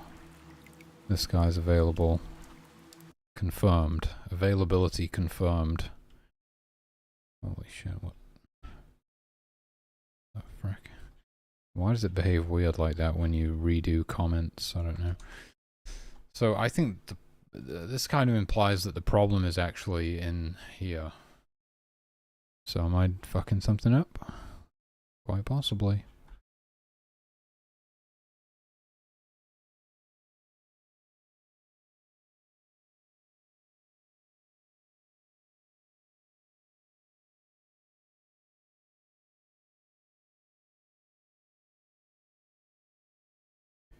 Oh, you son of a bitch. There. There it is. That's it. Okay. Alright. Well, let's see if it works now. Is there anything else I should do? We're already doing everything we could possibly do except for current human equals no one, which is not even really necessary because it's just going to get overwritten at the start anyway. Set to 0, not undefined, is how the old method used to do it. So now, let's see what happens. I almost want to restart this level, but there is no level restart option. That's not how this game works. Alright, somebody better withdraw this fur.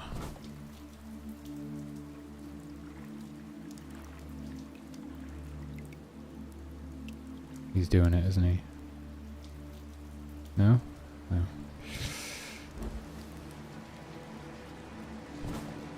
Okay, they're gonna build that. They still... Somebody's on fire. Surely someone will extinguish them. Surely! There. Okay. Why are you still felling? Son of a bitch. Okay, well I fixed that, but maybe despite that being fixed, we still need to implement this other thing.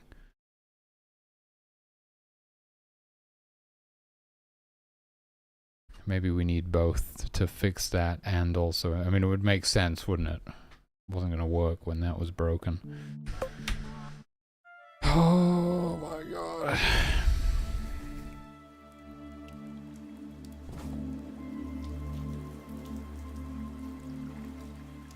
I think I have it set up so that the store will draw a line to the nearest available carpenter to the store, right? Yep. There we go. That's what I'm talking about. Fuck yes. He's doing it. He's supplying the frame with fur. Okay, we did it. We did it. Without having to do a major overhaul as well, we just kind of modified the existing system. Oh, that's beautiful. Okay.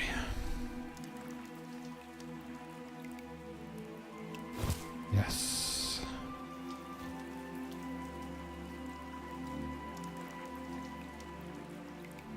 Someone else must have been assigned this time. Not sure who. This one. Oh yeah, that's what I'm talking about. And will they certainly should prioritize, like when this is fully supplied, they should prioritize building it over anything else. This one's even fully supplied with lumber, but they aren't building it. Well, isn't there a bit of a problem there? The other guys should be building it. That's true. That's true. There is a problem with this method. There's a big problem with this method. Okay. So we need to...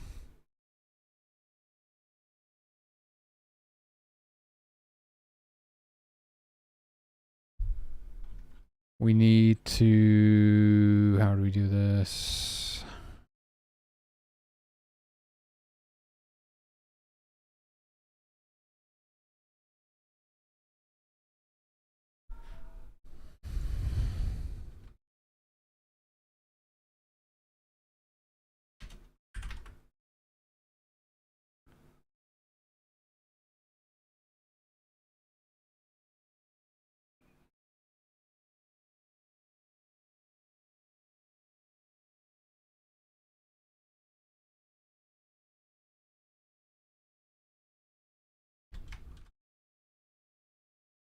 Oh, it's global. I wondered why it wasn't working. Global. Oh, okay, does not equal no one.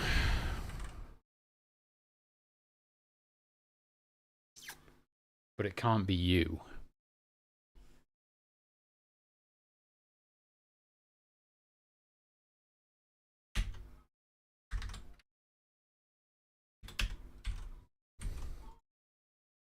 Like that, right? So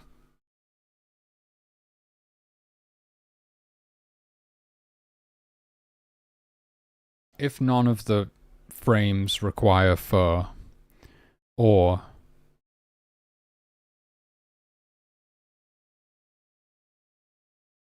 a carpenter has been allocated to supply said frames with fur, and it's not you, then you can do this. Right? My brain is just fried at this point, dude. I'm barely keeping grasp on reality. Okay.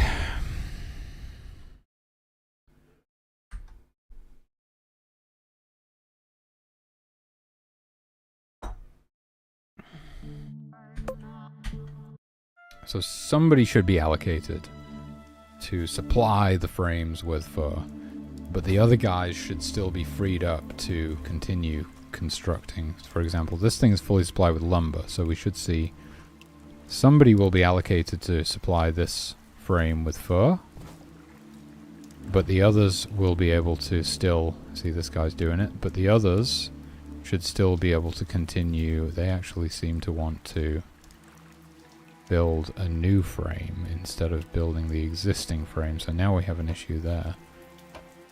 Okay, we want them to prioritize building this fully supplied frame over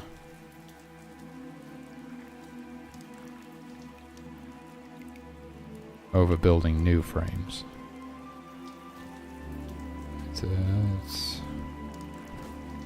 It's kind of working. We're getting there. This guy's, you know, he's supplying this with lumber. I mean, fur. He's doing that. What just happened? Now he's gathering fur. Oh, we got allocated to gather the firewood, which is higher priority. It should be higher priority. But these guys are felling to build this instead of constructing this. Why is that? Target unsupplied foundations. Target fully supplied foundations, because targeting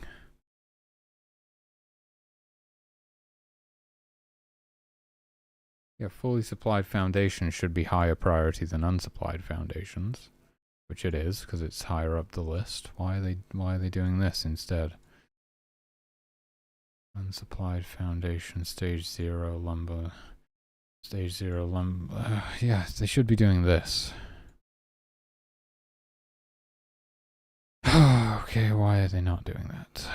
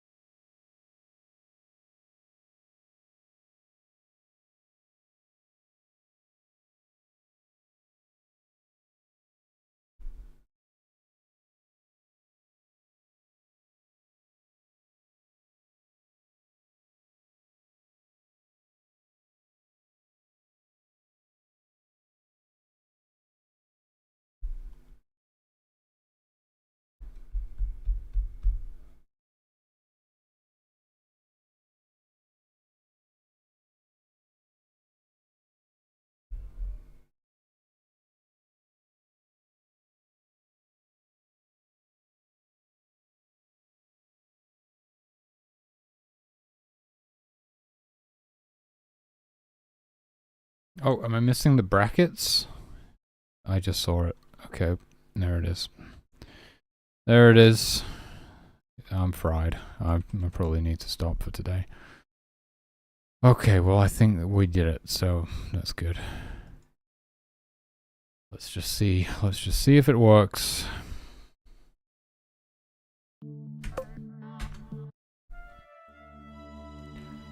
Oh yeah. They're building they're not doing it yet. They're gonna build the fuck out of this tent. Okay, brace yourselves. Brace yourselves. Okay, see this guy's been allocated to withdraw fur from the store and supply that tent. These guys have been allocated to build this tent because it's fully supplied with lumber. And everything's fucking working. Hell yeah. That's what I'm talking about.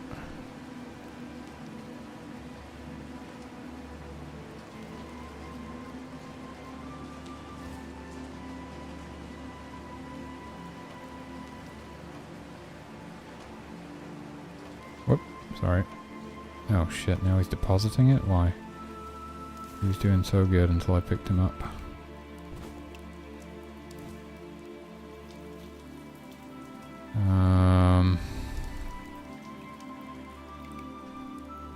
Yeah, they put a bunch of lumber in the store. They wouldn't normally do that. They should prioritize withdrawing the lumber from the store if it's there instead of felling more trees. So it's a bit concerning that they're felling the trees instead of withdrawing the lumber. We need to look into that.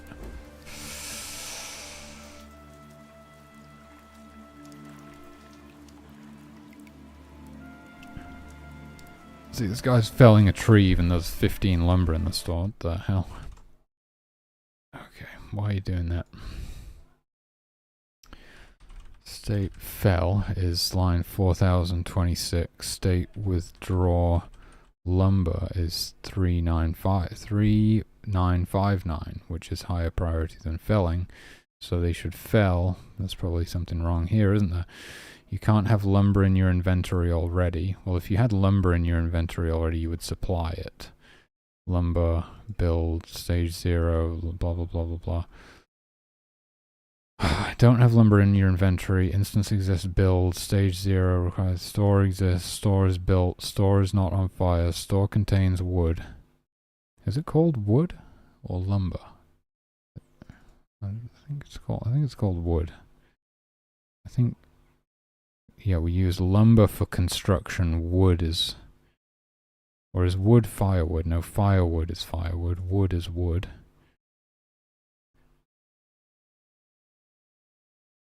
Responding carpenter to store lumber.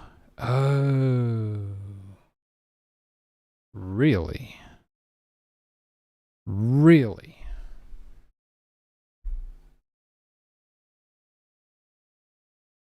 Well, then they just shouldn't.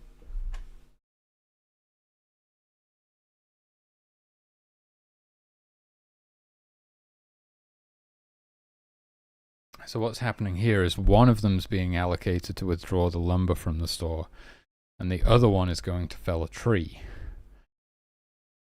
We need to prevent them from... The problem is there's more foundations to be built after the current one. How would we figure that out?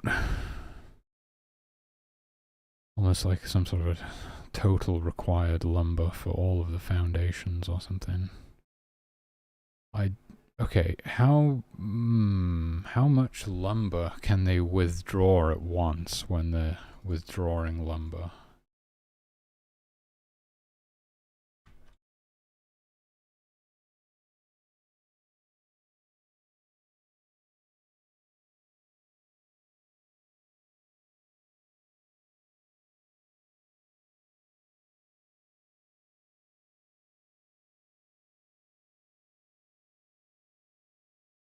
One.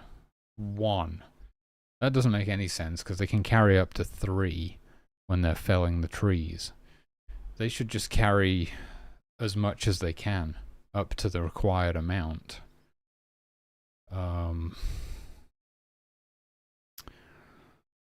We're doing, oh, it's while, sorry, my bad, we're doing it in a retarded way. Okay, while target dot wood is greater than 0 and lumber is less than build dot required lumber minus lumber. Okay, so they're actually withdrawing as much as they can carry.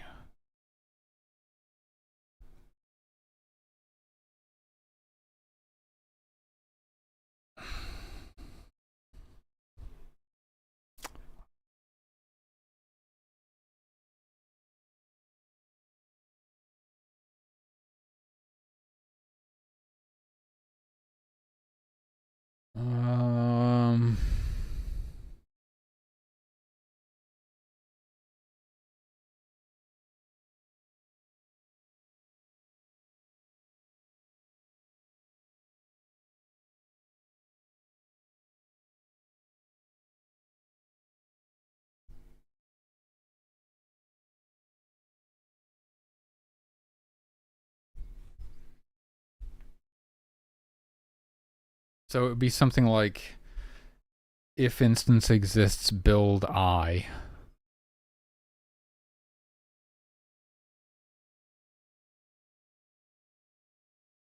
And build I requires lumber. And responding carpenter lumber exists but is not you. Then target build I plus 1. No, there's something that I said that wrong. Kind of something like that, but obviously there's more checks involved.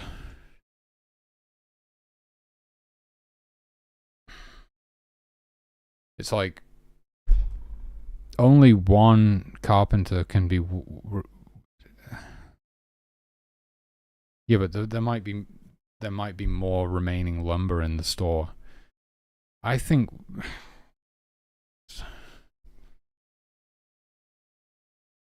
But they would.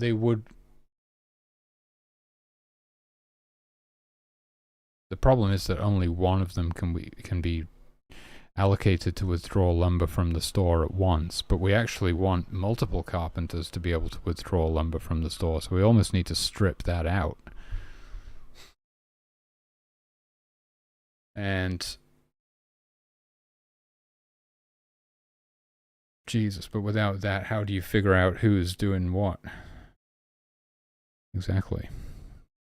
The simplest method based on the current implementation that doesn't give us much, it's not very good, but the simplest thing to do is to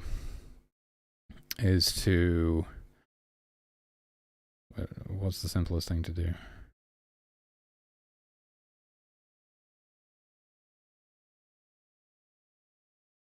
I think we only allow them to target the build if nobody's been allocated to withdraw lumber or if there is no lumber.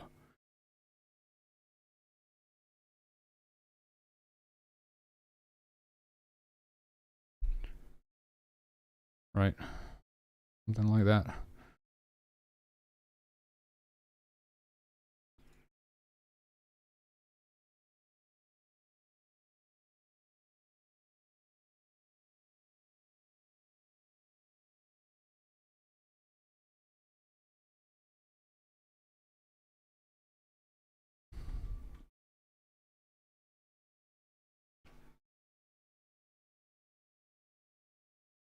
Fully supplied foundations, unsupplied foundations, build equals no one,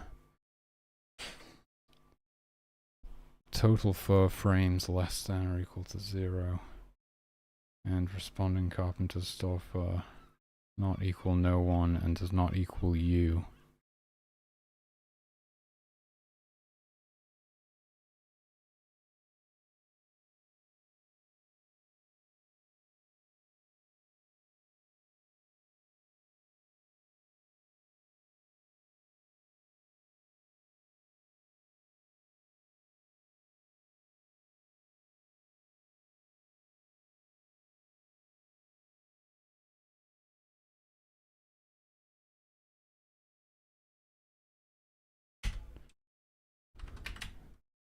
And instance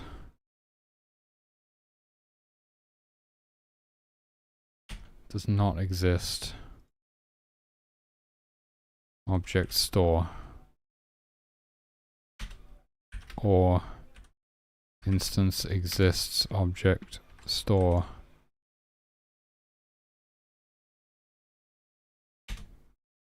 And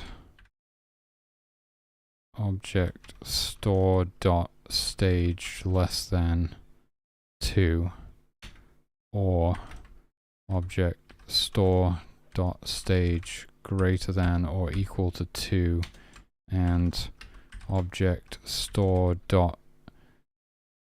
would less than or equal to 0.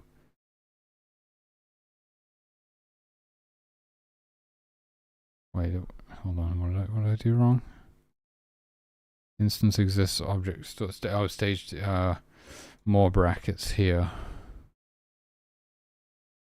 Or object store dot would greater than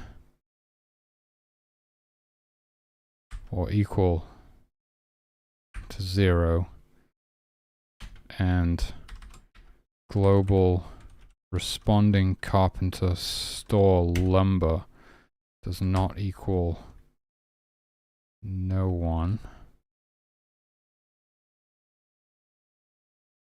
Wait, no, what is it? Does equal no one.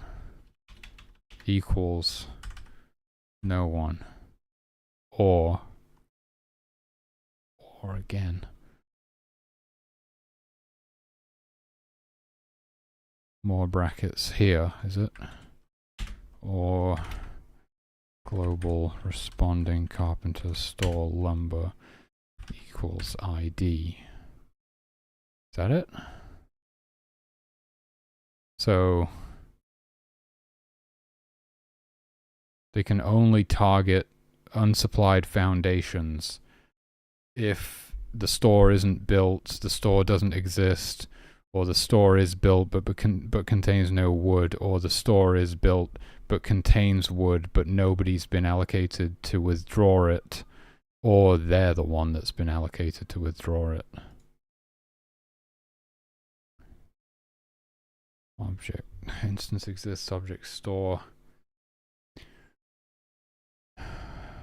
and stage less than 2, or stage greater than or equal to 2, and wood less than or equal to 0, or wood greater than or equal to 0, and responding carpenter store lumber equals no one, or ID.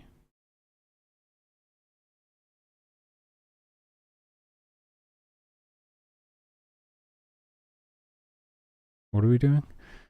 What are we doing again? We're trying to make it so that they won't fell trees if there's lumber in the store. And somebody will be allocated to get that lumber instead. Okay.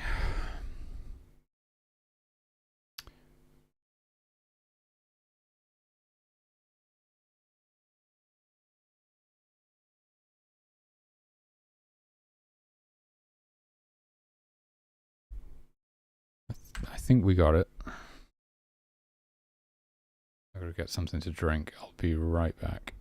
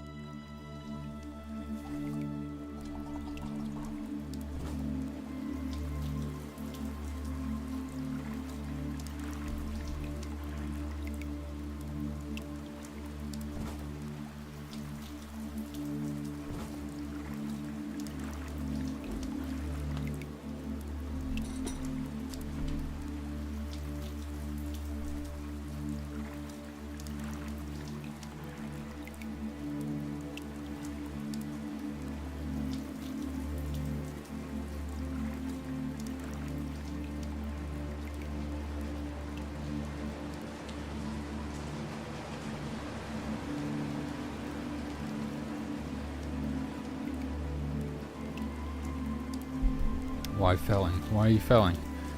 This guy's withdrawing. Fuck's sake, dude. Okay, it didn't work.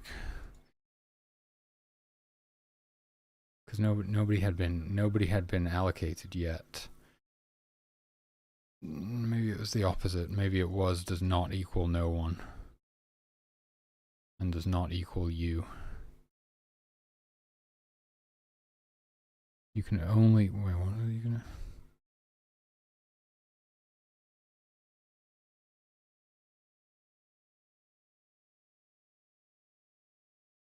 No, that doesn't make sense, but...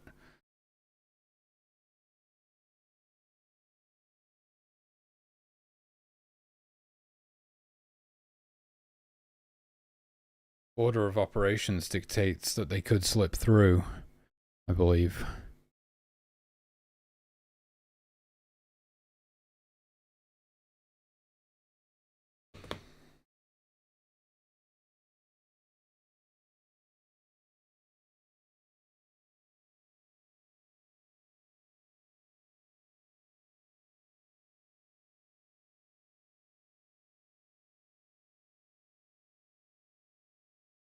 Aren't we supposed to say you can only do this if you're the one who's been allocated? Is that what we're supposed to be saying? Possibly.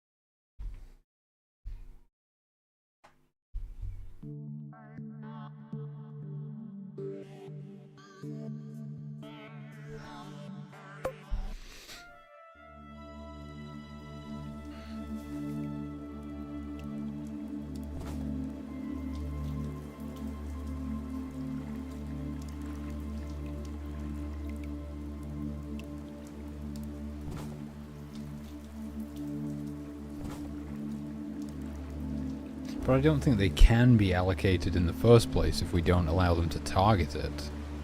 I think nobody can do anything. Right? Is that how it works? How does it work? I'm pretty sure that's how it works, because it's the carpenters kind of allocate themselves. Yeah. See. Oh, wait a minute. This guy's felling still, though. That doesn't work.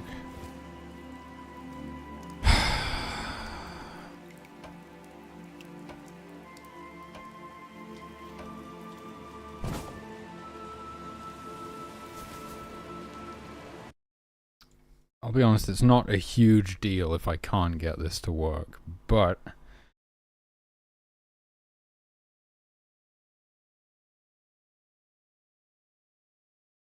would be nice.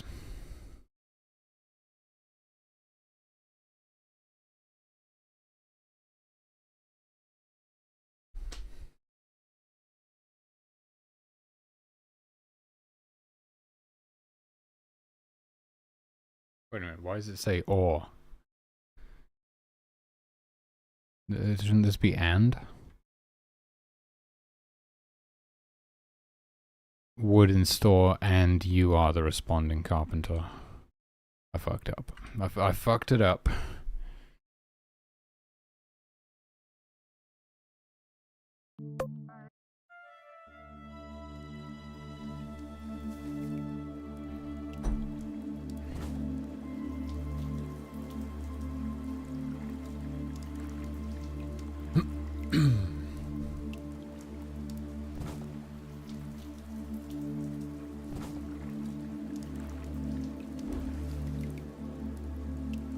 He's been allocated, but why are two of them targeting this now? This guy's having a snack. Okay, they're building. No, they're still constructing this one. That one's fully supplied. It's the next one that we want to... want to see what's going on with. Okay, they're both available. He's the nearest available, but he doesn't seem to be being allocated. I think they're just searching for firewood. Yeah, so nobody can be allocated to withdraw lumber because they can't target the damn thing. Which is why they have to be able to target it if no one's been allocated yet.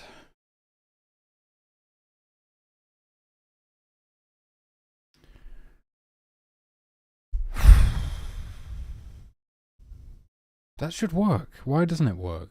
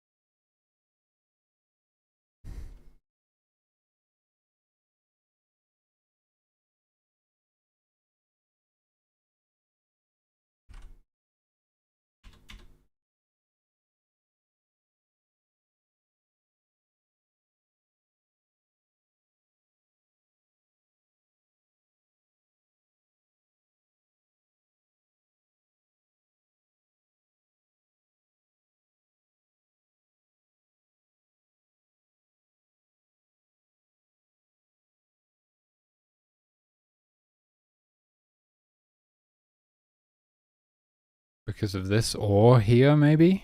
Is that it? I don't think so. Don't think so.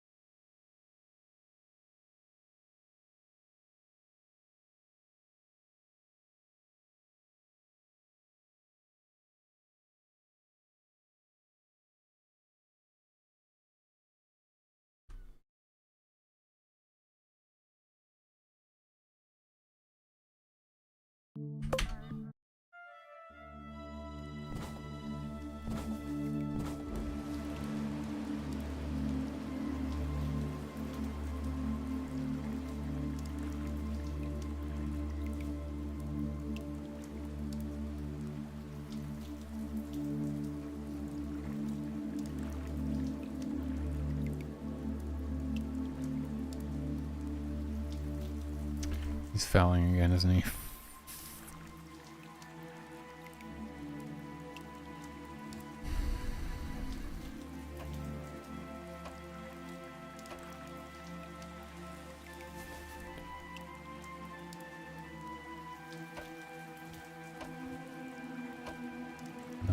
Nobody's even withdrawing lumber this time.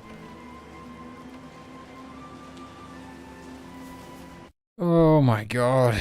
Okay. Well, I think maybe we just give up on this and we just have it to where they fell trees and withdraw lumber at the same time.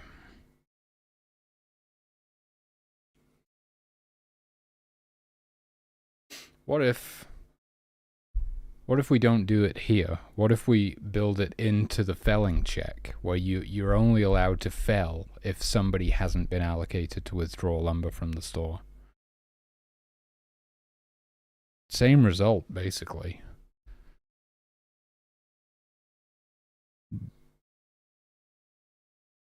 The only thing I don't like about it is that, you know, there might be another tent foundation that requires more lumber than is available in the, you know, there might be multiple tent foundations that need lumber, and all three of them require more lumber than is in the store, in which case you should still be felling.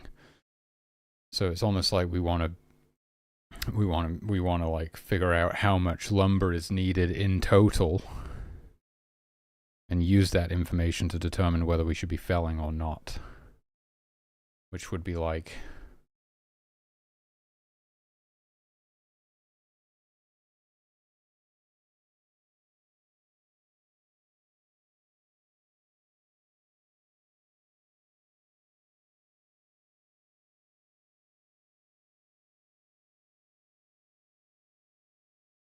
if build dot required lumber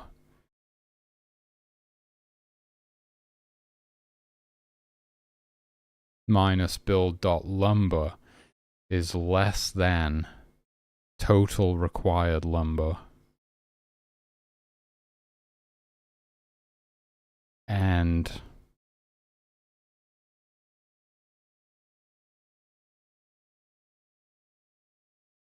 there's something to this, I can't figure it out.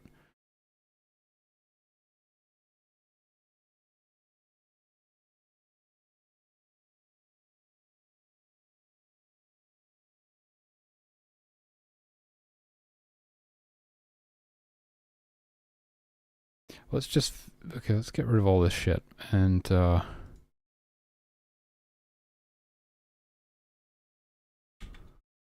figure out the total required lumber. That's a good starting point.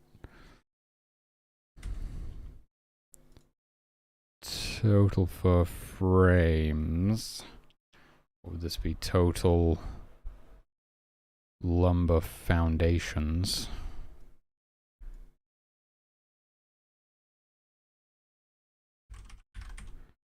It's a really long name.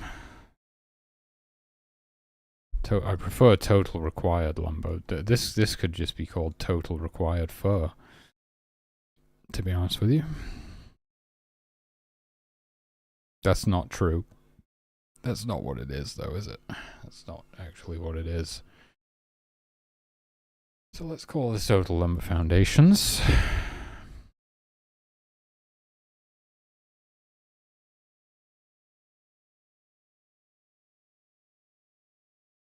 I like how we optimized this, and now I'm just unoptimizing it again. Okay, well, what do we, how does this work?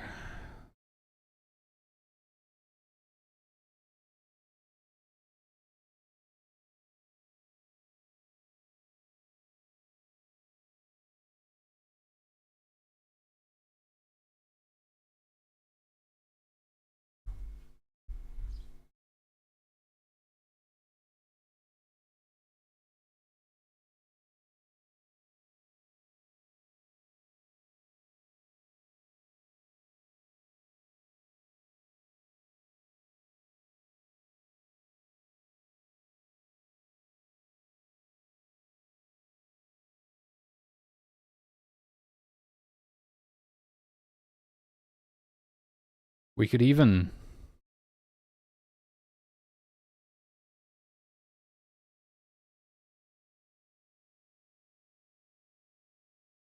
subtract the amount of lumber in the store from this value, right? To figure out how much we actually still need to fell.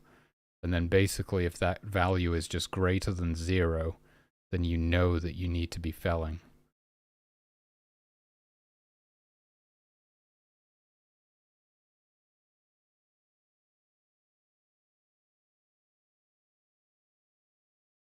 Okay, there might be something to that. I'm going to call it total required lumber because it makes more sense. Rome total required lumber.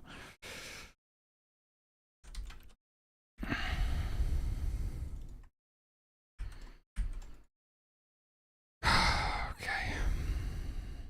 And I don't think we even care about the existence of the store, or do we? Yes. Do we? Well, if we want to subtract the amount of lumber in the store, it's got to exist. True. True.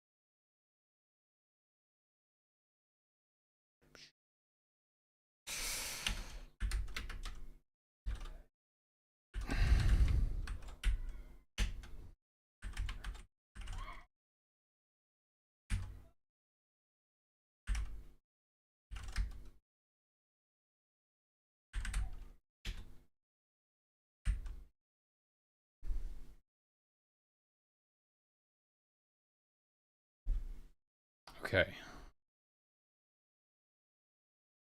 If the store doesn't exist, we just wind up with the total required lumber. If the store exists, we wind up with the total required lumber minus how much wood is in the store. And then if we look at, that's where I am. State fell, state fell. So no lumber in your inventory. Inventory's not full. Build exists. Build stage 0. Build.lumber less than build.required lumber.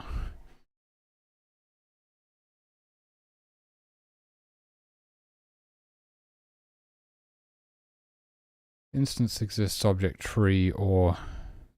Where's this bracket go to? Instance exists object tree or miracle tree or DS list not empty felling and not empty global felling, and you are not allocated to any one of these tasks. So the first step, we were talking about how if somebody has been allocated to withdraw fur from the store, withdraw lumber from the store, then you shouldn't do this.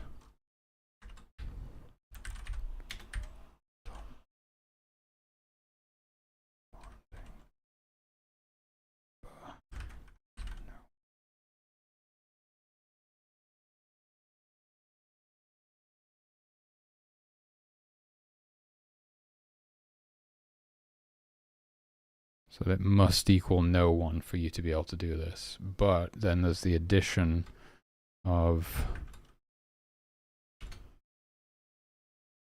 or.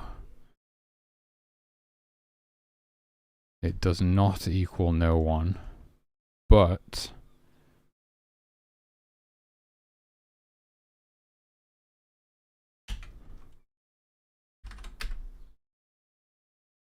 total required lumber is greater than 0.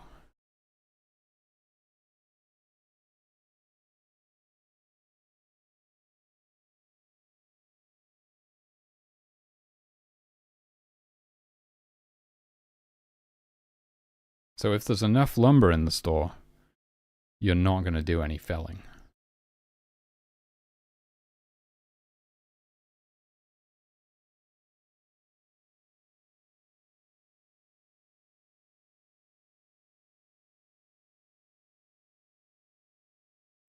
Responding carpenter store lumber no one. No, that doesn't make sense.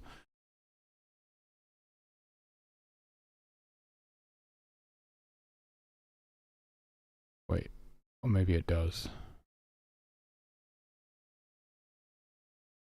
By state prioritization, if nobody's been assigned but there is lumber in the store and you're the first one to perform these checks, you'll be the one who gets allocated to withdraw the lumber from the store, I believe.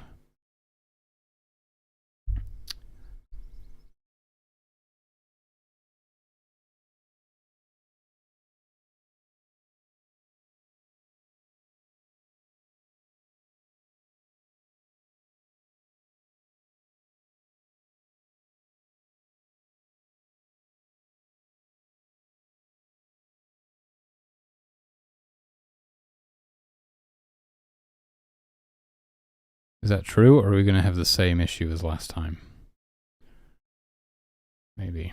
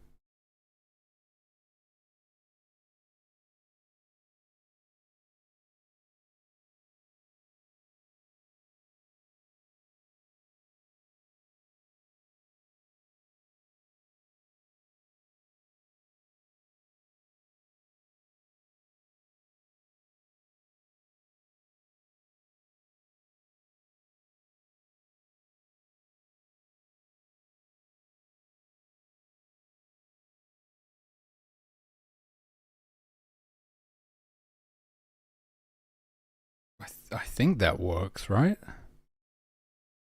Unsupplied foundations, fully supplied foundations. Sorry.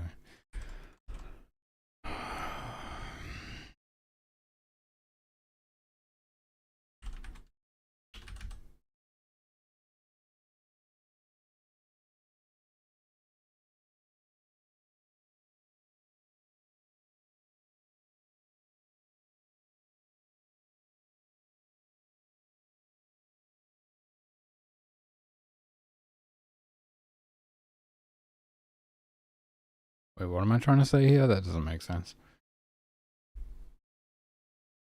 Oh, right. No, I get it. Okay, if responding carpenter to store lumber equals no one, or responding carpenter to store lumber does not equal no one, and total required lumber is greater than 0. Which means that we need more lumber than is available in the store. Oh, okay, maybe this is it. I don't know. I'm losing track.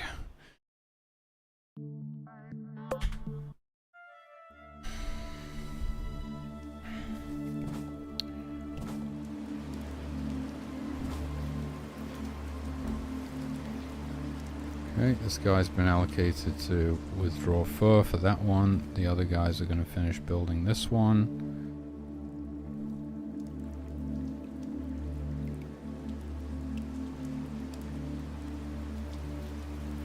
This guy, he's still felling, but that's because there's not enough lumber in the store to fully finish all of these. You know, we need to see what happens when the lumber in the store starts running out. Really.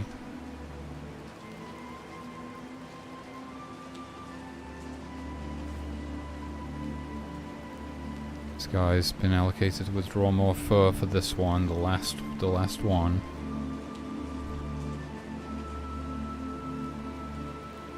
We're being attacked by wolves. Not what we want right now.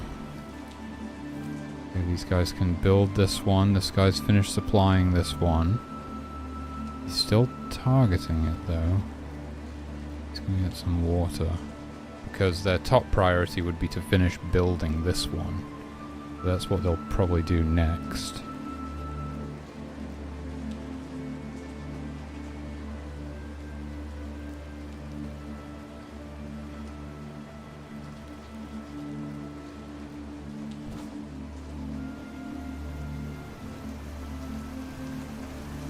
Jesus, where's all this lumber coming from? We're putting more lumber in the store. God knows why. Now, what are they doing? Why are you why? What's going on?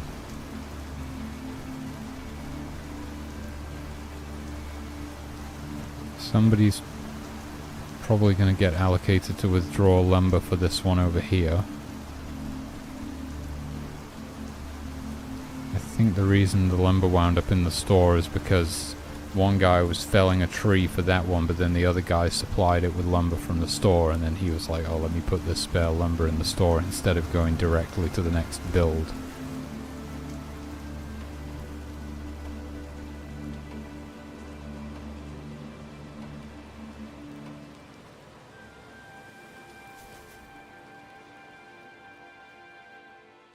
The hell are these guys doing?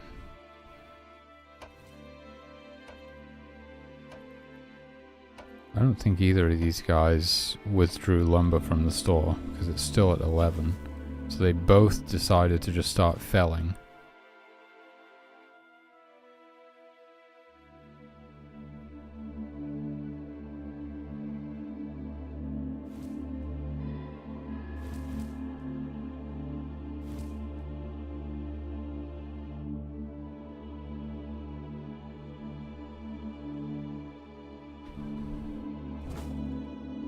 I don't know if it's working. They keep adding more lumber to the store, for God's sake. And they're never withdrawing it. Well, they did withdraw a little bit before.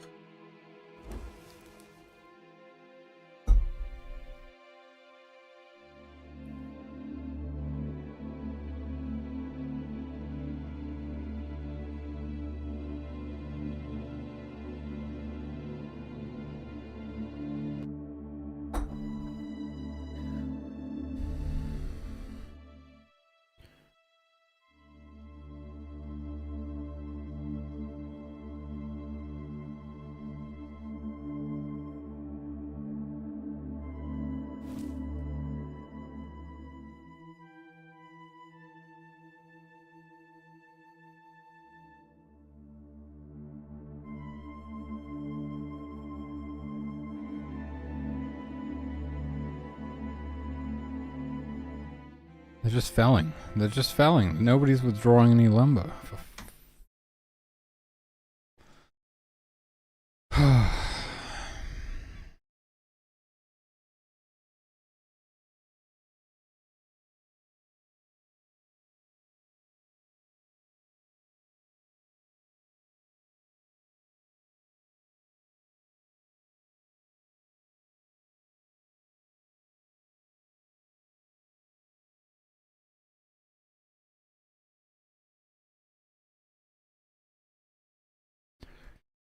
They should just prefer to withdraw lumber, right? If it's there. This is higher priority.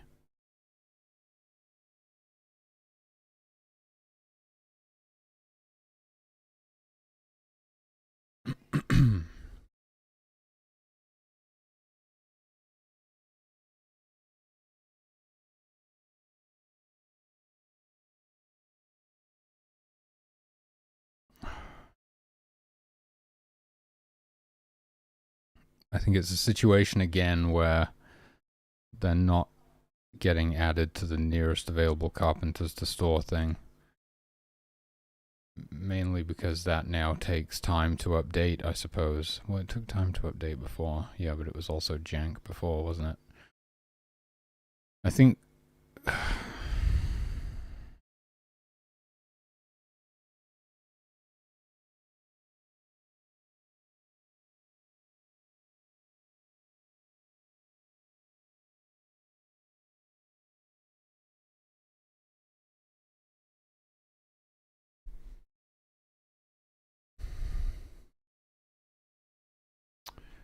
That's the thing, I'm not slowing it down enough for them to get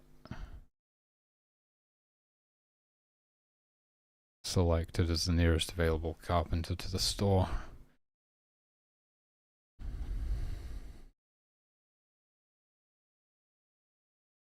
Which I think is what I was kind of trying to do with this or something, I don't know. But it doesn't work like the other one. How does the other one work? I don't know.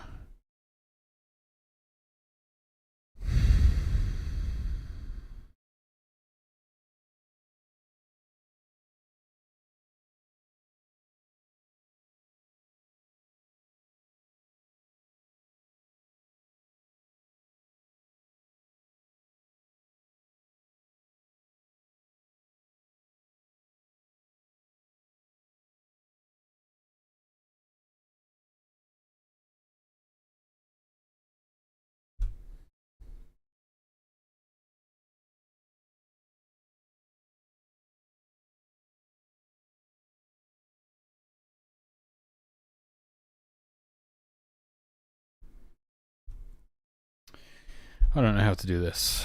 I think in theory that's a pretty good idea, but we can't like delay it long enough to get them on the nearest available carpenters list, so they always just default to felling because they're not.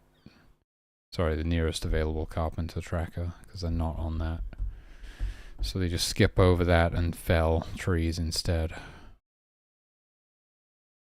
That's what I would need to focus on, is how would I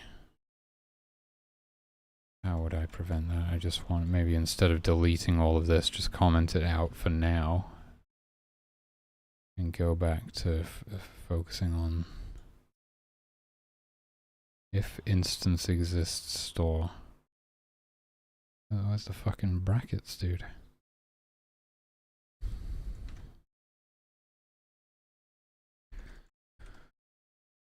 Ooh, boy, this is intense.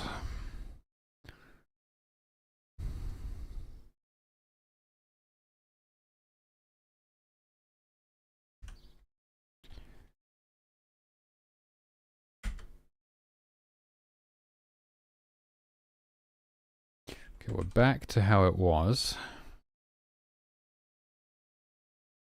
The problem being that they don't get added to nearest available carpenter to store,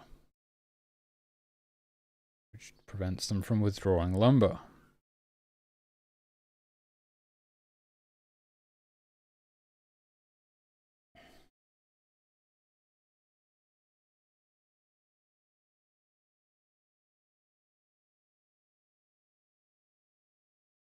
How did it work with the other one? How did we get that one working?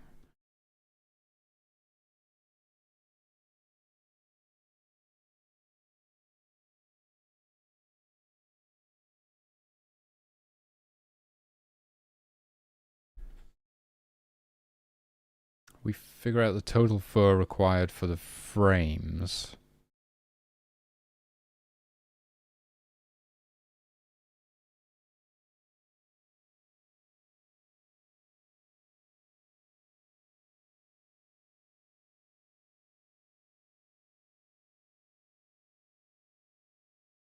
And we only allow you to do this if that's 0 or if somebody's been allocated to withdraw fur from the store. So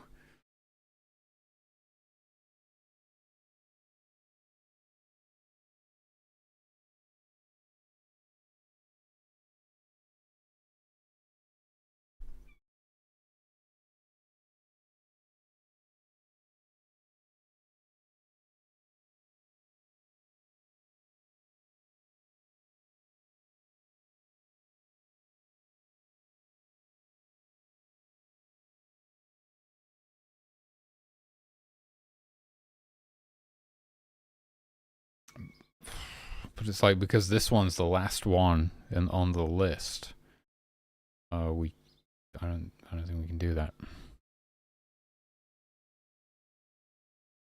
If we prevent them from targeting this until somebody's been allocated to withdraw lumber from the store, nobody will ever withdraw lumber from the store because they need to target it in order to be able to do that. Oh my god, okay.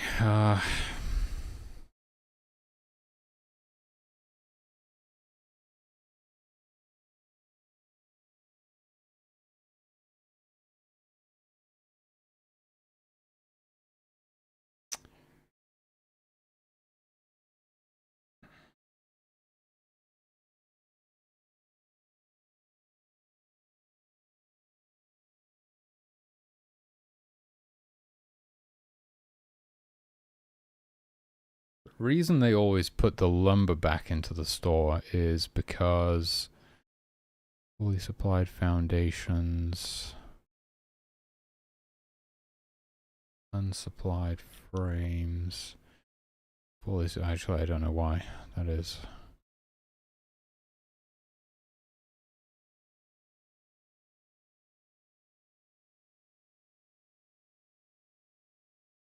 Probably just like prioritization or something.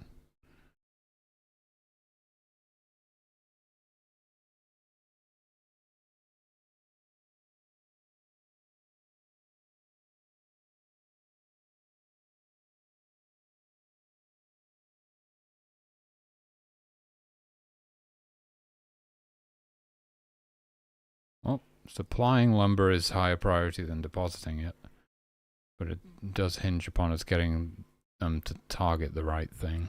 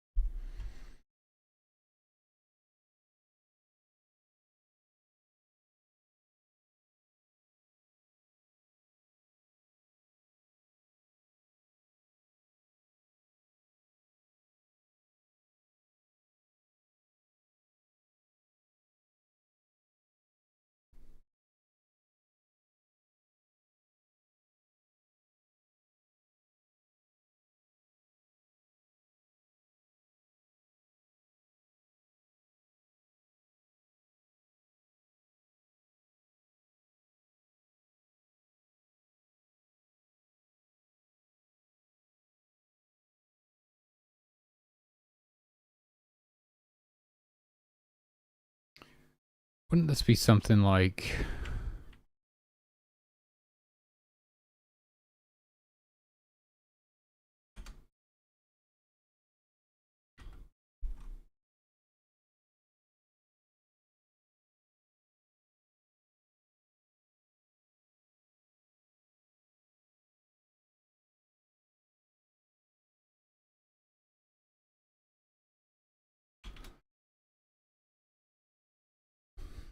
Responding carpenter store lumber equals no one.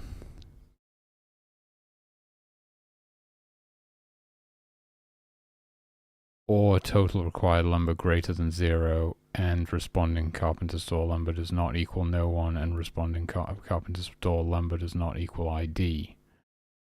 The only problem with this is that we're not holding them off long enough still to get them added to the nearest available carpenter list tracker. That's... I believe this is correct now, actually. If we could manage to get them on that tracker, then we'd be fine, pretty much.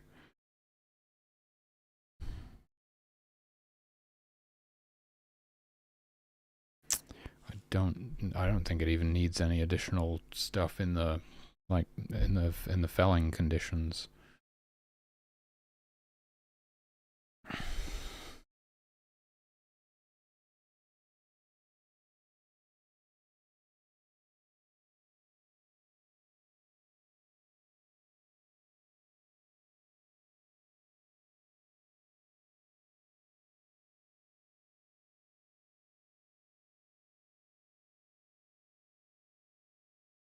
Well, can't you just check to make sure that... Yeah, can't you just do like...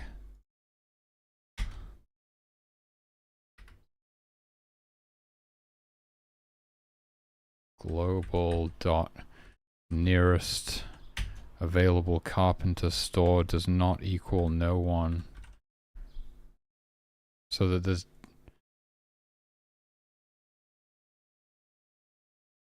Can you do that?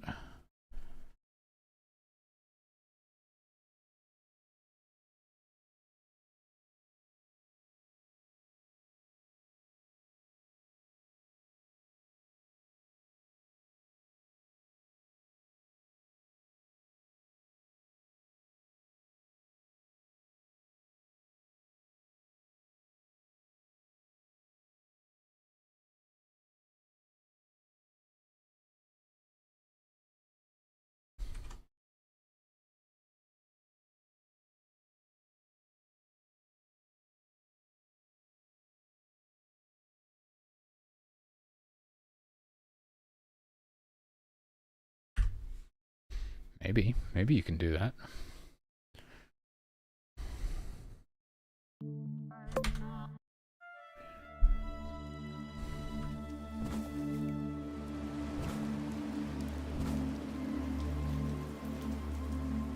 Okay, this guy's been... Why is he still available? What the hell was that?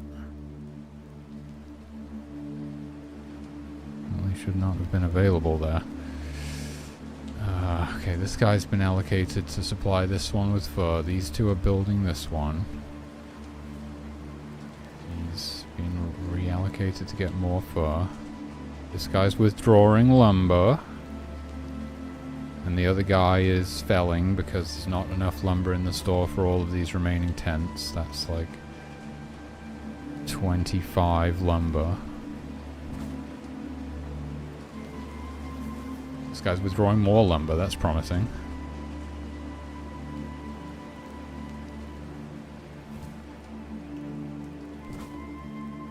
Wait, did he just deposit the lumber back in?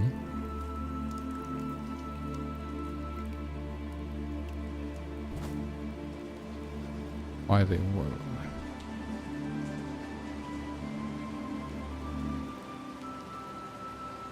Gathering firewood. Okay, one of them's targeting that one. Oh, now they've changed their mind.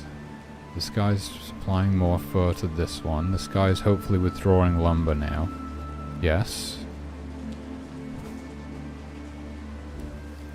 Okay. This guy's decided to fell, but that's because we still need more than 10 lumber total. They keep putting it back in the store. They keep they're withdrawing it and then depositing it again.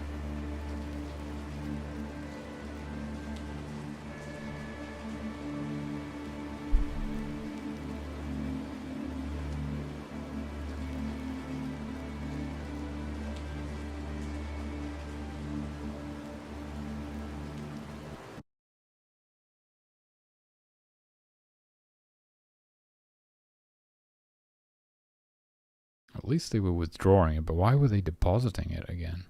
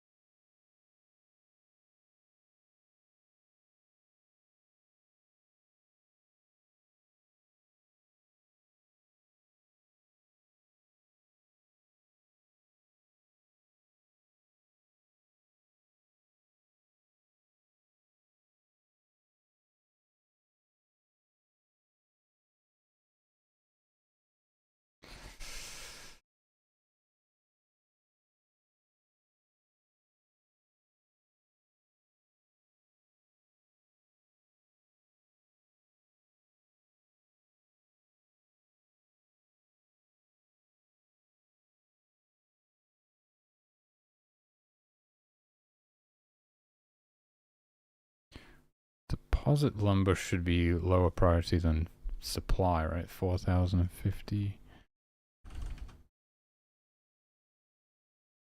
390. Supplying lumber is higher priority. But what? Something's fucking up their targeting then. What?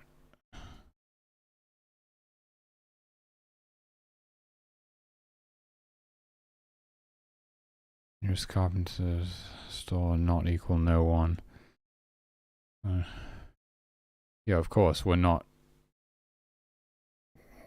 Yeah, we also need to say, or, wait, should we be inside those brackets or something? Or,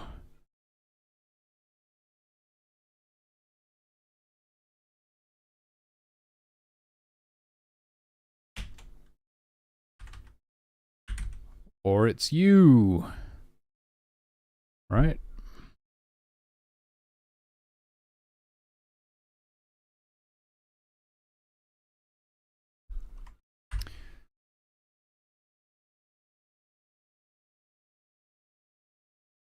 You've still got to be able to target the thing if you're the one supplying it with lumber, right? That would make sense.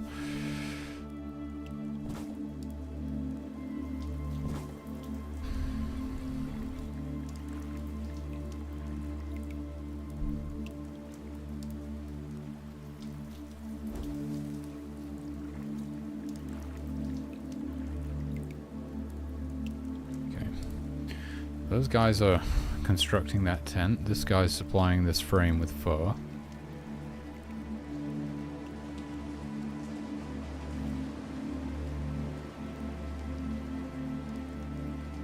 This guy is withdrawing lumber. That's promising. And hopefully he's not going to put it back in the store this time. Okay. The other guy's felling because there's more foundations that require lumber. This guy, then he's now building it because it's been fully supplied with lumber.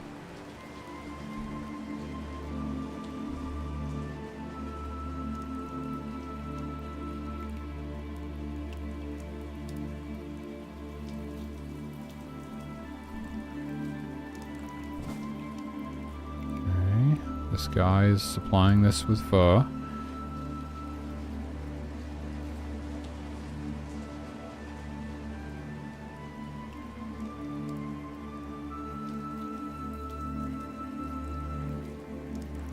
Guy looks like he's going to build this one. This guy's feeding the fire. Now he's going to join him in building. This guy's finished supplying.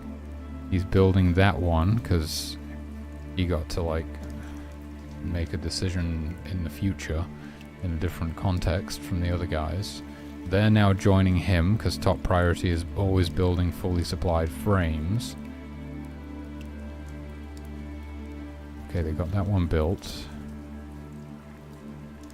This guy looks like he's going to supply this one with fur now.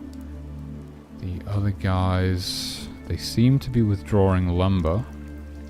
Okay, that's promising. This guy is felling because, again, we still need more lumber than we have available in the store.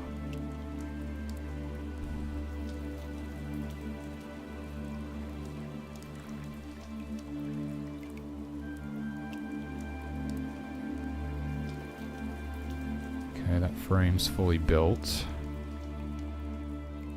This guy, I think, is withdrawing fur for this one.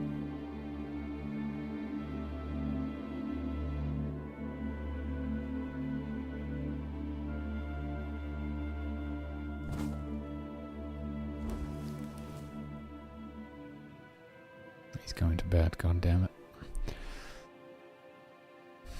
Okay, so this guy's going to withdraw fur for that.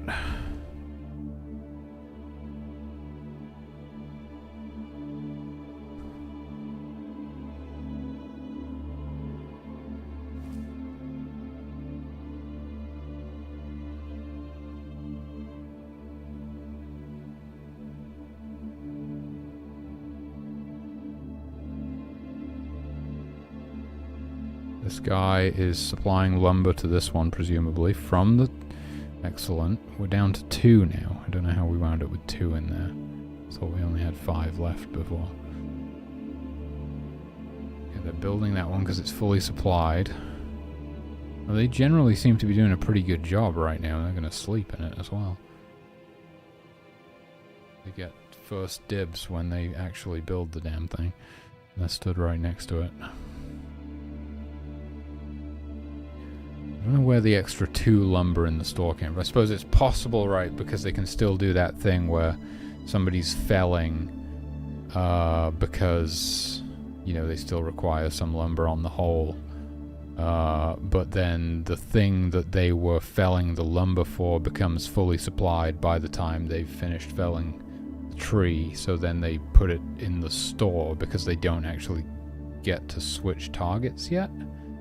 Or do they? You would think they would switch after they finish felling. They would go back to idle, and that would give them a chance to switch targets then potentially. So you wonder why don't they supply that lumber directly to the next available foundation?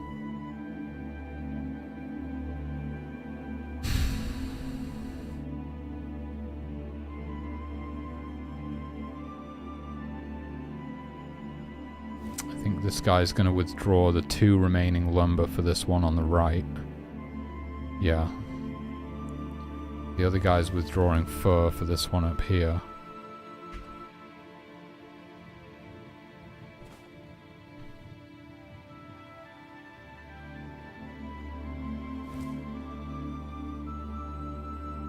There's no fur or lumber remaining in the store now. This guy is presumably felling.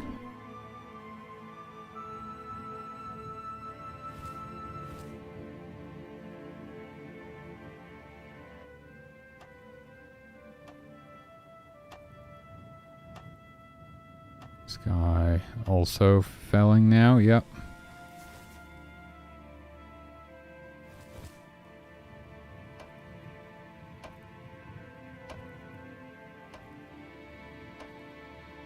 Why is he depositing? Okay, this is the problem. They're always choosing to deposit instead of supply. And now he's withdrawing fur? It's weird. It's like the only person who can supply anything with lumber now is the one withdrawing it from the store. That's a little bit problematic, maybe.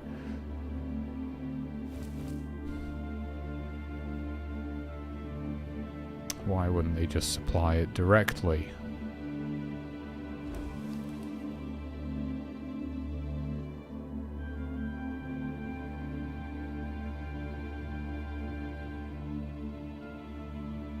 That guy's allocated to withdraw lumber. The other guy's withdrawing fur. He's going to bed. Wait, where did that guy... Did that guy literally just disappear from right before my very eyes? No, he's behind the drummer. Okay then. So, the problem with this is that they cannot supply the lumber unless they're the one withdrawing it.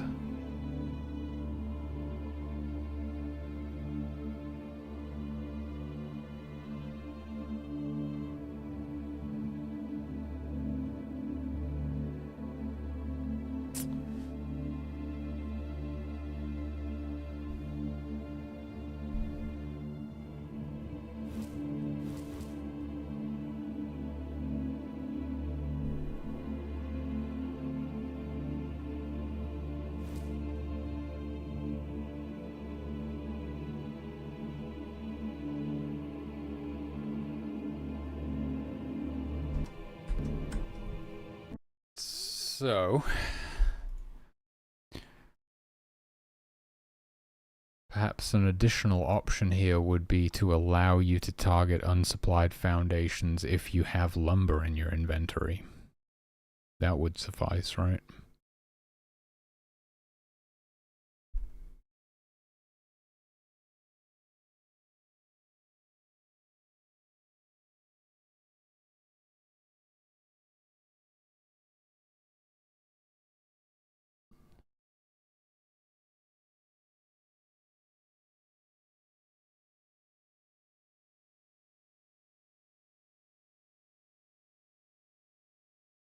I think that would work.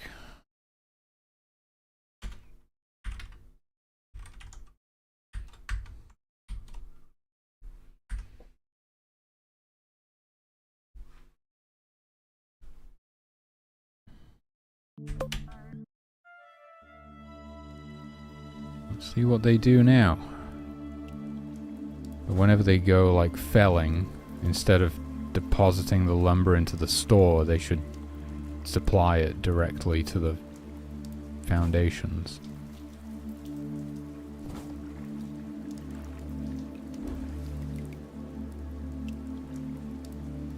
Okay. This guy's supplying the one on the right. These guys are building this one.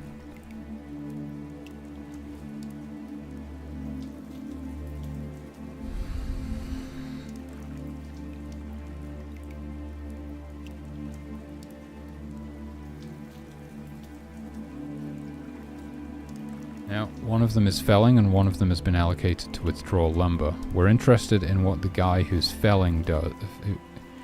Can't speak anymore. We're interested in what the guy who's felling does when he finishes felling. Will he... Because this one's now been fully supplied. Well, it didn't even matter before. He should, presumably, hopefully... No, he's depositing it. Why the fuck is he depositing it? He should switch to like the next one that requires lumber. That's what we're trying to achieve here.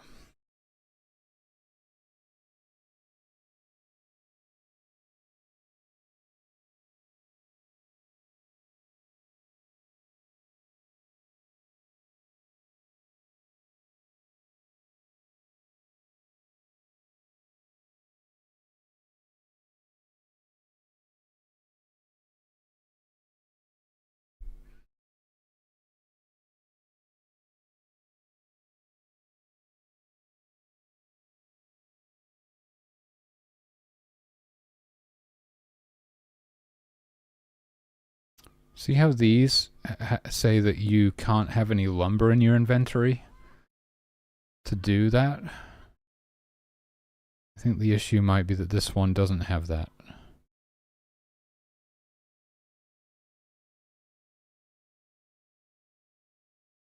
But he didn't have any build target selected, actually.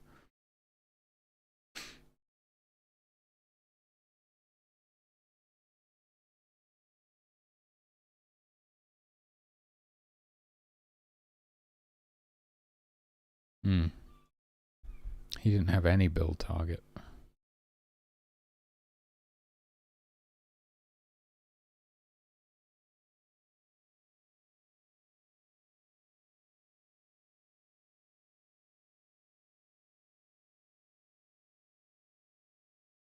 Well, I guess nobody had been...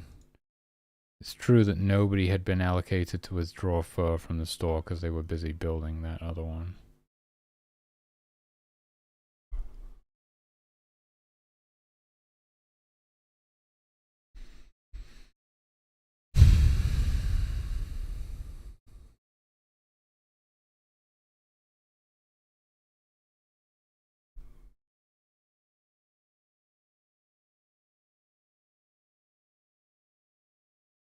Maybe it's that this needs to be outside of these brackets, like, just simply like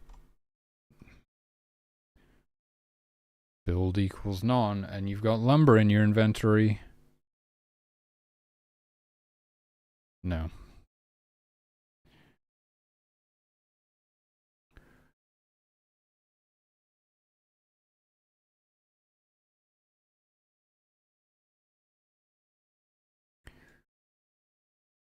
The total fur frames, or somebody's been allocated and it's not you, or you have lumber in your inventory.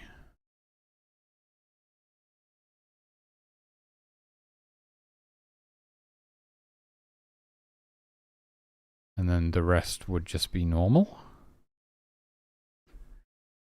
Nearest available carpenter store is not equal no one. Responding carpenter store lumber equals no one. Or total required lumber greater than 0 and responding carpenter store lumber does not equal no one but does not equal you. Or it's you.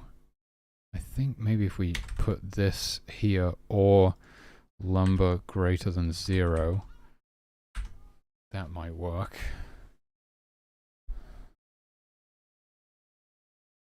Here we go again.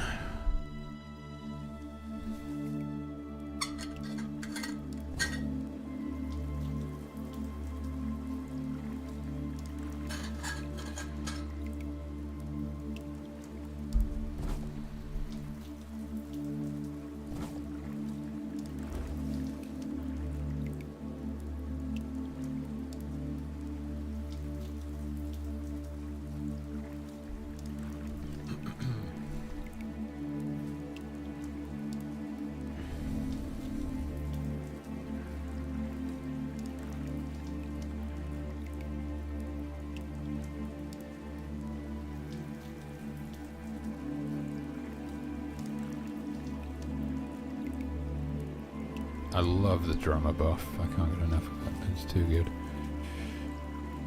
Okay, so this guy's felling. This guy right here. Felling away. Let's see what he does after he's done felling.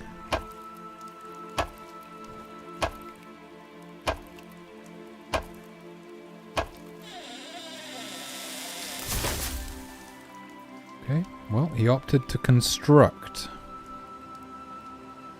Still has the lumber in his inventory.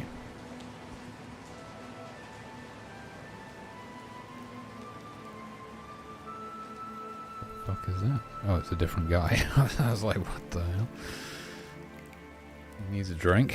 Okay, just hold on.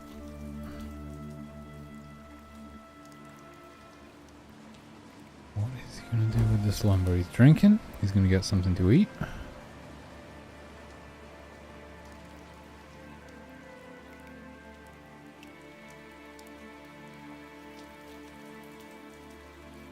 Depositing. Why the fuck are you depositing it?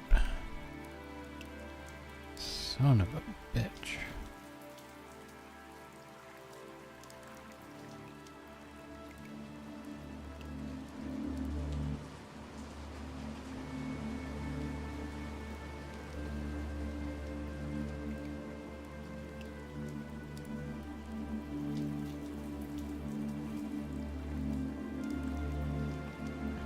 Whoa, what?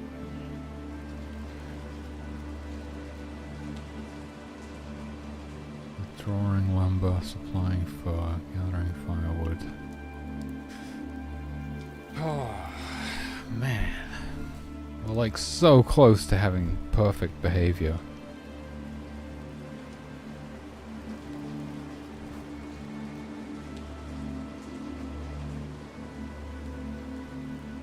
They keep like trying to gather firewood but then getting overridden.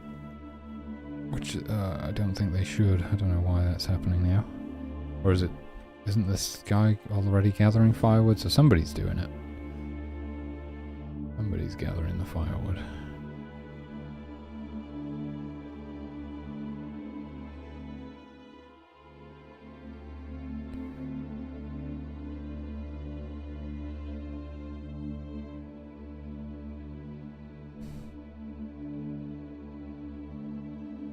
This guy is withdrawing the lumber now.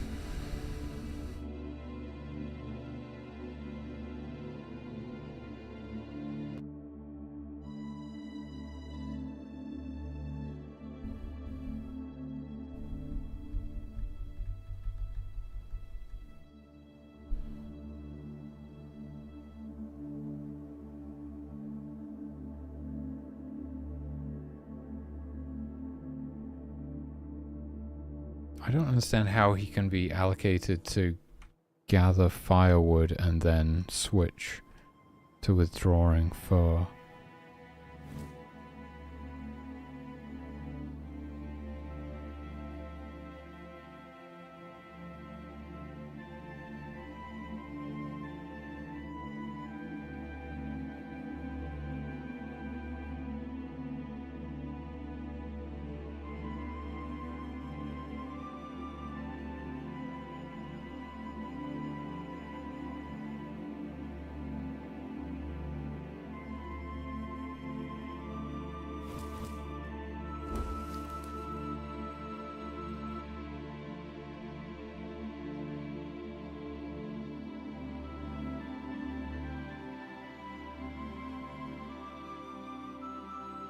Is this guy just going to deposit straight off of this?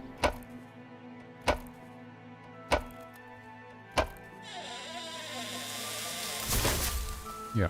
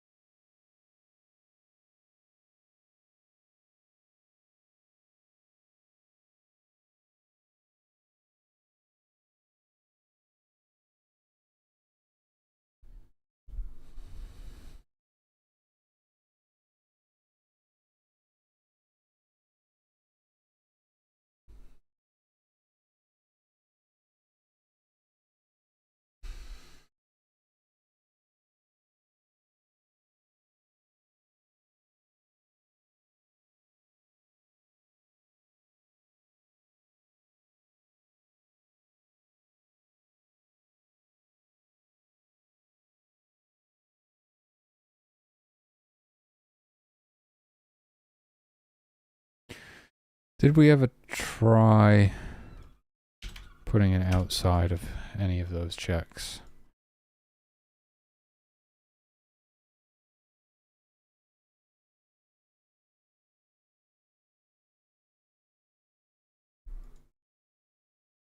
Build is not none and lumber greater than 0 and blah blah blah blah blah. It's almost like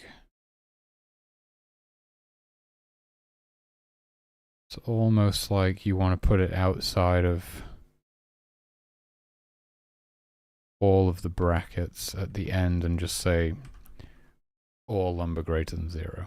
It would be preferable to do it at the beginning though, right? Because then we don't have to do all of the unnecessary checks if lumber is greater than 0, but I can't seem to figure it out in my head. So it's not build equal, well, it's the same, it's like the same. It should be, I think it should be like build equals no one and lumber greater than 0 or the rest of this stuff.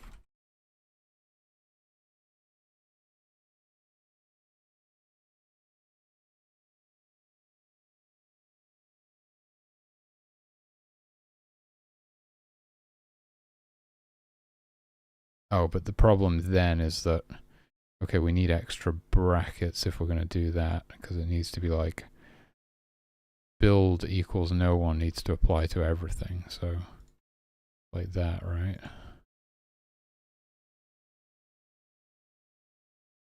It's like build equals no one and lumber greater than 0 or all this shit and this shit or this shit or this shit. Maybe that works, I don't know.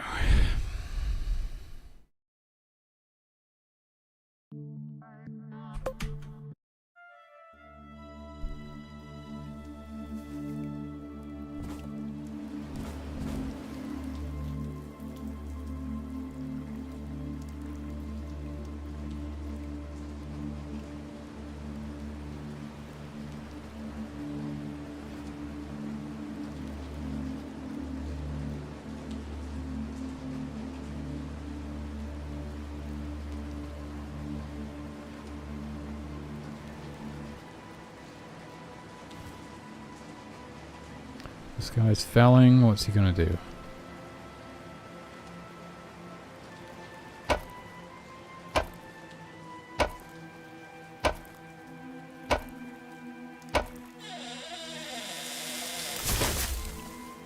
Constructing.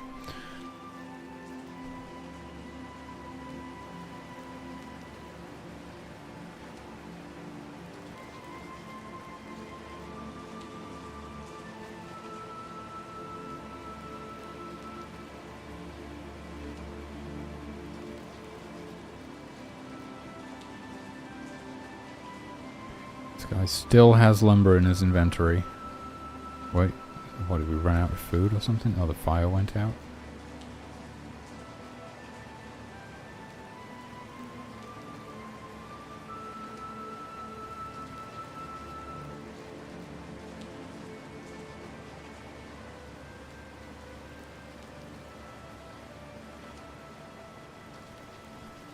Hey, supplying the lumber. That's good. Sheltering. What's wrong for constructing tent?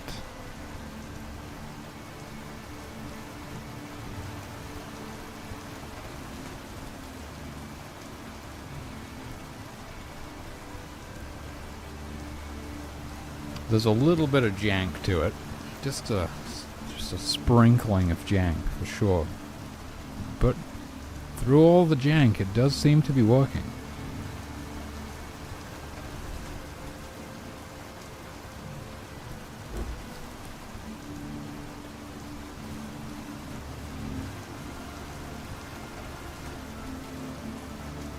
This guy's felling. Okay, here we go. That's the ultimate test.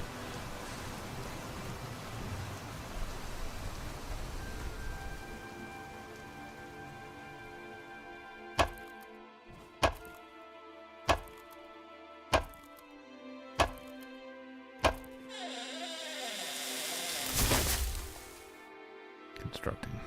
Going to bed. Constructing. It's annoying me that they don't... Supplying, that's good, that's good. We got there in the end. If they've got that lumber in their inventory, they can supply it. Excellent. It just like bypasses everything. If you've got the lumber in your inventory already, just supply it. Amazing. Amazing. What's the other guy doing? Probably looking for firewood, yeah. Oh, supplying lumber. Where the hell did you get that lumber from? Did he withdraw it? Didn't see.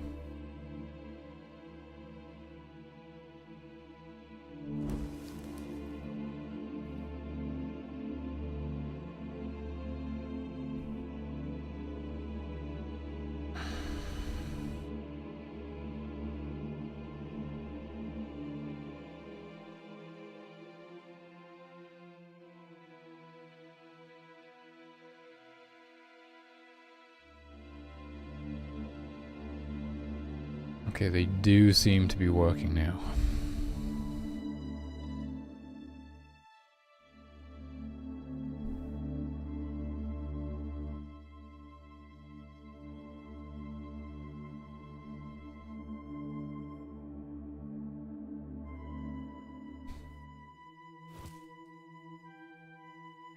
I don't know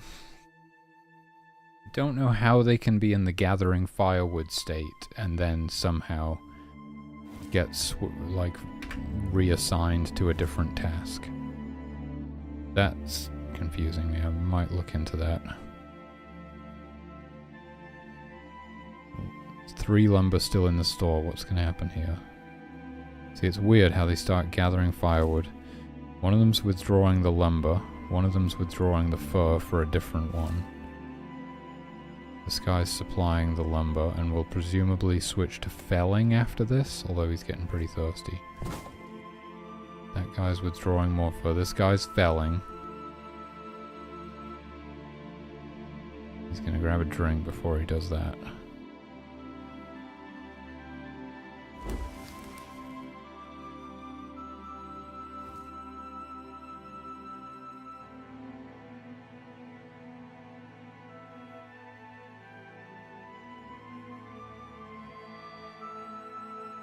Did you hear that? That was the combat layer fading in for a moment. Oh, it might be back again. Supplying. He went straight from felling into supplying. That's what I wanted to see. Hell yeah.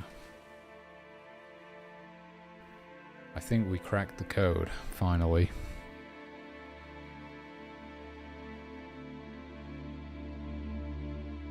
It is weird that they get allocated to gather firewood and then... See, he did it again. He was gathering firewood and then he got switched to withdrawing fur. I don't know what's going on there.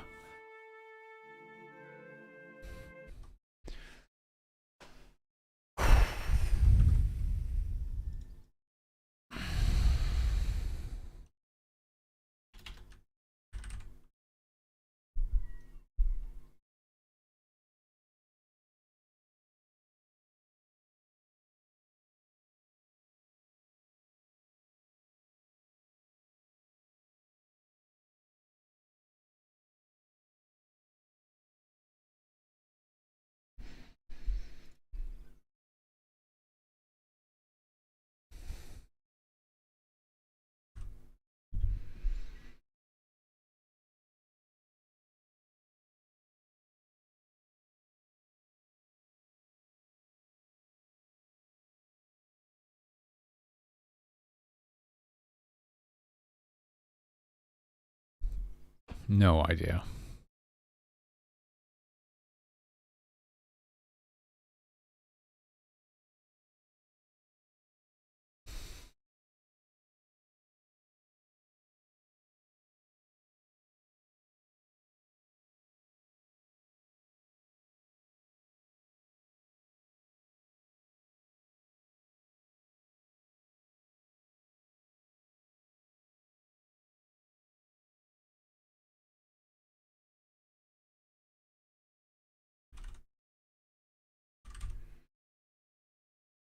Oh, it's just a naming thing?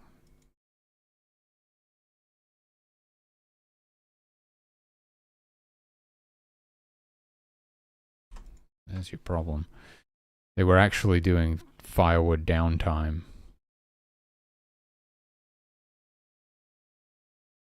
That's just that, yeah. So essentially, they're performing like that their downtime activity because we added those like delays that just to give it long enough for them to get allocated to the nearest available carpenter tracker, whether that be on the campfire or the store. So that's the little bit of jank that I was talking about, is that rather than kind of immediately getting assigned to the task that we want them to be doing, there's like it takes about a second, and they'll start doing their downtime activity and then basically change their mind about what they're doing. So it's not completely perfect, but it's we do it that way for performance reasons, basically. Okay, we did it. We can disable all of the debug stuff now. Now we can finally play the game.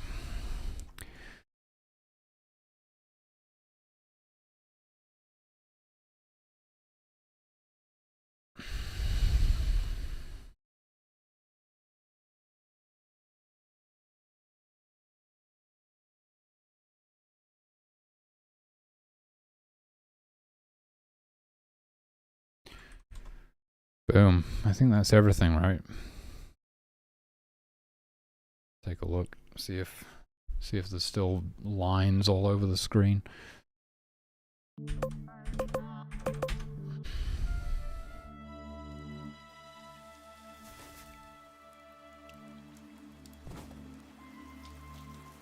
Seems good. Seems real good. Cool. Okay, we did it. We have like the exact behavior that we're looking for now. Everything is fine. I can delete that commented code, which is in here. State firewood. Oh, what was it? State deposit? Or was it supply? This one? Fell.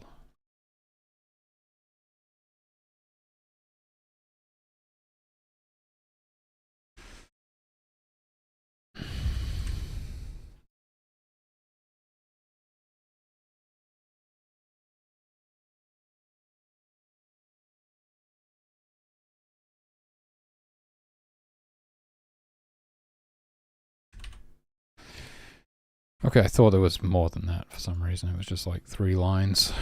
Was there maybe something?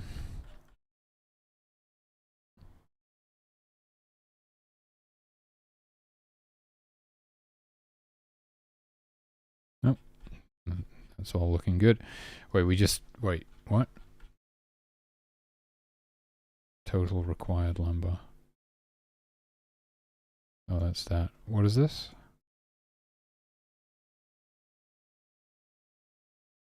Select tent from the repair list. Why are we not doing that?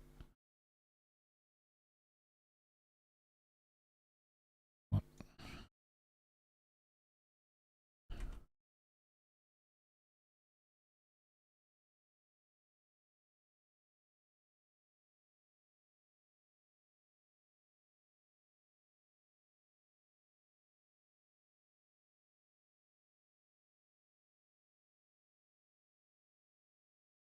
What is this?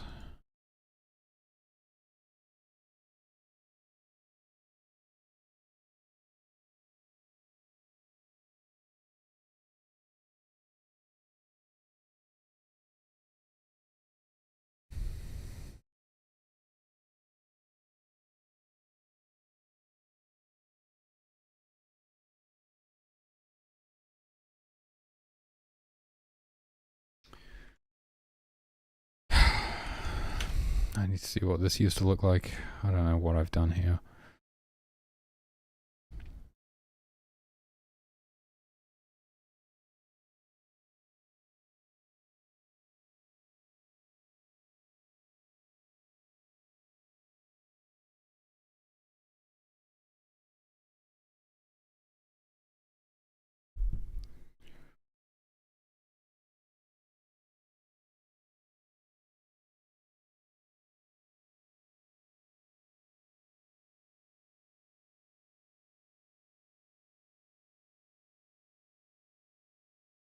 Select 10 from the repair list. Okay, I don't know how I managed to... Hey, Tiny Devil, what's up, dude? Oh, it's going great, thanks.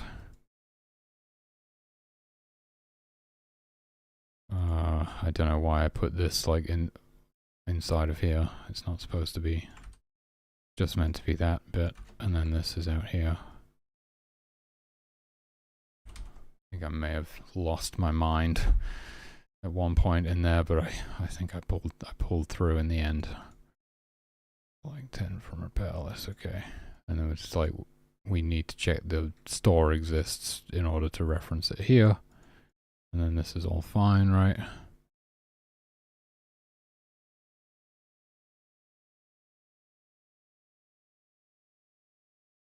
Isn't there supposed to be some kind of like a loop to look through this list?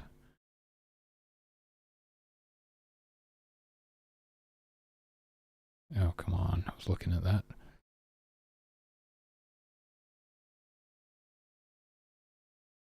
Can I like do a search in here? No. What even is this? What am I looking at?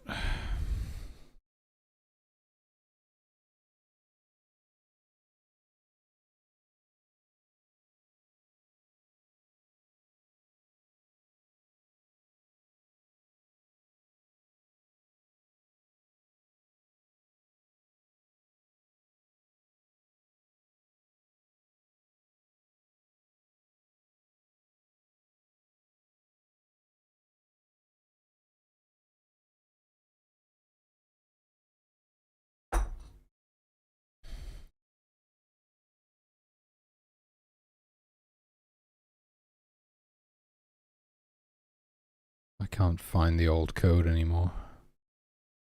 What's going on?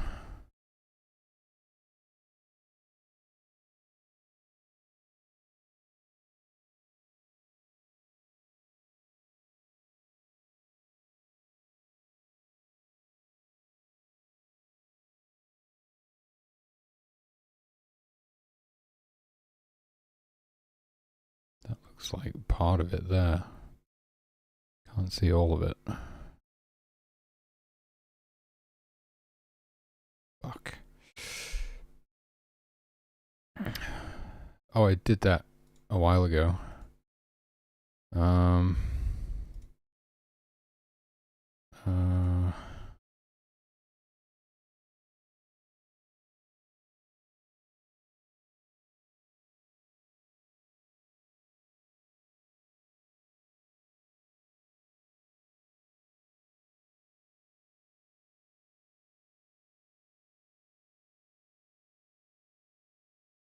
I guess we, yeah, I can. It's just being a bit jank for some reason. I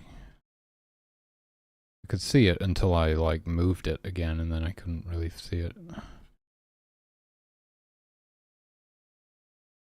Maybe I could like restart the program. I don't know.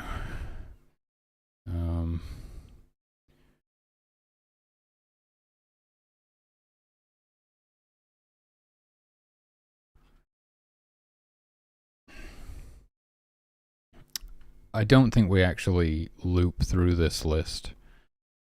I think we just look at the first thing on it. There's no reason to loop through it, is there? It's just anything that needs repairs, so we just start repairing them from the first one. Although, yeah, no, that works because everything gets added after that, so the first thing to be damaged is at the top of the list, so that's kind of like the highest priority for repairs.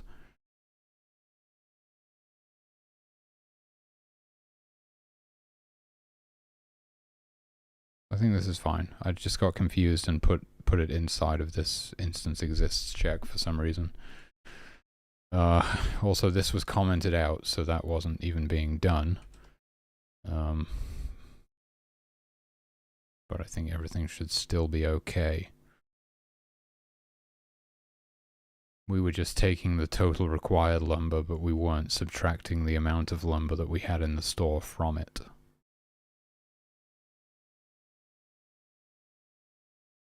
But on the whole, I think everything is fine.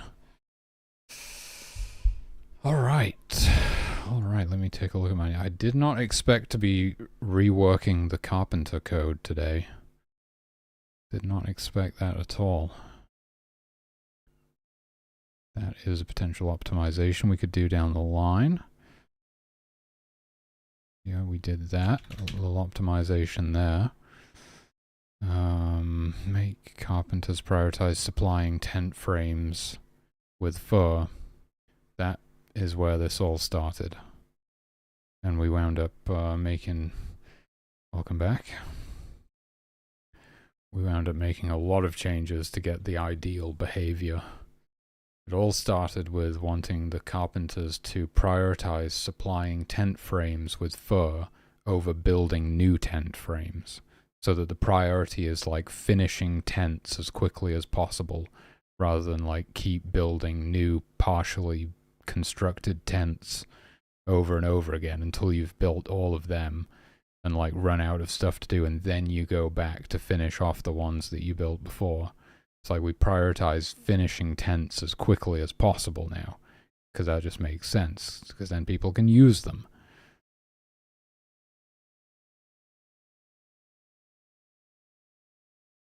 Yeah. Basically, we have like the perfect behavior for these characters now, with a little bit of jank sprinkled in there, but the jank is unavoidable because it just has to do with like certain ways that we do things to avoid performance issues. The jank is the good kind of jank.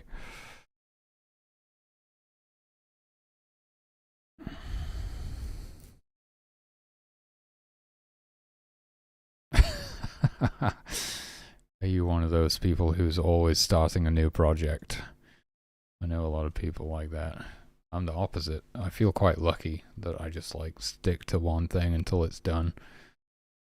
My brain doesn't really come up with new ideas. I don't always want to be starting something new. I mean, it's only just recently that I've started thinking about what the next game might be. And that's like 3 years into the current one, but there's probably still 3 years to go on this one, so I ain't gonna be making any new games anytime soon. Get this one finished. We can cross that off the list. That is awesome. Yeah, this build is... So we've still got some... I think we might have some bugs with the bears. The bear cubs getting separated from their mothers, and I don't know what's going on there. Ah, okay, that makes sense. Yeah, you gotta like cycle projects. Yeah, I'm not like that at all. I need to like build. I'm like slow to build momentum, and I've got to keep that momentum. And if I have to switch tasks, it's like it just kills all my momentum. I've definitely noticed as I've gotten a bit older, I do enjoy a little bit more variety than I used to. But generally, I'm never doing more than like 3 things at once, you know? Even 3 is a lot, maybe like 2. Like at the minute, I'm just doing like game development, and then I play drums occasionally. That's it, pretty much. And then when the weather's nice, I'll ride one wheel, but the weather has been absolutely terrible this year. I can't believe it. For like a week. It was like 1 week where you could go outside, and then it was just back to being miserable again. I don't know how I'm still sane.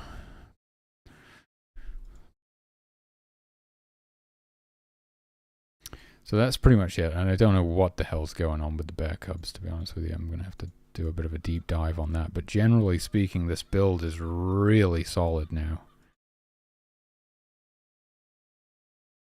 I really hope not, because that would be terrible. I mean, I'd be in a really bad way if I didn't get to go outside again for another 9 months or something. Jesus Christ. I'm definitely going to get out of this country as soon as I possibly can, because I mean, this is ridiculous.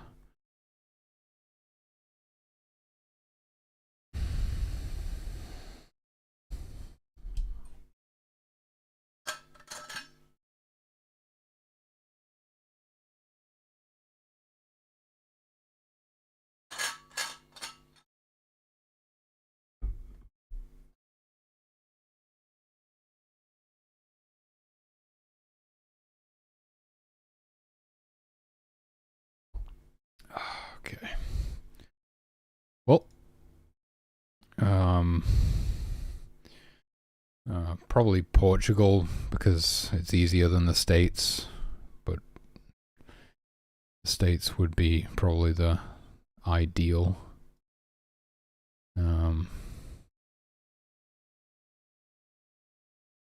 Somewhere on the West Coast, I guess.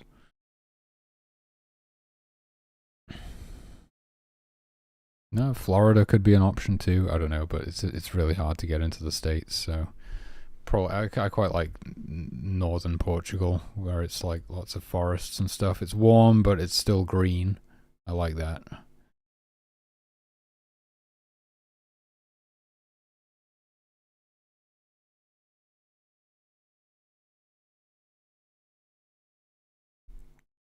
Okay, let's actually compile with YYC, because I think we're actually gonna be back into the playtest proper after that 3-hour tangent or whatever it was. Jesus.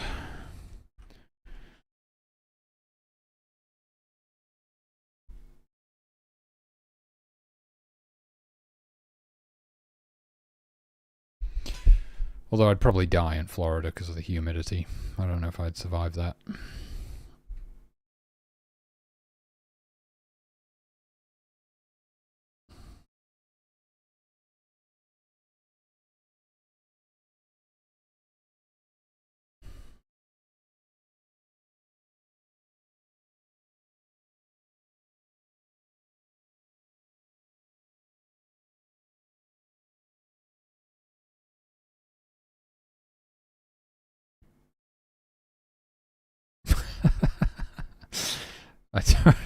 I don't know if just having tattoos is like guaranteed prison time. I don't think that's how it works.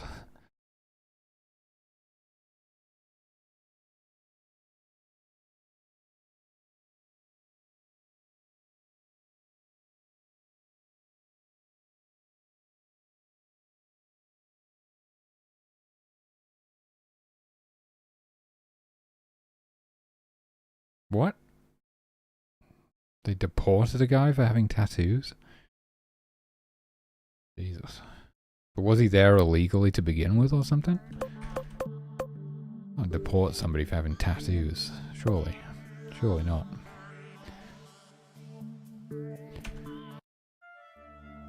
Alright. We're in. We're back to the playthrough. Here we go. Where are we at? What's going on? I've got tons of power, like 7,000 power. I can conjure up a bunch of fur. Just get these built quick. Miracle firewood. Don't mind if I do. Oh, we almost have that one. Let's get that unlocked. Okay, I think I'll just hit these 3 with some fur. Wow, I've got so much power. This one as well.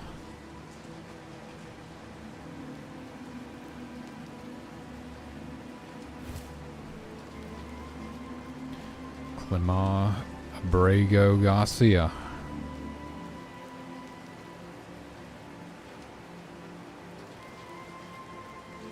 It's quite a Mexican sounding name, I guess, but that doesn't necessarily mean that he wasn't a citizen.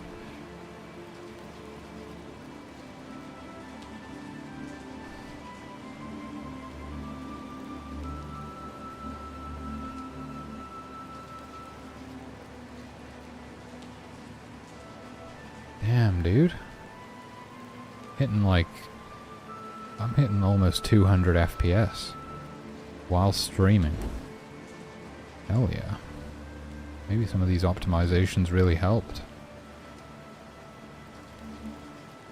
Okay, we got the shrine. I now have miracle firewood at my disposal. Let's use it. Just spawns a bunch of firewood on the ground. Down here, miracle calm. Miracle forest was over here. That's a pretty good one. Basically just want to grab these miracles and go.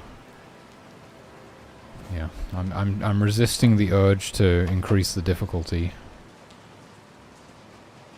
because the game is just like way too easy for me, but that's because I've played it to death. And I'm still in the early game, so it is going to get harder. Why is this bear dead? Did the wolves kill it, maybe? Tragic. Ah, you hate to see it.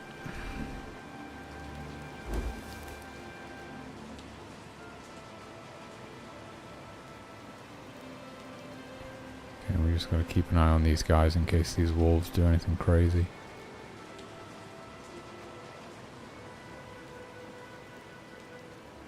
Alright, we've got 12 worshippers though. 12 worshippers is enough to unlock 4 things simultaneously.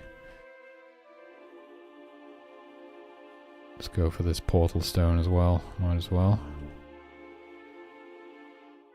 Oh, there's another portal stone here. Hell yeah, let's do that one.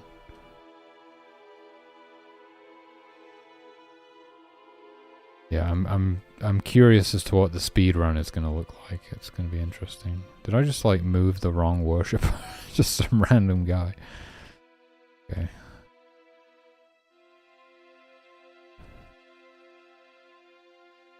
I can't do that. I can't do that, Dave. Oh shit, we're on fire. We're on fire. We're burning. Fire! Fire! Yeah, you can't give them commands. It's not a strategy game. They have free will. They'll do what they want. Eventually we'll have miracles that, like... I'm just going to use my miracles to extinguish this. Eventually we'll have miracles where I can put like a pacify spell on these guys that makes all of the surrounding creatures passive, or a fear spell that scares all of the surrounding creatures away. You'll have stuff like that, but you can't like command the units around. Plus you know, we don't want to kill the wolves. They're just wolves, you know. They're not evil. They're just being wolves, really, you know. So it's about trying to... Well, it's about trying not to kill everything, really. Well, the worshippers are the only ones that you can kind of give some sort of command to, because if you activate a shrine, they will unlock it. But other than that, all you can do is pick them up and move them, or perform miracles on them.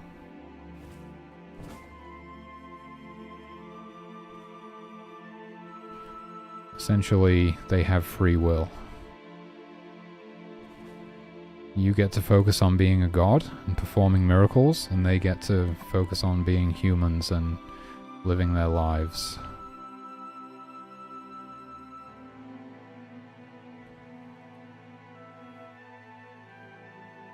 Two more portal stones over here. One more shrine here, Miracle Storm.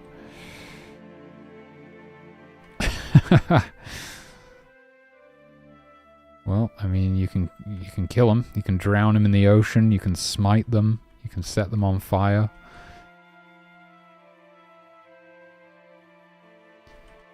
But you can't take away their freedom.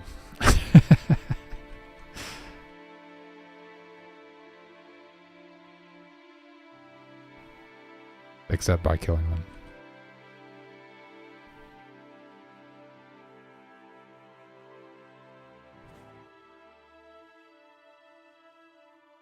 But that's just the sort of thing that I enjoy. I enjoy simulations. I enjoy life sims where everything's automated or autonomous. You know, I don't really like strategy games. It's not very interesting. Just commanding units around.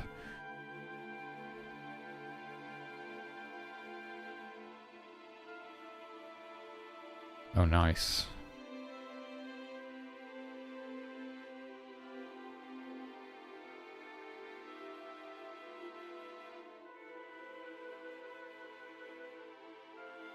Black and white was a big inspiration for this game.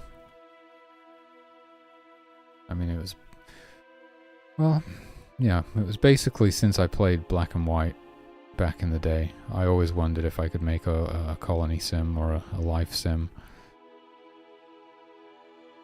You know what, we're just going to DI these guys out of here. There you go.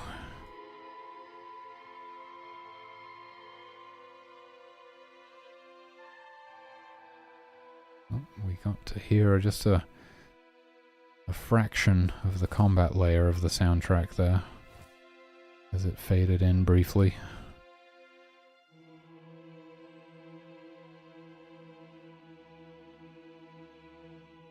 This music's not final, it's all going to be replaced eventually. I'm really looking forward to the game having an actual soundtrack. 3 more to go.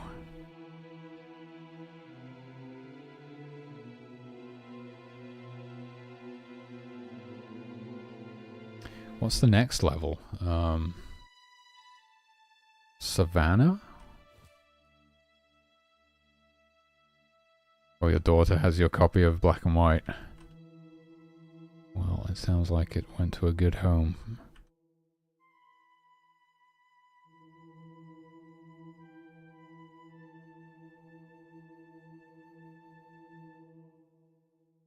Why is this guy just standing here? That's not good. Oh, wow. That's great. It really is a timeless classic. This guy's bugged. That's concerning. Oh, he's going again. He's going to get a drink. That broke him out of it. Okay, what's... Well, we can't have that. Let's fix that. That and Fable. Cool. Yeah, I remember Fable. I was never was really big into Fable, but I remember it. I'm probably just missing something here. State firewood downtime. Yep, exactly what I thought. Everywhere that I run a pathing script without changing states. Oh wait, I am changing states. Huh, well, what's going on?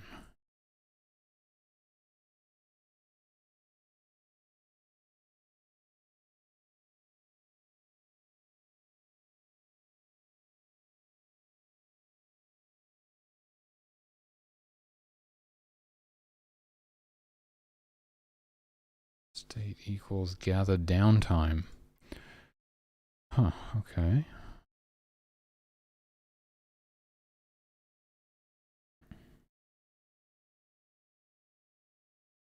Right. Yeah, those are colony sims.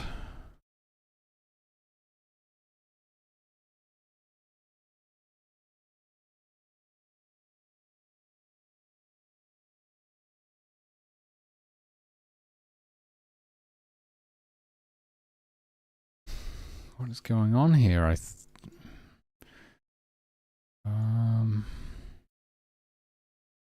don't think there's any name change. It's possible they could have been in this state. Nope, not that one. This one.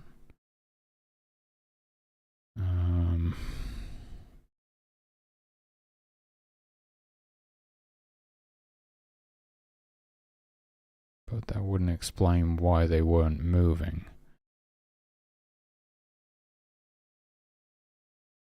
Oh, this is not good. Maybe I should just... Well, no, I am changing the state.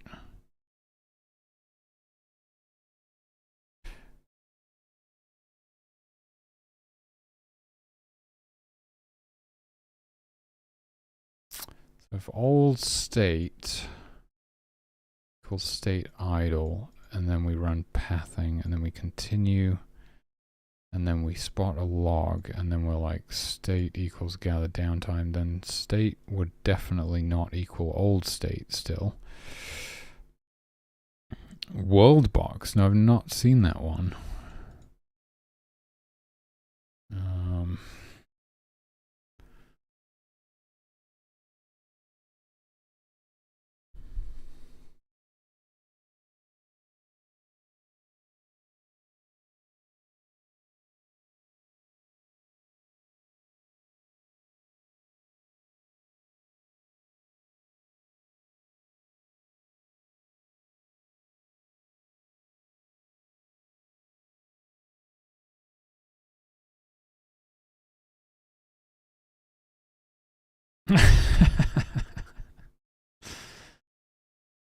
It's an interesting garment.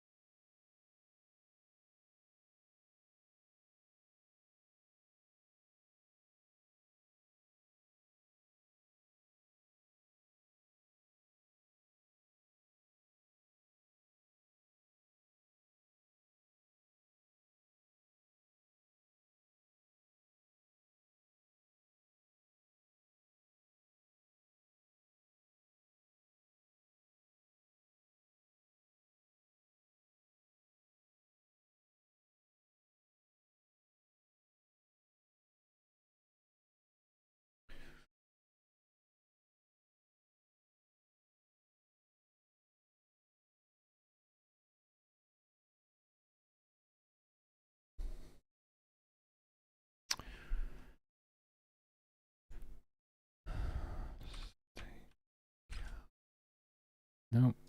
Doesn't exist. Doesn't exist.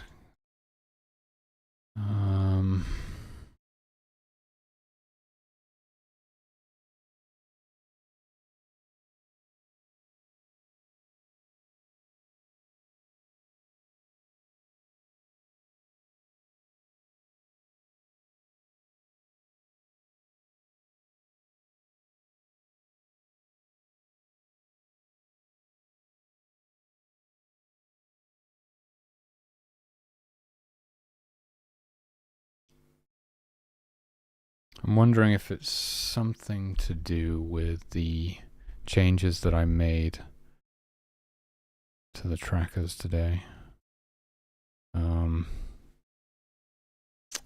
Wouldn't they just return to idle in that case?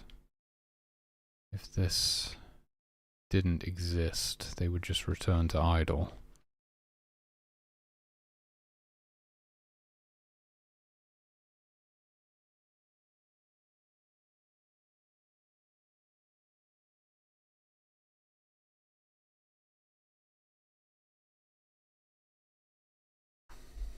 Oh, wait, let's state not equal down to... Oh, I think I see the problem here. Oh, shit. So we would have to revert it after we've run this. Okay. Yeah, I've been going pretty hard today. I think I see the problem, right? Because we change old state to state idle, then we run the pathing code, but then we continue running through this stuff, right?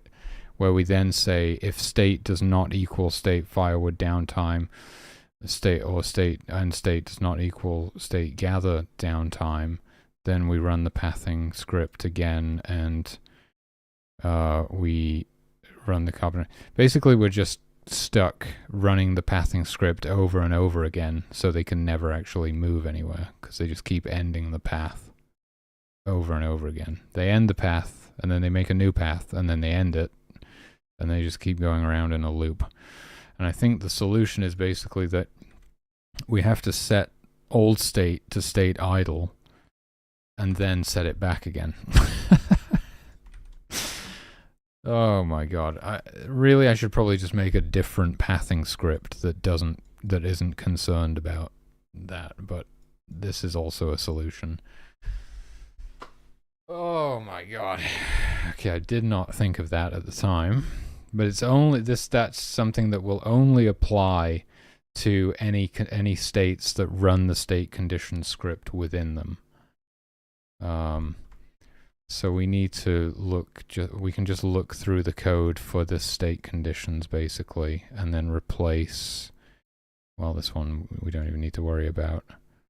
And it's only the ones with the waypoints or where pathing can be like recalculated within the state itself.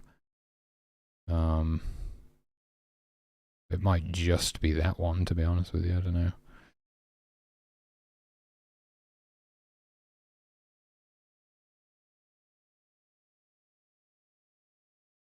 I think it might just be that one.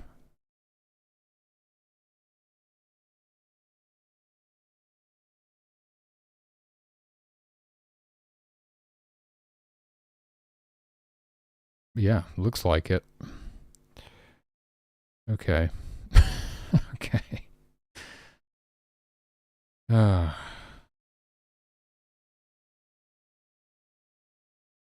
is that it? Wait, no. Is that the...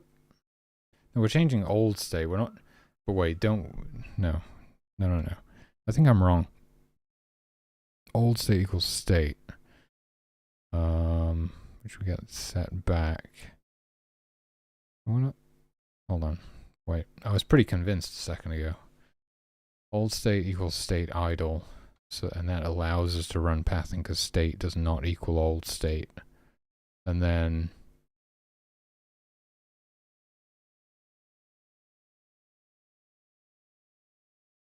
That's it. That's it. What would be the problem here? I don't see any problem.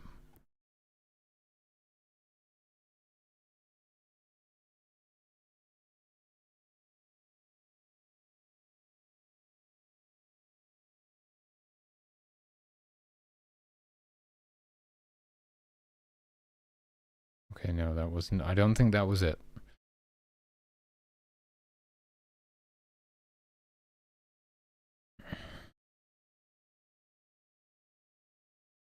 I know, right? You don't actually need to put semicolons at the end of lines in GML, but I do it anyway because it's good practice for when I switch to a different language.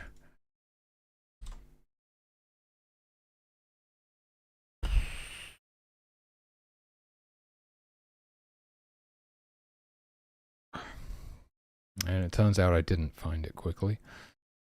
That was a red herring.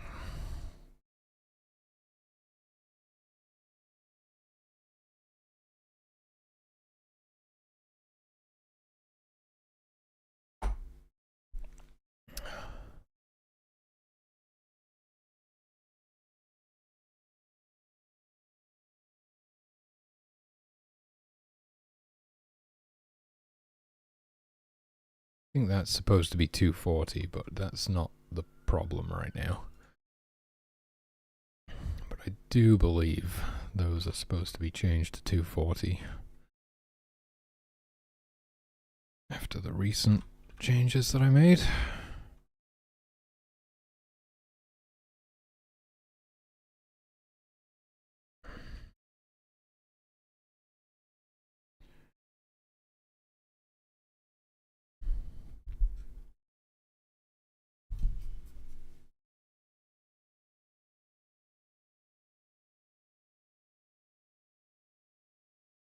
Right, I've heard about that a bit before my time, never experienced it myself. But there were games and programs printed in magazines and you had to punch them in. That is pretty crazy.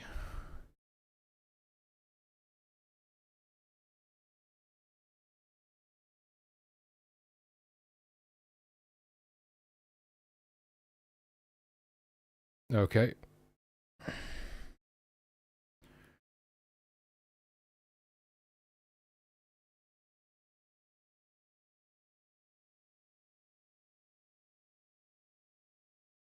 Well, there's been a state change there. There's been a state change, so state would indeed not equal old state. Welcome back.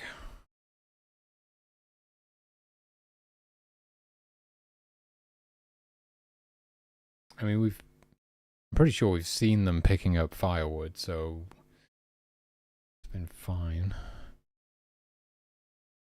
It is more likely to be this part. I do not see any issue with it though. Instance exists target, which is waypoint.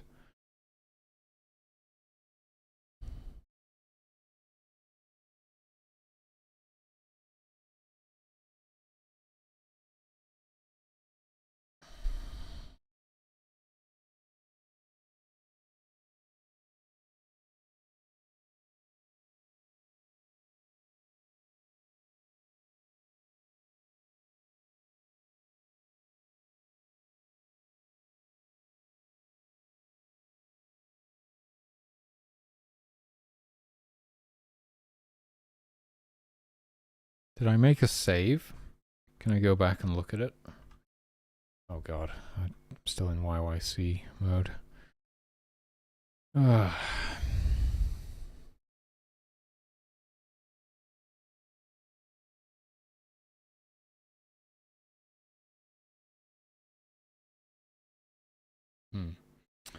Definitely not that. I need to remember that. It's not the first part.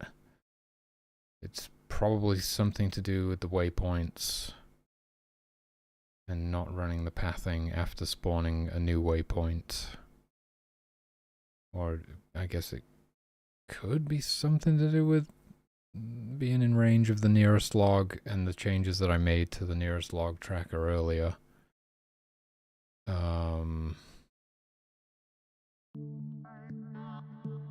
Don't think that tracker would be disabled. I mean, it's true, we do clear it when you disable it now, but it wouldn't be disabled until the next step. But the pathing gets executed on the previous step.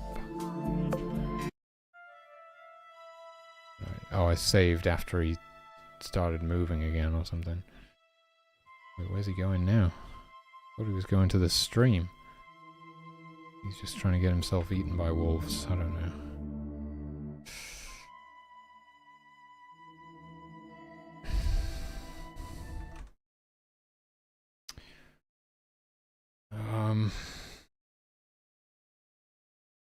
I mean, that was the only change that I really made today that could affect it, is disabling the nearest log tracker. Let's have a look at it.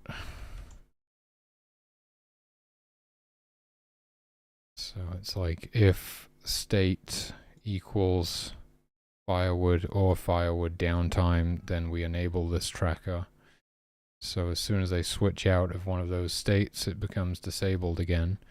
We could perhaps keep this tracker running during the gathering and gathering downtime states as well. But I didn't predict there being an issue with this, because like order of operations, we're updating the tracker for the nearest log, and then we get in range of the nearest log, and we target the nearest log, and then set our new state, and then run the pathing code to path to the nearest log. And we've already targeted it at that stage, so it's been like offloaded from the tracker into our target variable. And when the tracker gets cleared, it's like, well, it doesn't really matter because we're now targeting it. And the tracker wouldn't get cleared until the next step, once all of this code is finished executing, at which point it doesn't matter. If it didn't exist, then this would kick them back to idle, and they would just return to idle. Thank you.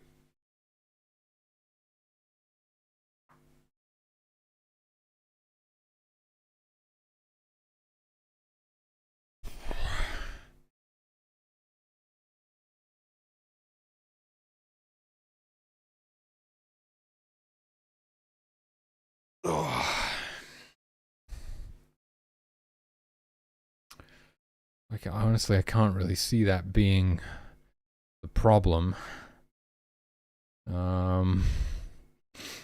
Seems like it would be more... I'm probably like tunnel visioning on completely the wrong thing, and it's something totally different causing it somehow, but I just can't imagine anything that would really affect the carpenters in that way.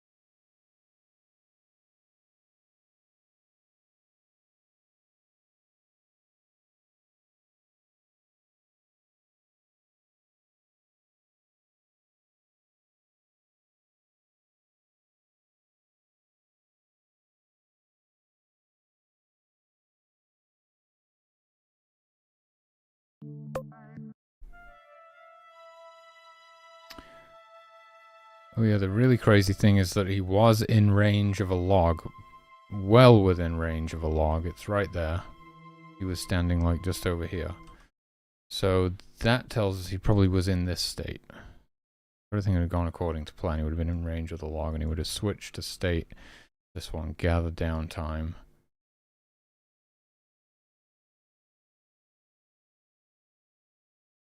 But just wasn't pathing for some reason.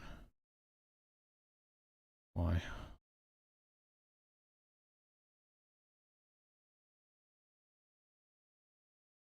I don't know, but I gotta take a leak. I'll be right back.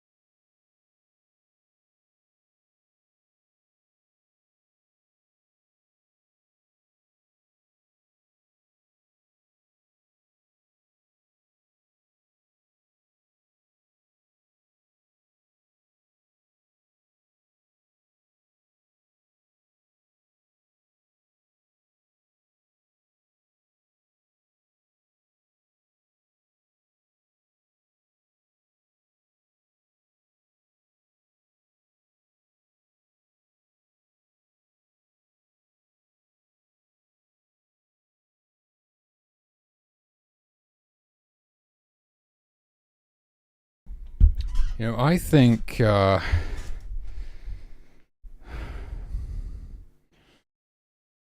Nocturne, no worries. I think, you know, I think he just picked up a piece of wood. Or I think.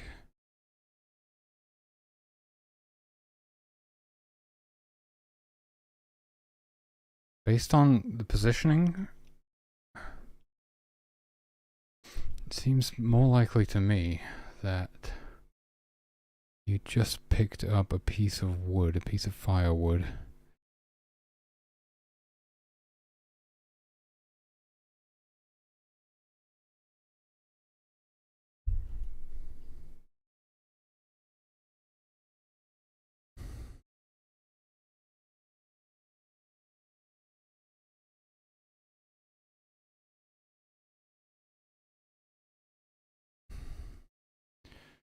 Which should have caused him to return to idle.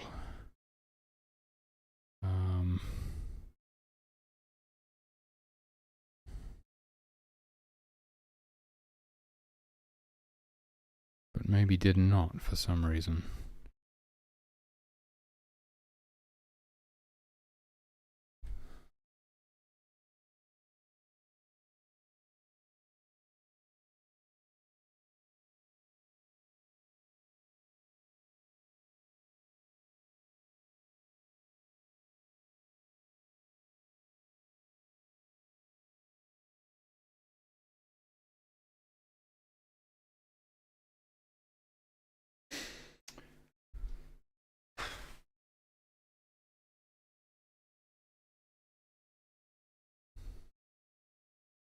It's the way that he was standing in range of that other piece of firewood, but not facing it, so he hadn't been passing towards that one.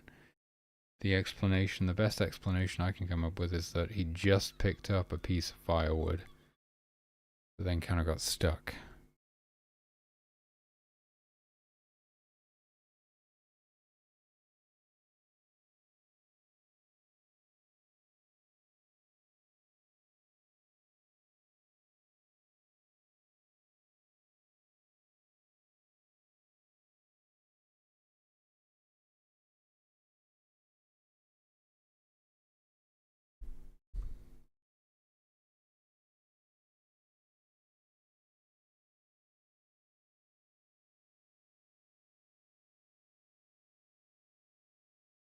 If he actually made it back to idle, then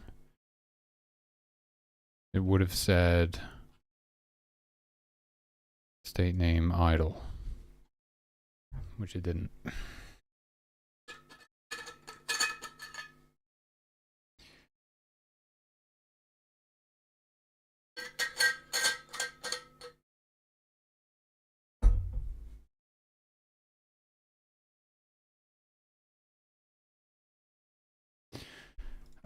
State firewood.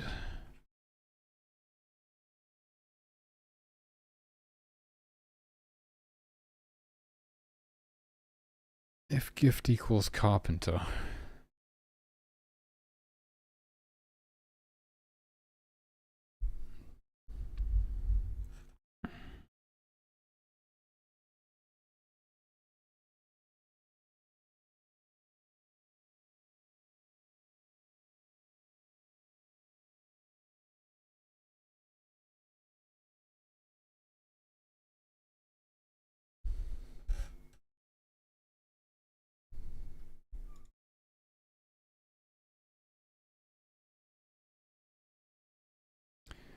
If state equals idle or state equals wander.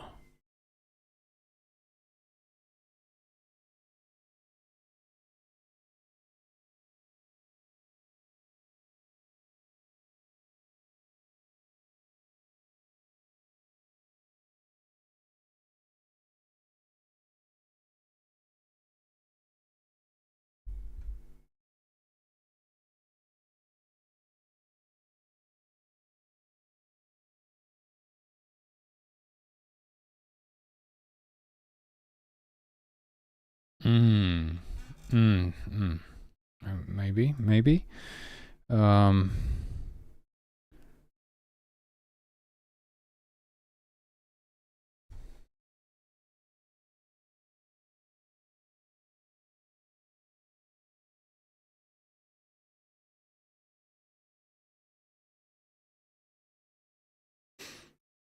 But I'm pretty sure we would have seen his state name change if that was the case. If he was getting put into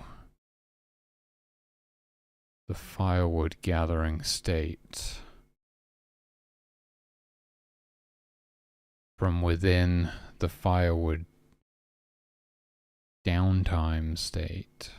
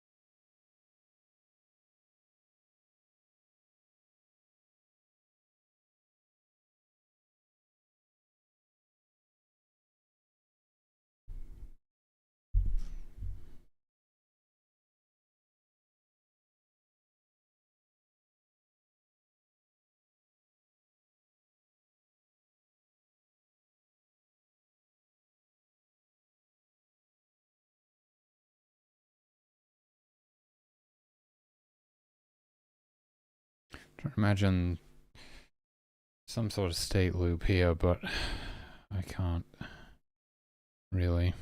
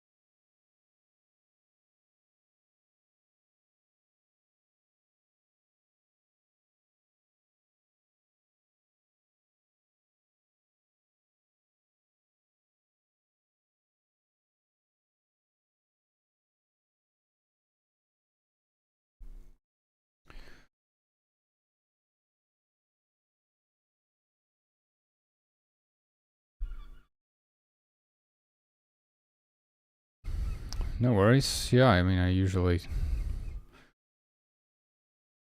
talk about what I'm doing, unless I'm bashing my head against the desk, like right now, because I don't even know what's going on.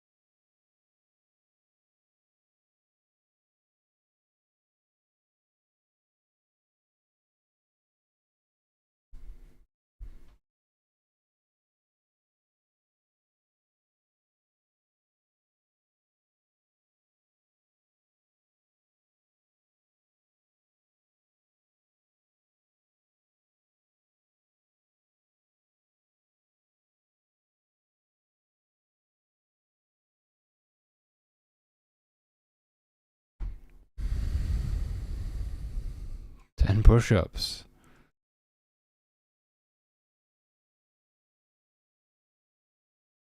Nice.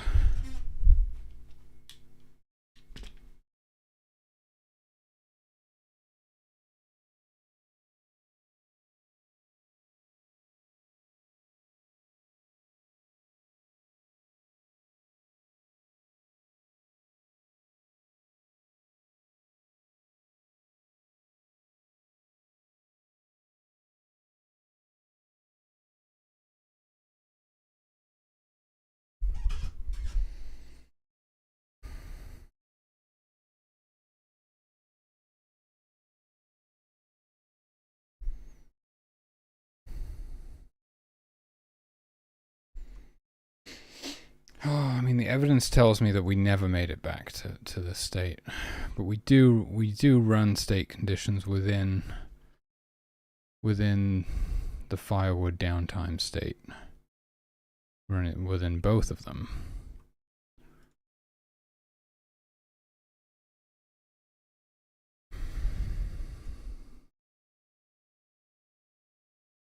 Get the body moving, get the mind moving.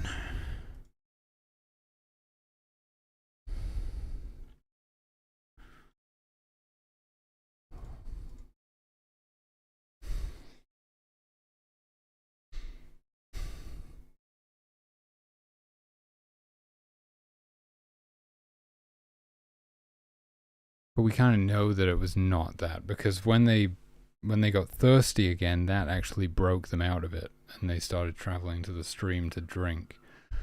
Although there may have been an issue after loading a save where they started wandering into the wolf den for some reason, even though there was a stream right next to them.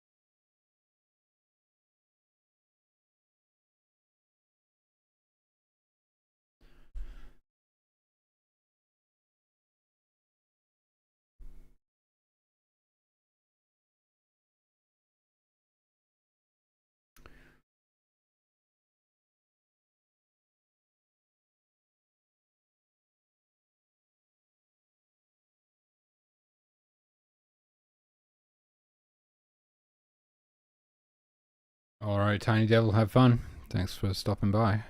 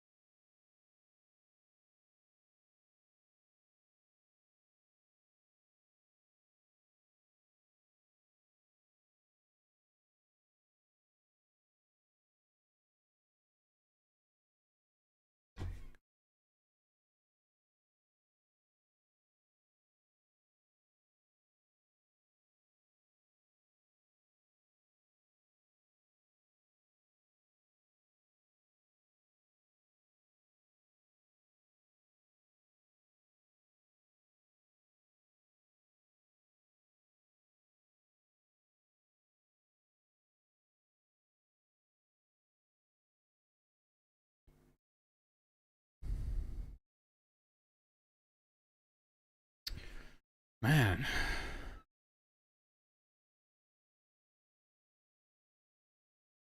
I really can't explain this one. I'm gonna add it to the known bugs list, because I don't know if I'm gonna fix it today. Carpenters.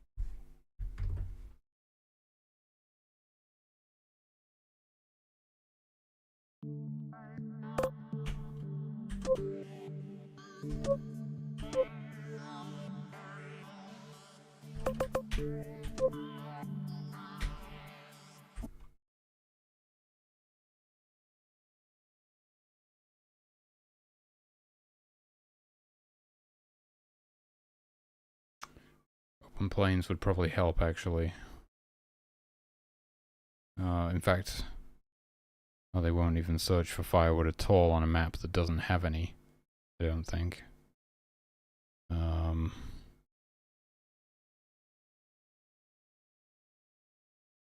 But I could use Miracle Firewood to create some on a map that doesn't have any by default.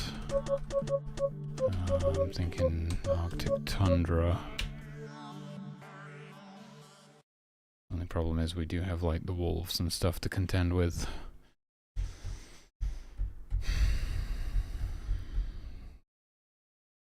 just want to see if I can replicate it really, and then I can get a look at what's going on.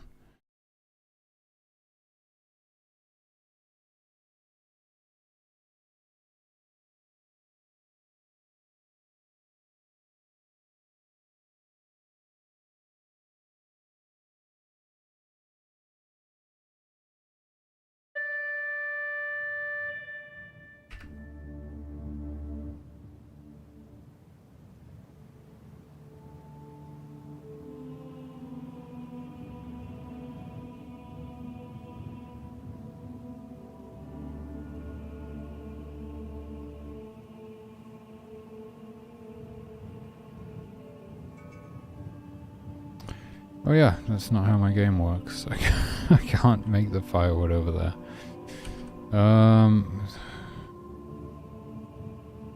Should we cheat? Make it so I can spawn it anywhere on the map.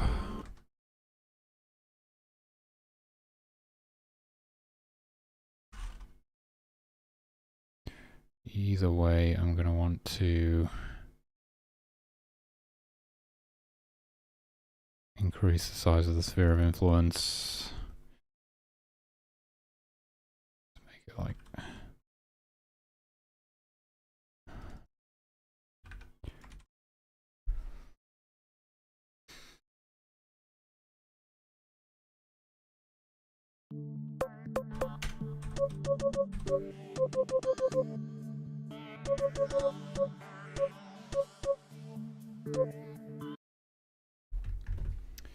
Okay.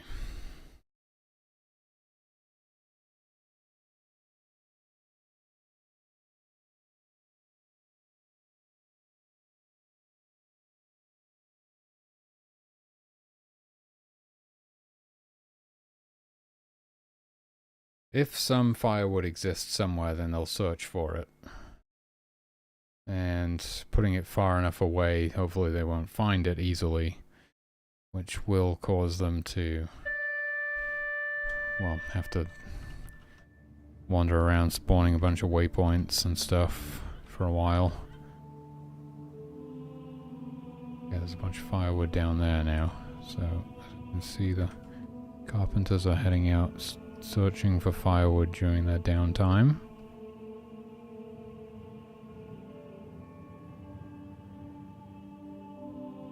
What happens when they reach their waypoint? This guy looks like he might actually find it. I'm assuming it's fine. I'm assuming he'll hit its waypoint. He'll spawn his new waypoint. Yep, and change its direction like that.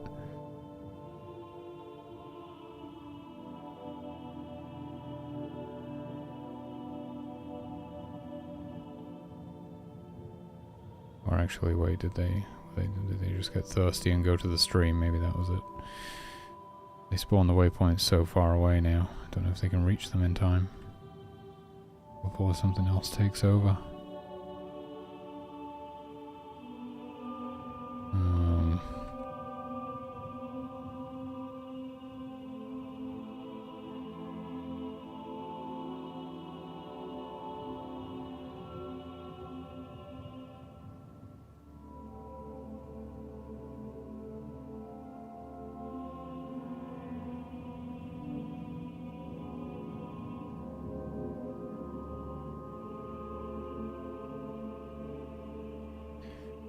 Well, they don't seem to be having any issues there.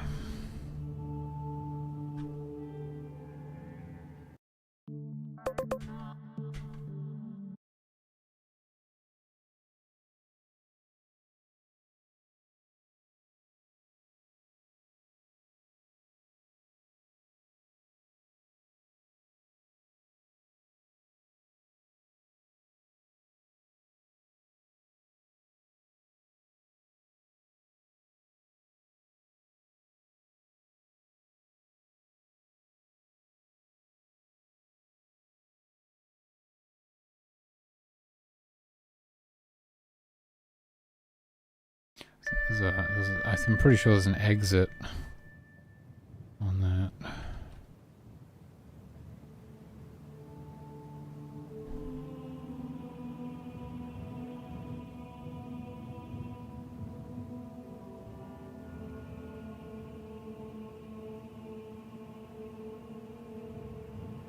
Well, they're gonna get eaten by wolves. Try this one.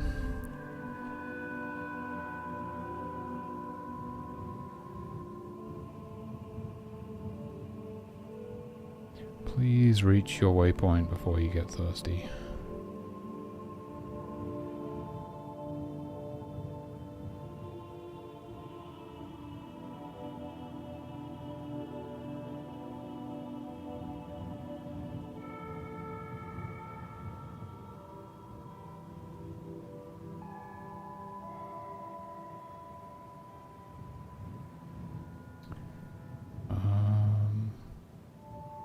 Thirst doesn't even seem to be interrupting them now. What's that all about?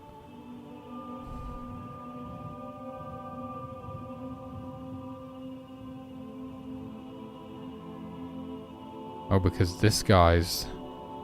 Oh, he's not doing downtime searching. He's the guy who's actually been allocated to find the firewood. He will just keep searching for it. Gotcha.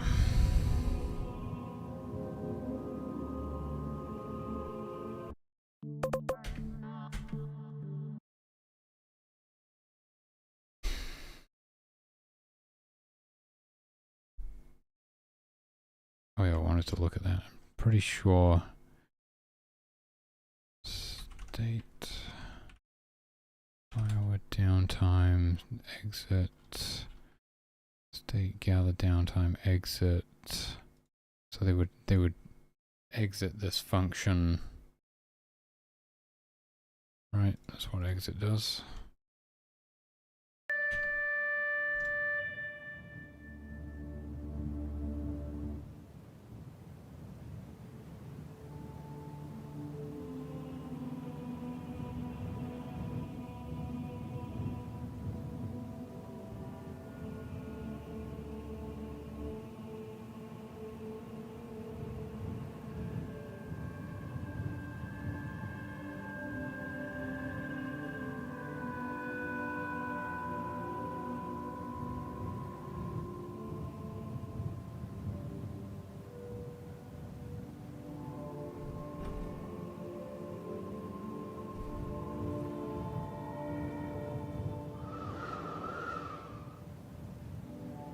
Whoa.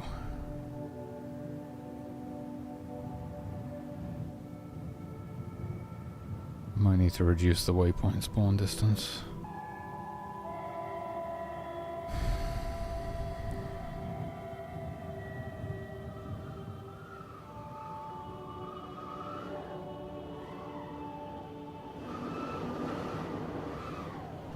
Fuck. I'm gonna do it. I'm gonna reduce the waypoint spawn distance, at least for the initial one.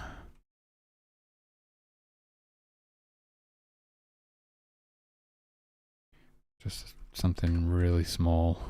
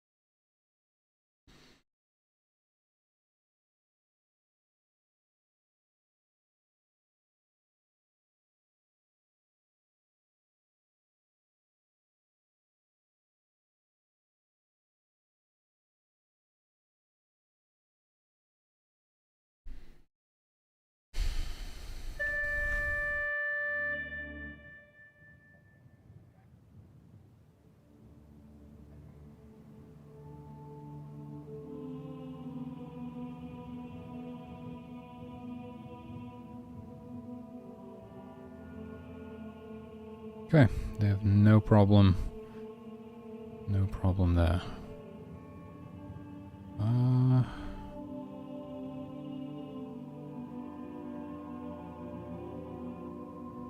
Jesus Christ. Maybe the first one. He must have already hit the first one. This one's clearly pretty far away. Well, it's the one in the state that I'm really concerned about now. Hold on.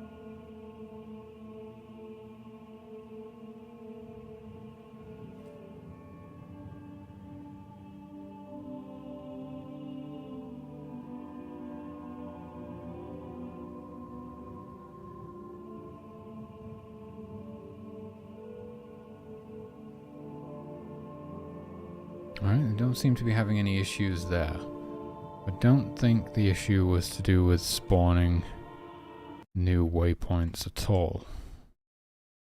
So that's just even more confusing.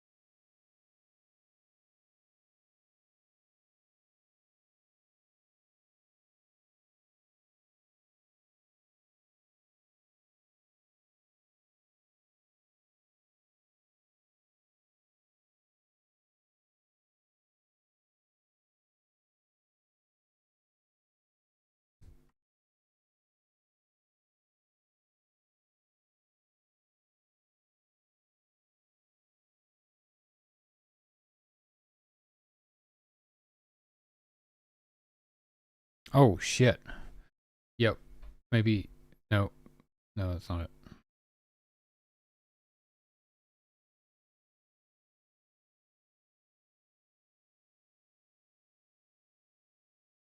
No.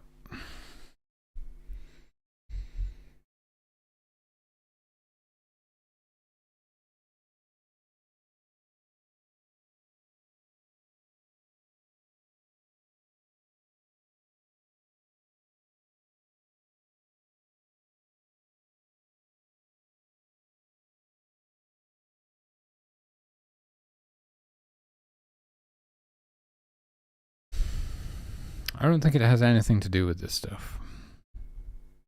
But I can't imagine what else it could possibly be. Like some external influence.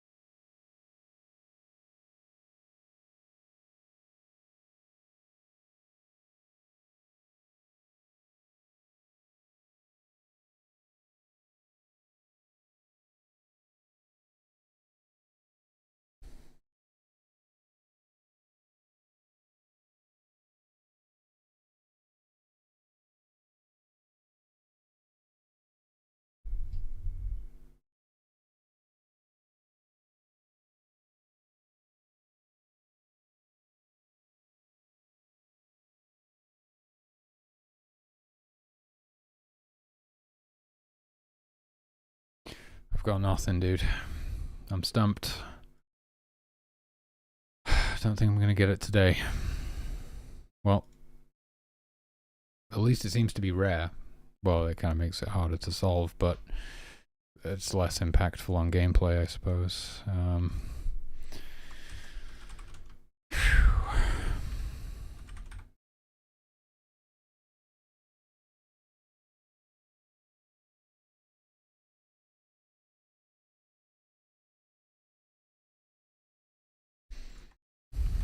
Don't worry about it. I've brought this upon myself 100%.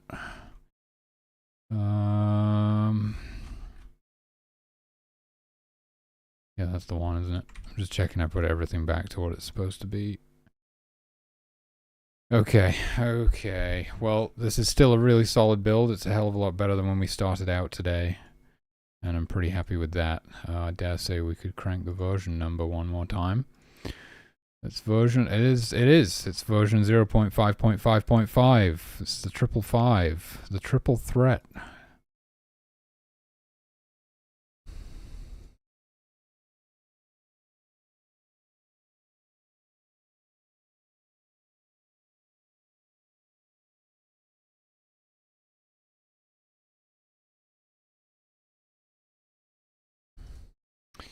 Well, I'll take a look at it now. Is it on Steam? I'm guessing it's on Steam.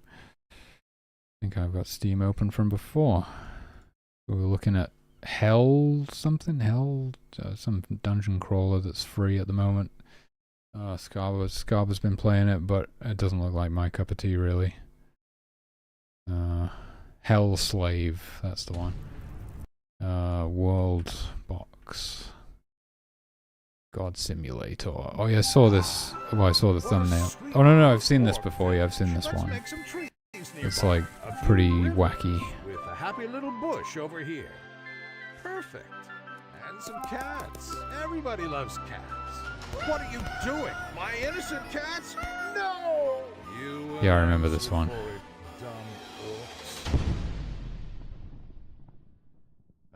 Well, let's start again. Create worlds full of life.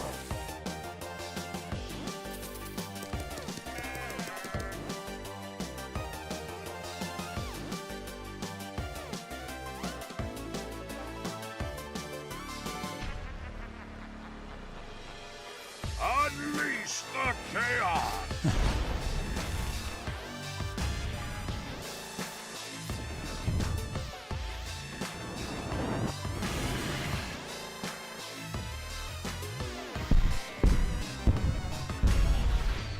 Embark on unstoppable fun!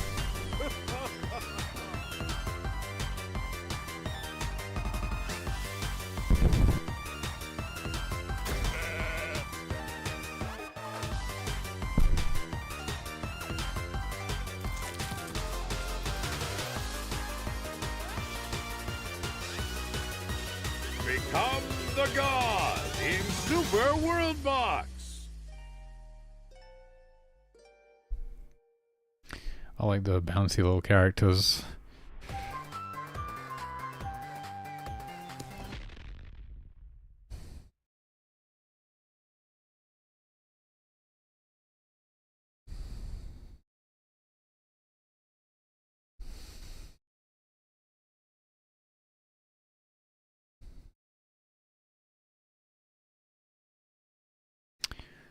Okay. I think we're all good. I'm gonna release this build. You know, it may not be perfect, but it's pretty good.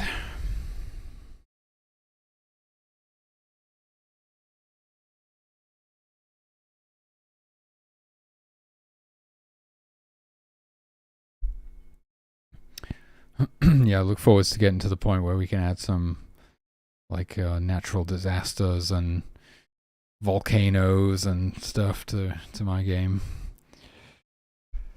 I release development builds on Ko-fi for members. You get early access to development builds by becoming a member. But there will be a demo on Steam eventually. I'll be doing Steam playtests before too long, some closed playtesting.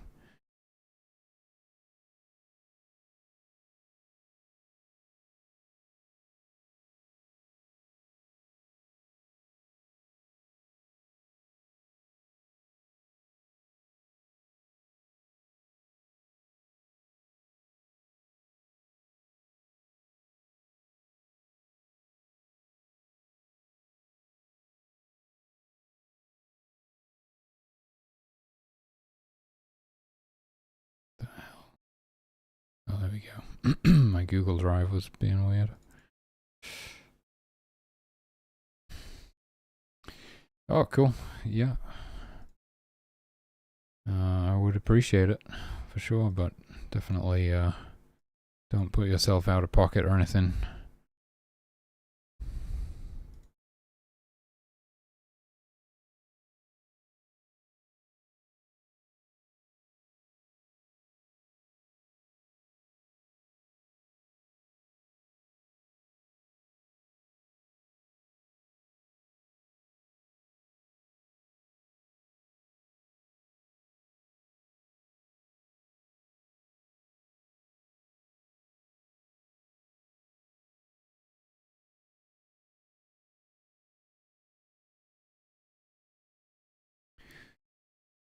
Thanks, same to you. I'll be doing some more tomorrow.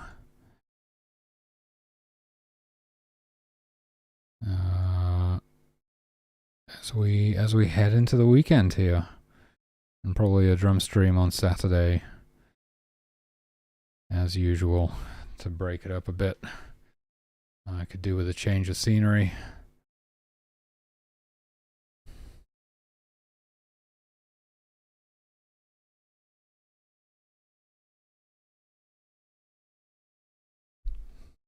Come on, Google Drive.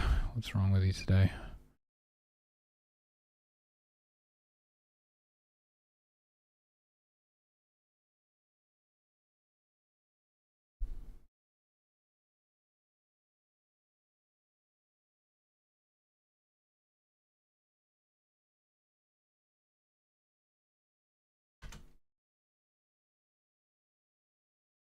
There we go. Version 0.5.5.5 is now available for Ko-fi members to download. And I'm going to get this backed up to the repository.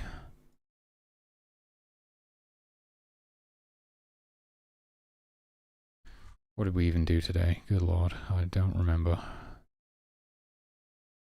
I know we fixed that one bug. There was something a pretty cool one that we fixed, right? Oh yeah, non-hunters being added to the hunting party upon loading a save if they were once a hunter but had been assigned a different gift whilst they were in the hunting party.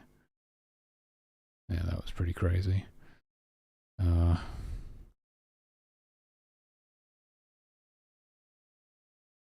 Fixed hunting party save load bug. What else did we do today? I have no idea at this point. Oh, we've made massive behavioral changes to the carpenters. Carpenter behavioral changes.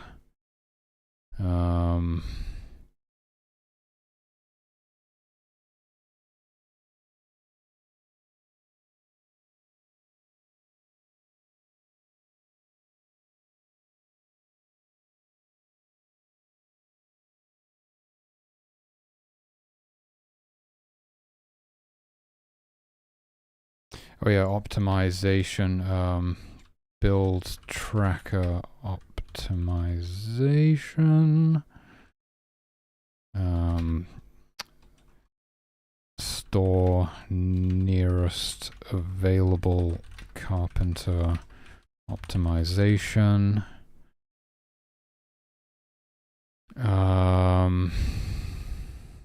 Did we do anything with the... Was that today? Or was that yesterday? Wait, let me check the history. That was yesterday.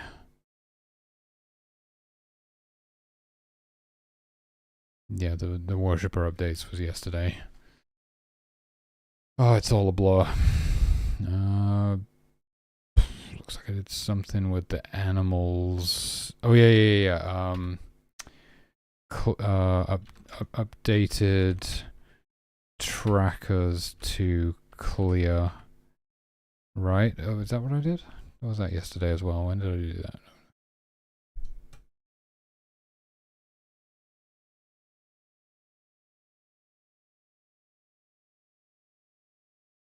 Update trackers to clear. That was yesterday as well, apparently.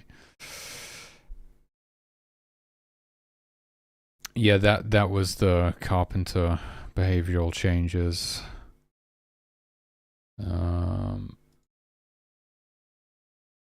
think that's it. There may have been some other little fixes and tweaks in there. I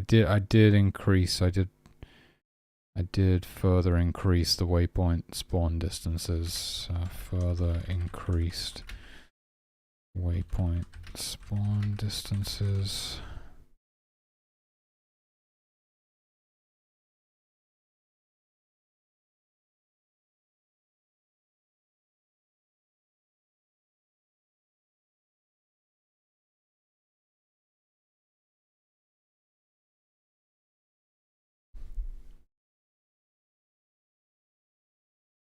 I wonder if that could have had something to do with the carpenter bug. I don't really see how that would be the case.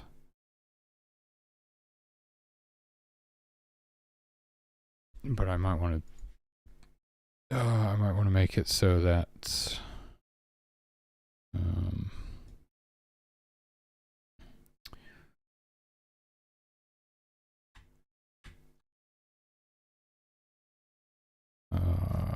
update campfire / store nearest available carpenter trackers to clear. Yeah, I don't think they have the ability to clear themselves right now.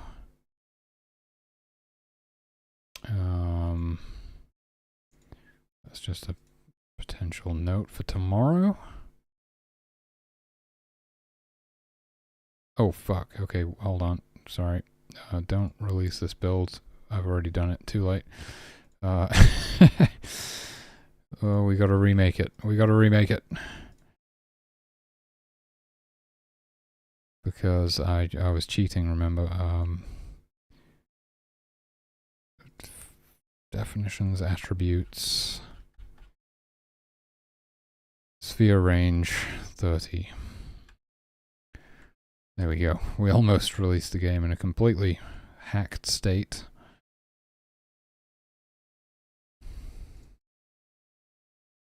Let's rebuild it. Recompile. There we go.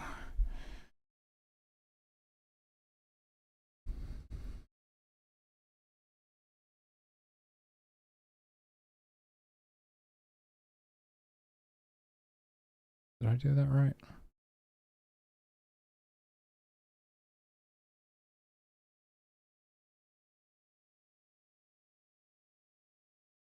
Looks right to me. Does not look right in here.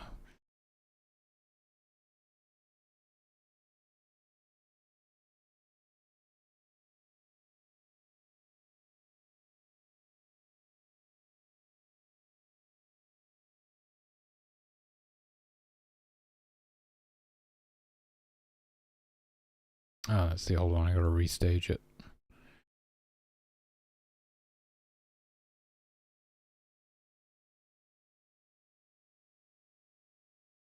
Where is it? Oh, what? Is it just not there anymore because I reverted it to how it used to be, maybe?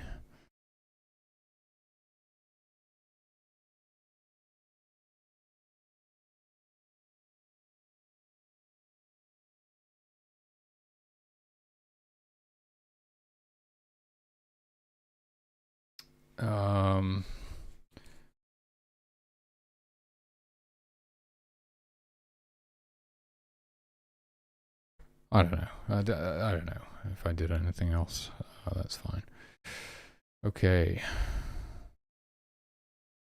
And delete that one. Re-upload that. Okay. Cool. Cool, cool, cool. Who are we gonna raid?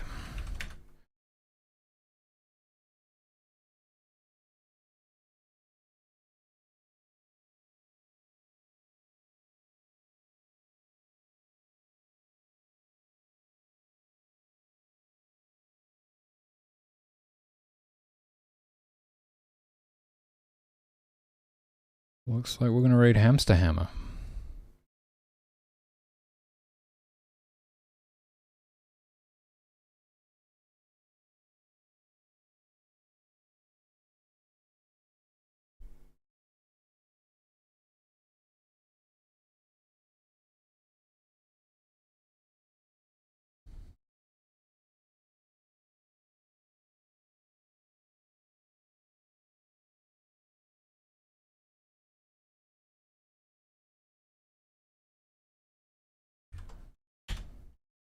Okay, there we go. Now the actual build is available. And we're gonna raid Hamster Hammer. Thanks, Nocturne. You too. Catch you in the next one. Thanks for hanging out. Peace.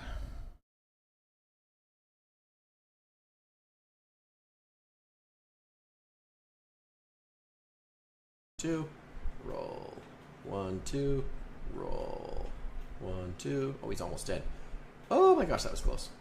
1, 2, roll. Roll. 1, 2, roll. 1, 2, roll. 1, 2, roll. 1, 2, roll. 1, 2. There he is. Okay, now it says that I have the key. Remove the key. And I should have the key. There's the key. Alright. First timer.